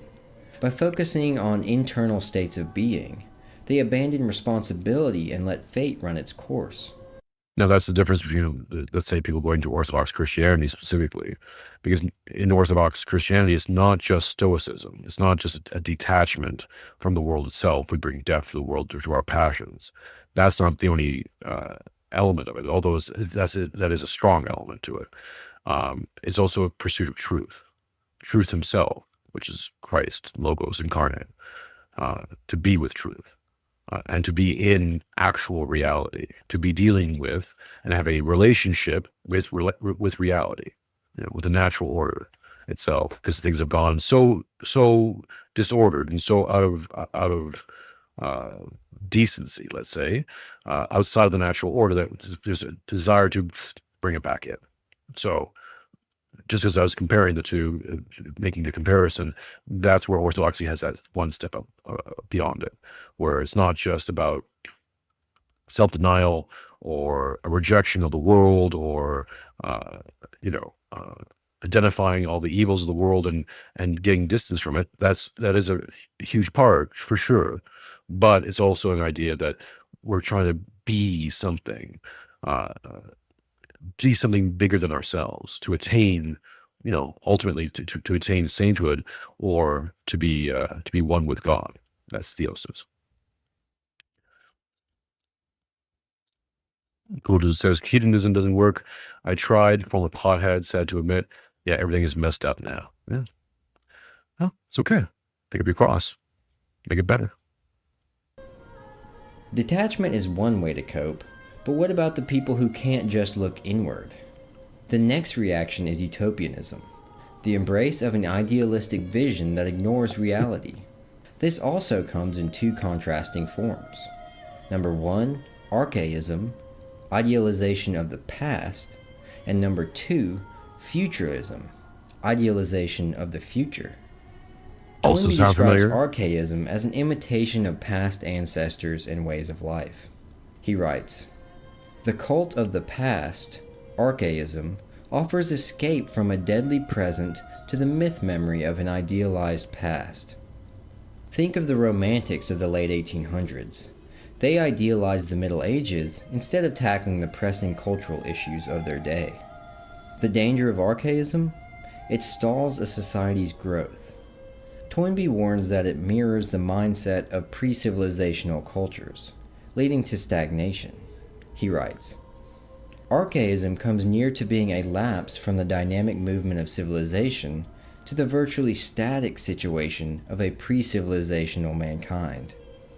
If taken too far, of course, Toynbee's a British man and he's writing from a liberal frame, so keep that in mind. But yeah, this is the noble savage, right? The idea of if we return to some pre-civilizational state, we can start to correct all, we can, bring things back into focus. Go back to day one or even day zero, realizing that we've fallen from a 10 down to whatever we are now, right? Not 10. And so the idea is like, let's go back to zero and rebuild from zero, right? What's the most zero thing we can do? Tribal state, great. We go back to the tribe, and then we can figure our way back in because we're so smart, right? So yeah, I think he's not wrong on that. Toynbee pointed to nationalism as a sign of archaism. In early 20th century Germany, leaders tried to link political movements with the nation's heritage. Kaiser Wilhelm I, for example, was sometimes depicted as a Teutonic knight, highlighting Germany's medieval heroism. The flip side of archaism is futurism. This is a utopian vision that promises a coming political or social revolution to solve all of society's ills. The problem with futurism is that it tries to leapfrog society's struggles with a single massive stride. Instead of building organically and learning from hardship, futurism provides the myth that utopia can be achieved immediately. Toynbee writes that futurism is ultimately a temporary solution. Transhumanism, right? You got problems with humanity? No worries. We'll just invent new humans. We'll get rid of we'll cut out all the bad part of humanity and just adopt all the good and find out some new good stuff, some stuff that's beyond good. Isn't that nice? Isn't that nice to think? This is from Thinking West. We'll give him a subscribe because you're right, it is quite good. That fails to solve any real problems. The revolutionary cry for immediate release from oppression becomes a meaningless slogan. A cathartic outburst is no substitute for hard-won wisdom. It's interesting for a liberal writing this because this is what liberalism is, right? Liberalism is born from revolutionary spirit. It's certainly what affected Britain, America, Haiti, France, all these other places, and then had to lead to World War I to completely displace its competitor, which was, more traditional systems with kings and actual monarchies that worked and operated as a monarchy, like Russia. Had to get rid of that, because we didn't want the corollary. Didn't want them to accidentally be better and show up all the problems of this revolutionary spirit, of this utopian zeal that had overtaken everything. Progressivism, right? Progressivism. We're always progressing into what? Don't worry, it's going to get better. Are you sure? Chicken every pot. Okay, fine. That's the ideal. It's a lie. And when you understand that the premise is a lie anyways, it's not real. It doesn't deal with reality. And maybe they just gotten very, very good at tricking everyone into thinking that even when you're eating gruel, it tastes just like chicken. No, it ain't. It ain't what you were promised. And that's really where we're at now. It's this crisis of consequence, this realization that what was promised cannot be delivered. And you can blame the boomers and the her. You can blame them all day long, all night long, every day, in every way. And they all have their part to play, sure. But ultimately, the thing that you were promised cannot be delivered. It's a lie. It's not comporting with reality. And reality is knocking. Worse, futurism often leads to tyrannical regimes. Promises of a perfect society lure the masses into supporting despotic leaders. The new society, of course, looks very different from the utopia the people were sold. The two sides of utopianism are ultimately attempts to escape the harsh realities of decline. The modes of life which we have called archaism and futurism are both attempts to escape from a crushing present by pointing to an alternative goal. So detachment fails, utopianism is a fantasy. What's left for us? Well, Toynbee points to a third option that allows a person to rise above the darkness of the moment. This last option is transcendence. Uh-oh. Those who embrace transcendence reject detachment and utopianism. Instead, they use the hardships of their present to help create something new. They Orthodoxy. don't escape their suffering, they channel it. In this reaction, individuals have it within their reach to participate in a greater act of creation than is witnessed in even the most vigorous stages of social growth. Think of the suffering of the martyr. It was instrumental in spreading Christianity and eventually forging Western civilization. Toynbee writes, "It is not then by seeking to escape suffering." I pay to accept my criticisms. Toynbee's all right. He probably doesn't say, therefore go to liturgy and talk to your priest, and prepare to and make preparations, become a catechumen, become a catechumen, get baptized, take the sacraments. I don't know if that's going to be his remedy here. But by embracing That would have been so much better if I had nailed the pronunciations. and responding to it, that the soul born into a disintegrating society can win release and regain, on a higher plane, the path of growth from which his society has strayed. Toynbee does little to hide the religious influence of his analysis, claiming the transcendent individual ultimately gains entry into the kingdom of God by embracing suffering. The member of a disintegrating mundane society who has learned that self-fulfillment is won by self-surrender in God has a surer hope and therefore deeper happiness, for he will know that by suffering of a second birth he may gain entry into the kingdom of God. Ultimately, Toynbee's study is a challenge to all of us living in uncertain times. Will you choose detachment, shirking responsibility, or will you grasp at utopian ideals, fantasies that have no hope of coming true? Or will you embrace the suffering of the moment and use it to build something new? Which path will you choose? Let us know in the comments. Hey, if you're going to listen to me, listen to Toynbee. $4.99 from Julio says, thank you for your work. Looking forward to more. Sorry I can't donate more. I'm broke. Hey, man, don't worry about it. I appreciate each and every little bit you can give, or just like, subscribe, and share the video. Let people know where we're at, because we're rebuilding things. So every little bit it can help us, man. I appreciate you. Whitaker says Toynbee meh compare with Spengler, Quigley, Nicholas Hager, and all. Yeah, everyone have their favorites. That's fine. But I think what he's saying here is true. And it's true because I say something similar. Transcendence. Now, transcendence is a tricky word, right? Because taken differently, you get to transhumanism. Oops. It's not working. There we go. Taken differently, you get to transhumanism.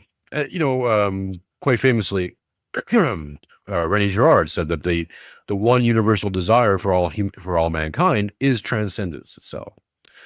Now, of course, I'm Catholic and yada, yada, yada, Frenchman, so my results may vary.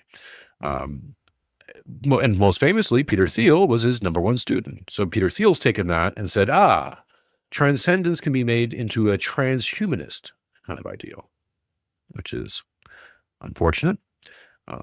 But we'll get more Peter Thiel in future episodes. We'll get back, we'll revisit him and his transhuman comments. I've done past episodes on that. You can always, if you have a membership now, if you got a gifted a membership, hey, you can go back to the past catalog and go check those out.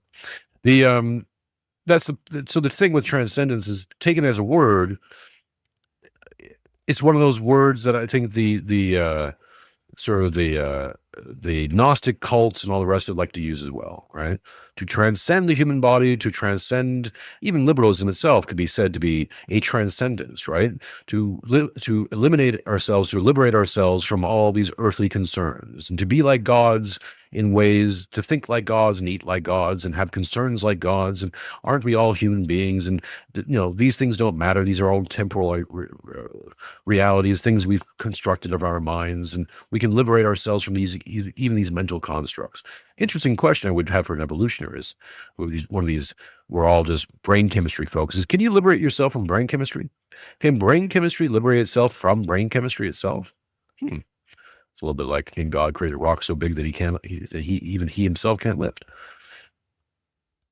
The the crux of it all, and this is why transcendence has to be tied to God. In Orthodoxy, we talk about theosis, and that's oftentimes misunderstood. It's becoming one with God, right? To essentially become human again, and to walk with God, to be with Him in all ways. That is our goal, our aim, the ultimate thing we're shooting for. Many will fall short. I plan on falling very, very short of that goal. But, hey, it's a goal, and it's something that I take seriously. Don't let any kind of my flippant talk here dissuade you. It's a powerful thing. Because what else would you do with one's life?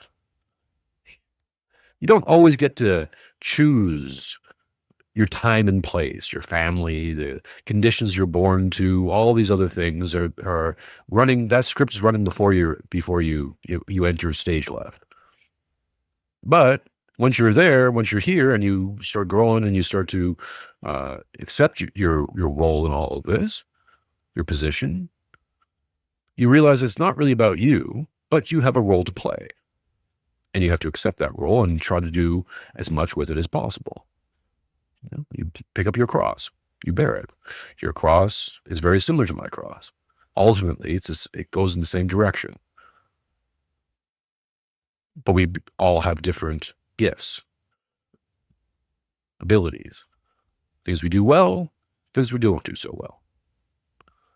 And that's okay. We're not supposed to be everything for everyone at all times. We're supposed to align ourselves to the greatest good and try to become that in all ways, failing as we often do. Failure is not really an option, it's just a guarantee. You're going to fail more often than to succeed, but all successes ultimately are the combination of failure and perseverance. You don't fail until you give up. Then you give up, then you can say, yeah, I failed to do that. I was unable. But you keep pursuing it. One of the other modernist terms that plays a little number on us is this term of success. You must be successful. And success can be defined by a number or a position or a title or something. These are poor metrics. They're metrics made by a mercantile civilization who was spanning the globe with, ships and all that stuff, and wanted to bring everything down to widgets. So every component part can have a price, so you can find that thing and sell it. Buy and sell components. Makes sense. But for reality and for, let's say, a moral system of being, it doesn't work. Ça fonctionne pas. Because we are not widgets. We're not just gears and little items to be bought and sold. We're complete humans, or we're trying to be. Morality itself doesn't function as an exchange. There's reciprocity, and that's important. You must give back what you were given in some sort of equal form. But when we're getting into metaphysics, well, if I show you love, if I give you love, what is the commensurate value of that? Even if love can be brought down to a gift, the gift can be simple. It's the expression that is truly divine. We wrestle with these ideas, and I was watching Jay Dyer debate. What's his name? Tim Scott, I think, or whatever his name is, Roman Catholic. And they got into energies and essences and the distinction, and it's something that Roman Catholics just don't have, or I think they have some sort of version of it, but it's quite it. And I think the guy who was debating is a Thomist, so it's even harder for them. Because a Thomist is, I think, kind of how we get to this. Timothy Gordon, excuse me. How you get to this sort of materialistic, everything's a gear, bring everything down to some sort of component part, is through Thomist views of Christianity, trying to boil it down to when does the Eucharist become, divine? Exactly when does it become the body and blood of Christ? They're looking for the mechanism because that's just the way they're thinking. In Energies and Essences, and I'll do my best to describe it the way I understand it. The essence of God is unknowable. It's not for us to know. We'll never know it. We'll never, even if we were to walk with God or be one with God, we will never understand his true essence because he's God. We will never be him. That's not the point. That's not the goal. And I think that's the hang up, because there's people out there who, when they hear that, cannot accept that.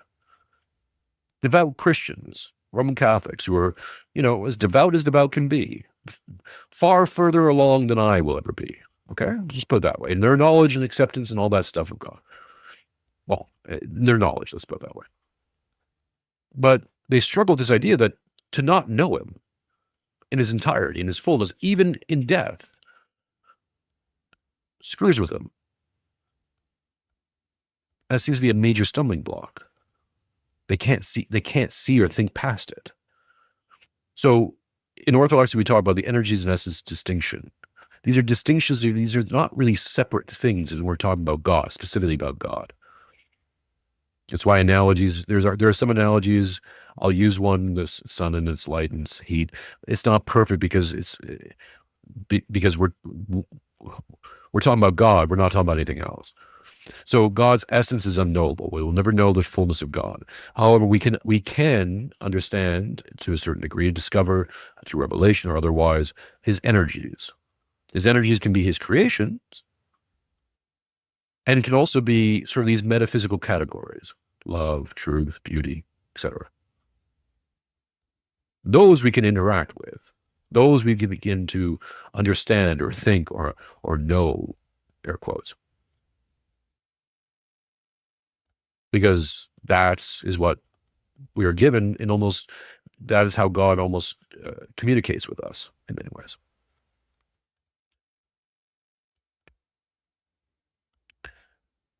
So here's an analogy. And again, this is not a complete analogy.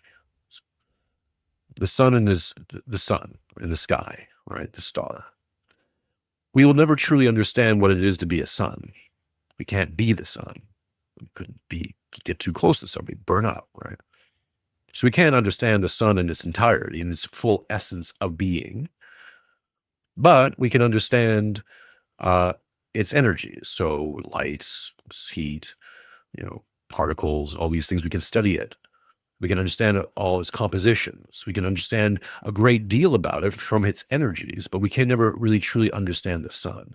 Now, again, that analogy is incomplete because we could understand the sun to such degree, theoretically, let's say with a hypercomputer or something like that, we could understand every single part of the molecule. Maybe we could even create a sun simulator and, somehow implant the idea of what a sun would be in our head. Something like that, sure.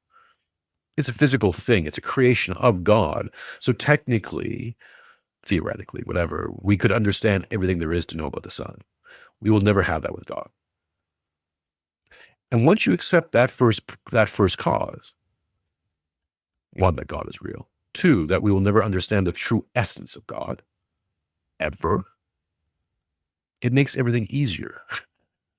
It really does. It's just one thing you can just take off your mind. Okay. Don't have to worry about it.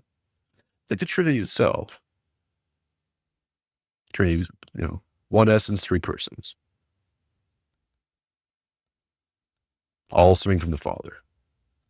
So the Father begets the Son, the Son proceeds from the Father, and this Holy Spirit proceeds from the Father. It's not the filioque, which is a linear thing. I won't get into that whole thing because it's a bigger concept, and we're running late anyways. But it's an important one to get right.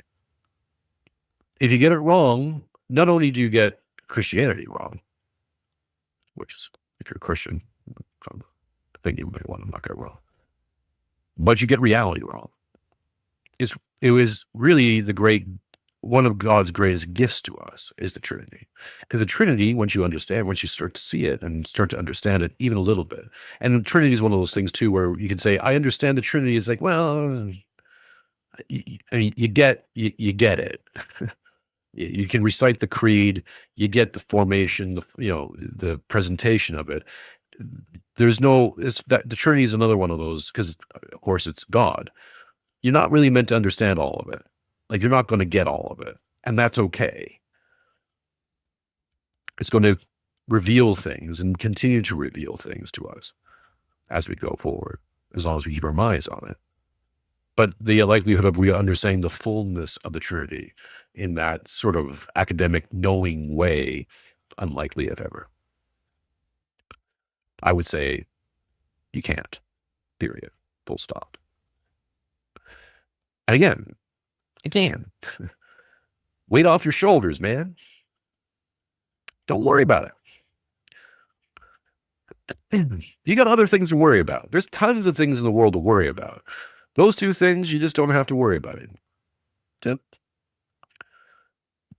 study it, understand it. Don't screw it up. At the same time, don't worry about understanding every single last bit of it. It's beyond us. There's theories, and there's tons of different ideas of why God needs both the Son and the Holy Spirit. Basically to communicate with us.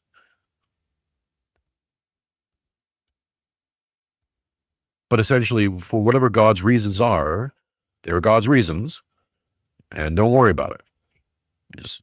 Just know that this is how it works, as far as we understand it, and it's applicable to many things. You see it everywhere. There's trinities, patterns of the Trinity, all over the place. Like again, to bring it back to the sun analogy, the sun's rays, so light and heat, emanate from the sun. The sun is the reason you have those two things. You might say, well, but light can produce heat, so therefore heat comes from the light. It's like, no. In this case, it's coming from the sun. So it's coming from from the Trinity aspect, it comes from the Father. That's the source. All things come from the Father.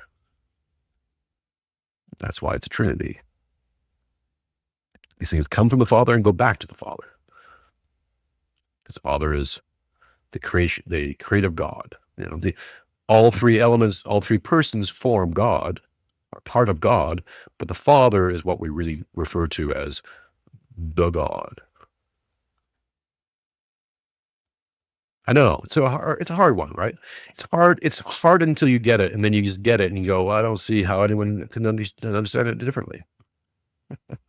I'm the smart one. Everyone else is stupid. What are you talking about, crowd eater? I had any understanding of this like 5 years ago. Nope, not at all. 4 years ago. But now I do, so I understand enough of it that I'm the big brain in the room, and you're all dumb comparatively. So any good books you recommend on this concept for beginners?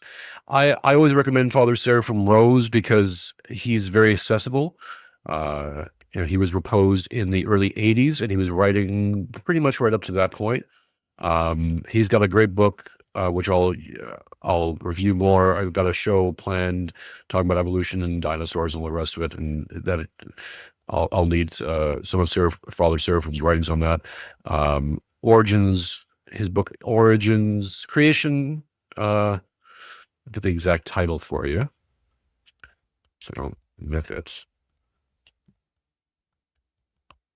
News story little. Nihilism is great.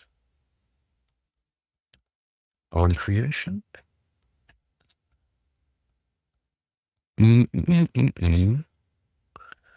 Genesis, creation, and early man. Now on Amazon, this book is I think still $1,000, right? It's gone down, $86. It's been republished by St. Herman's Press, so it's now affordable on on Amazon. Another great book by him is The Soul After Death. But yeah, Genesis, Creation, and Early Man. Here, I'll show on the screen. And this is $86 Aussie money. Oh, I might have to. That a thing, huh? Oh. Make an early Father's Day gift for me. Oops. Let me get this on the screen. There you go. That's interesting. This used to be $1,000. It's out of print. And St. Herman's published this. I'm wondering if this is from, if this says the publisher here. Yeah, St. Herman of Alaska. So they've republished it. So that's much more affordable. I think in America it's about $50, and I think you can buy it directly from St. Herman's Press. So it might even be a bit cheaper. Check it out. Does he deal a lot with the Trinity in there? Not so much, but it's good to. It's a good one to read if you like Father Seraphim.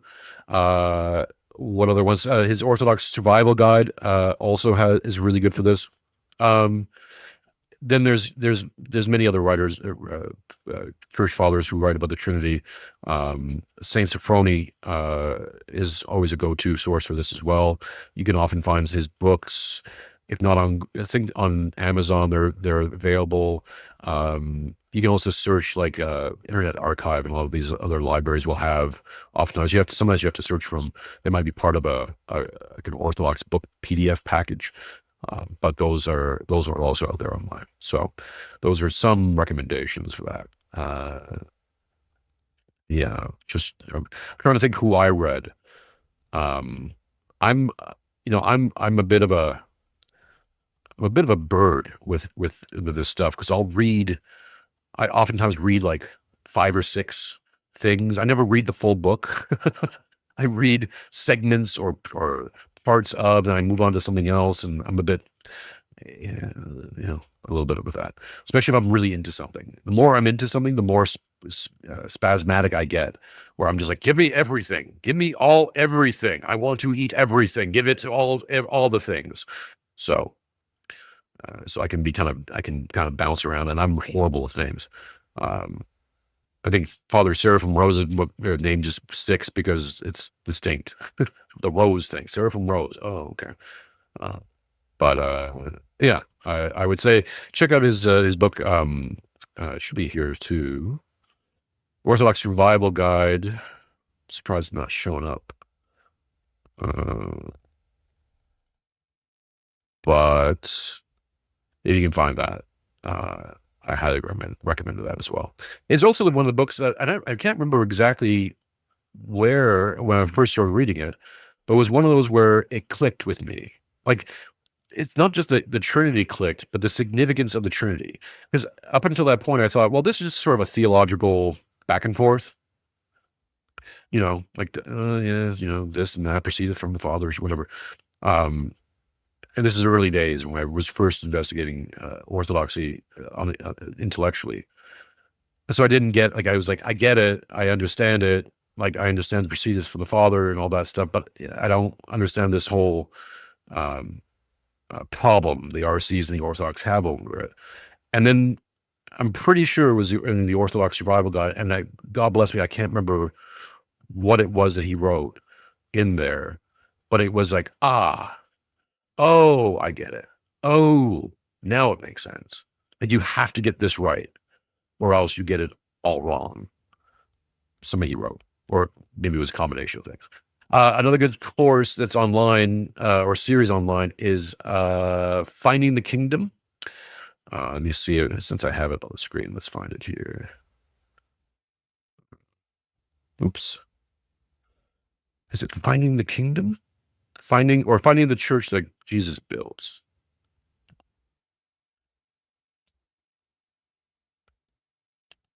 Yeah, Finding the church that Jesus built. I'm not quite sure if this is meant as a catechism course or not, but it feels like it. It almost feels like it is. This is a great course. It's by Orthodox Christianity 101. I think there's a few courses they have on there. It's kind of, I'll play it a little bit. Production quality. This is beautiful. It's 10 years old, so just love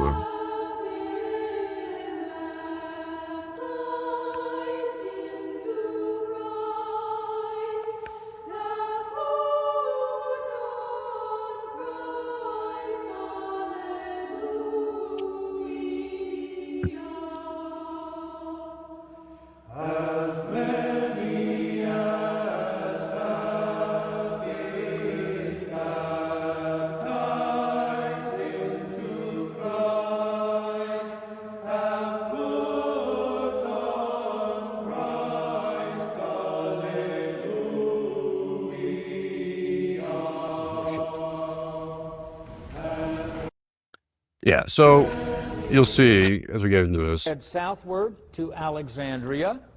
He's got the big whiteboard. God bless him.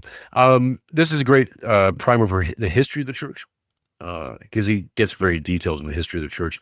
I believe either in this series or there's another one on Orthodoxy 101 that deals specifically with concepts like the Trinity, essences, energies and essences, that kind of stuff.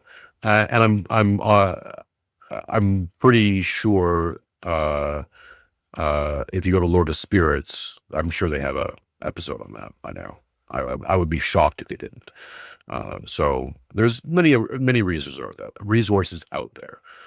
Yeah, again, sorry if I'm miffing on someone, if I'm forgetting something, I'll think about it and I'll post it in the comments or somewhere in the future.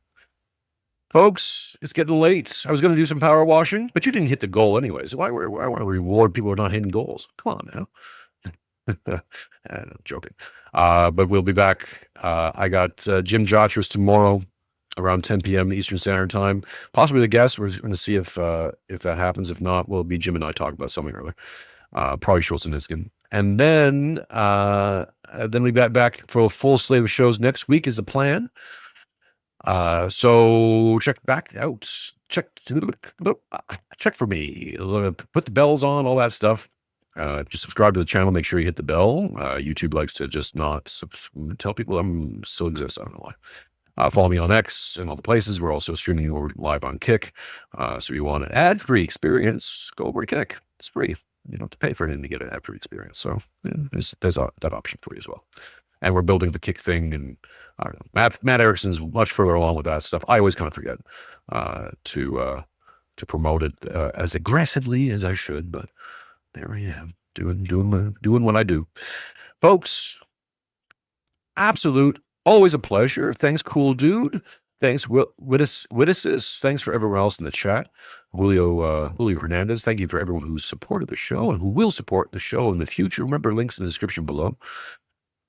So there's many ways of doing that. Oh, I forgot. I always forget to do this. FoxandSons.com. Go to FoxandSons.com and get yourself some coffee. If you're in the continental United States, you can order some coffee over Fox and Sons. That's FOXNN, like the letter N, Sons. And great support of the show. Family-owned business. Make great coffee. If you're in the continental United States, you can get free shipping for orders of $45 or more. If you order $35 more, you can use the coupon code NOW to get yourself 15% off. And of course, Steve likes to throw some money over the show occasionally as well, so that's always good. Will Emmanuel, thanks. I was lurking while working. That's okay, my friend. You can lurk. You earn the right to lurk, Will. We'll allow it this time. Next time, come back next week, or check over the weekend. Maybe I'll show up and do a game stream or something on members. So check back in. Always a pleasure, folks. I am Jason Mironchuck, and it's later than you think. Oh, wait. I got an outro. I always forget the outro. I'm so used to saying the thing and then I go away. But here's the outro. Enjoy the outro, and we'll talk to you soon. This is the church Richard and his family belong to. Here he goes to Sunday school. There are other churches in town for people who worship in ways different from Richard's family. Millwood has a radio and television station. The programs come from this building. Many people, they are the men and women who act in these programs. Some men operate the big television cameras. Others control the pictures as they go out over the air. They see to it that Richard gets the right program at the right time. He often watches television at home. The programs are fun, and sometimes he learns a great deal from them. Then there are the movies. The Andersons go often to the neighborhood theater. One evening every week, Richard's father goes bowling. He belongs to a bowling league with some of his friends. That's his favorite evening recreation. At night, when Richard goes to bed, he may have thought very little about his community, what he has done for it, and what it has done for him. But the community's work never stops. There's bread to be baked, bread which Richard will eat tomorrow. There's milk to be processed, milk which Richard will drink tomorrow. There's the newspaper to be printed for people to read in the morning. and electricity to be made, and water to be pumped and filtered, and telephone calls to be put through day and night. So the work in Richard's community goes on day after day, night after night. People working for each other, depending on each other, all of them partners in making their community a better place in which to live.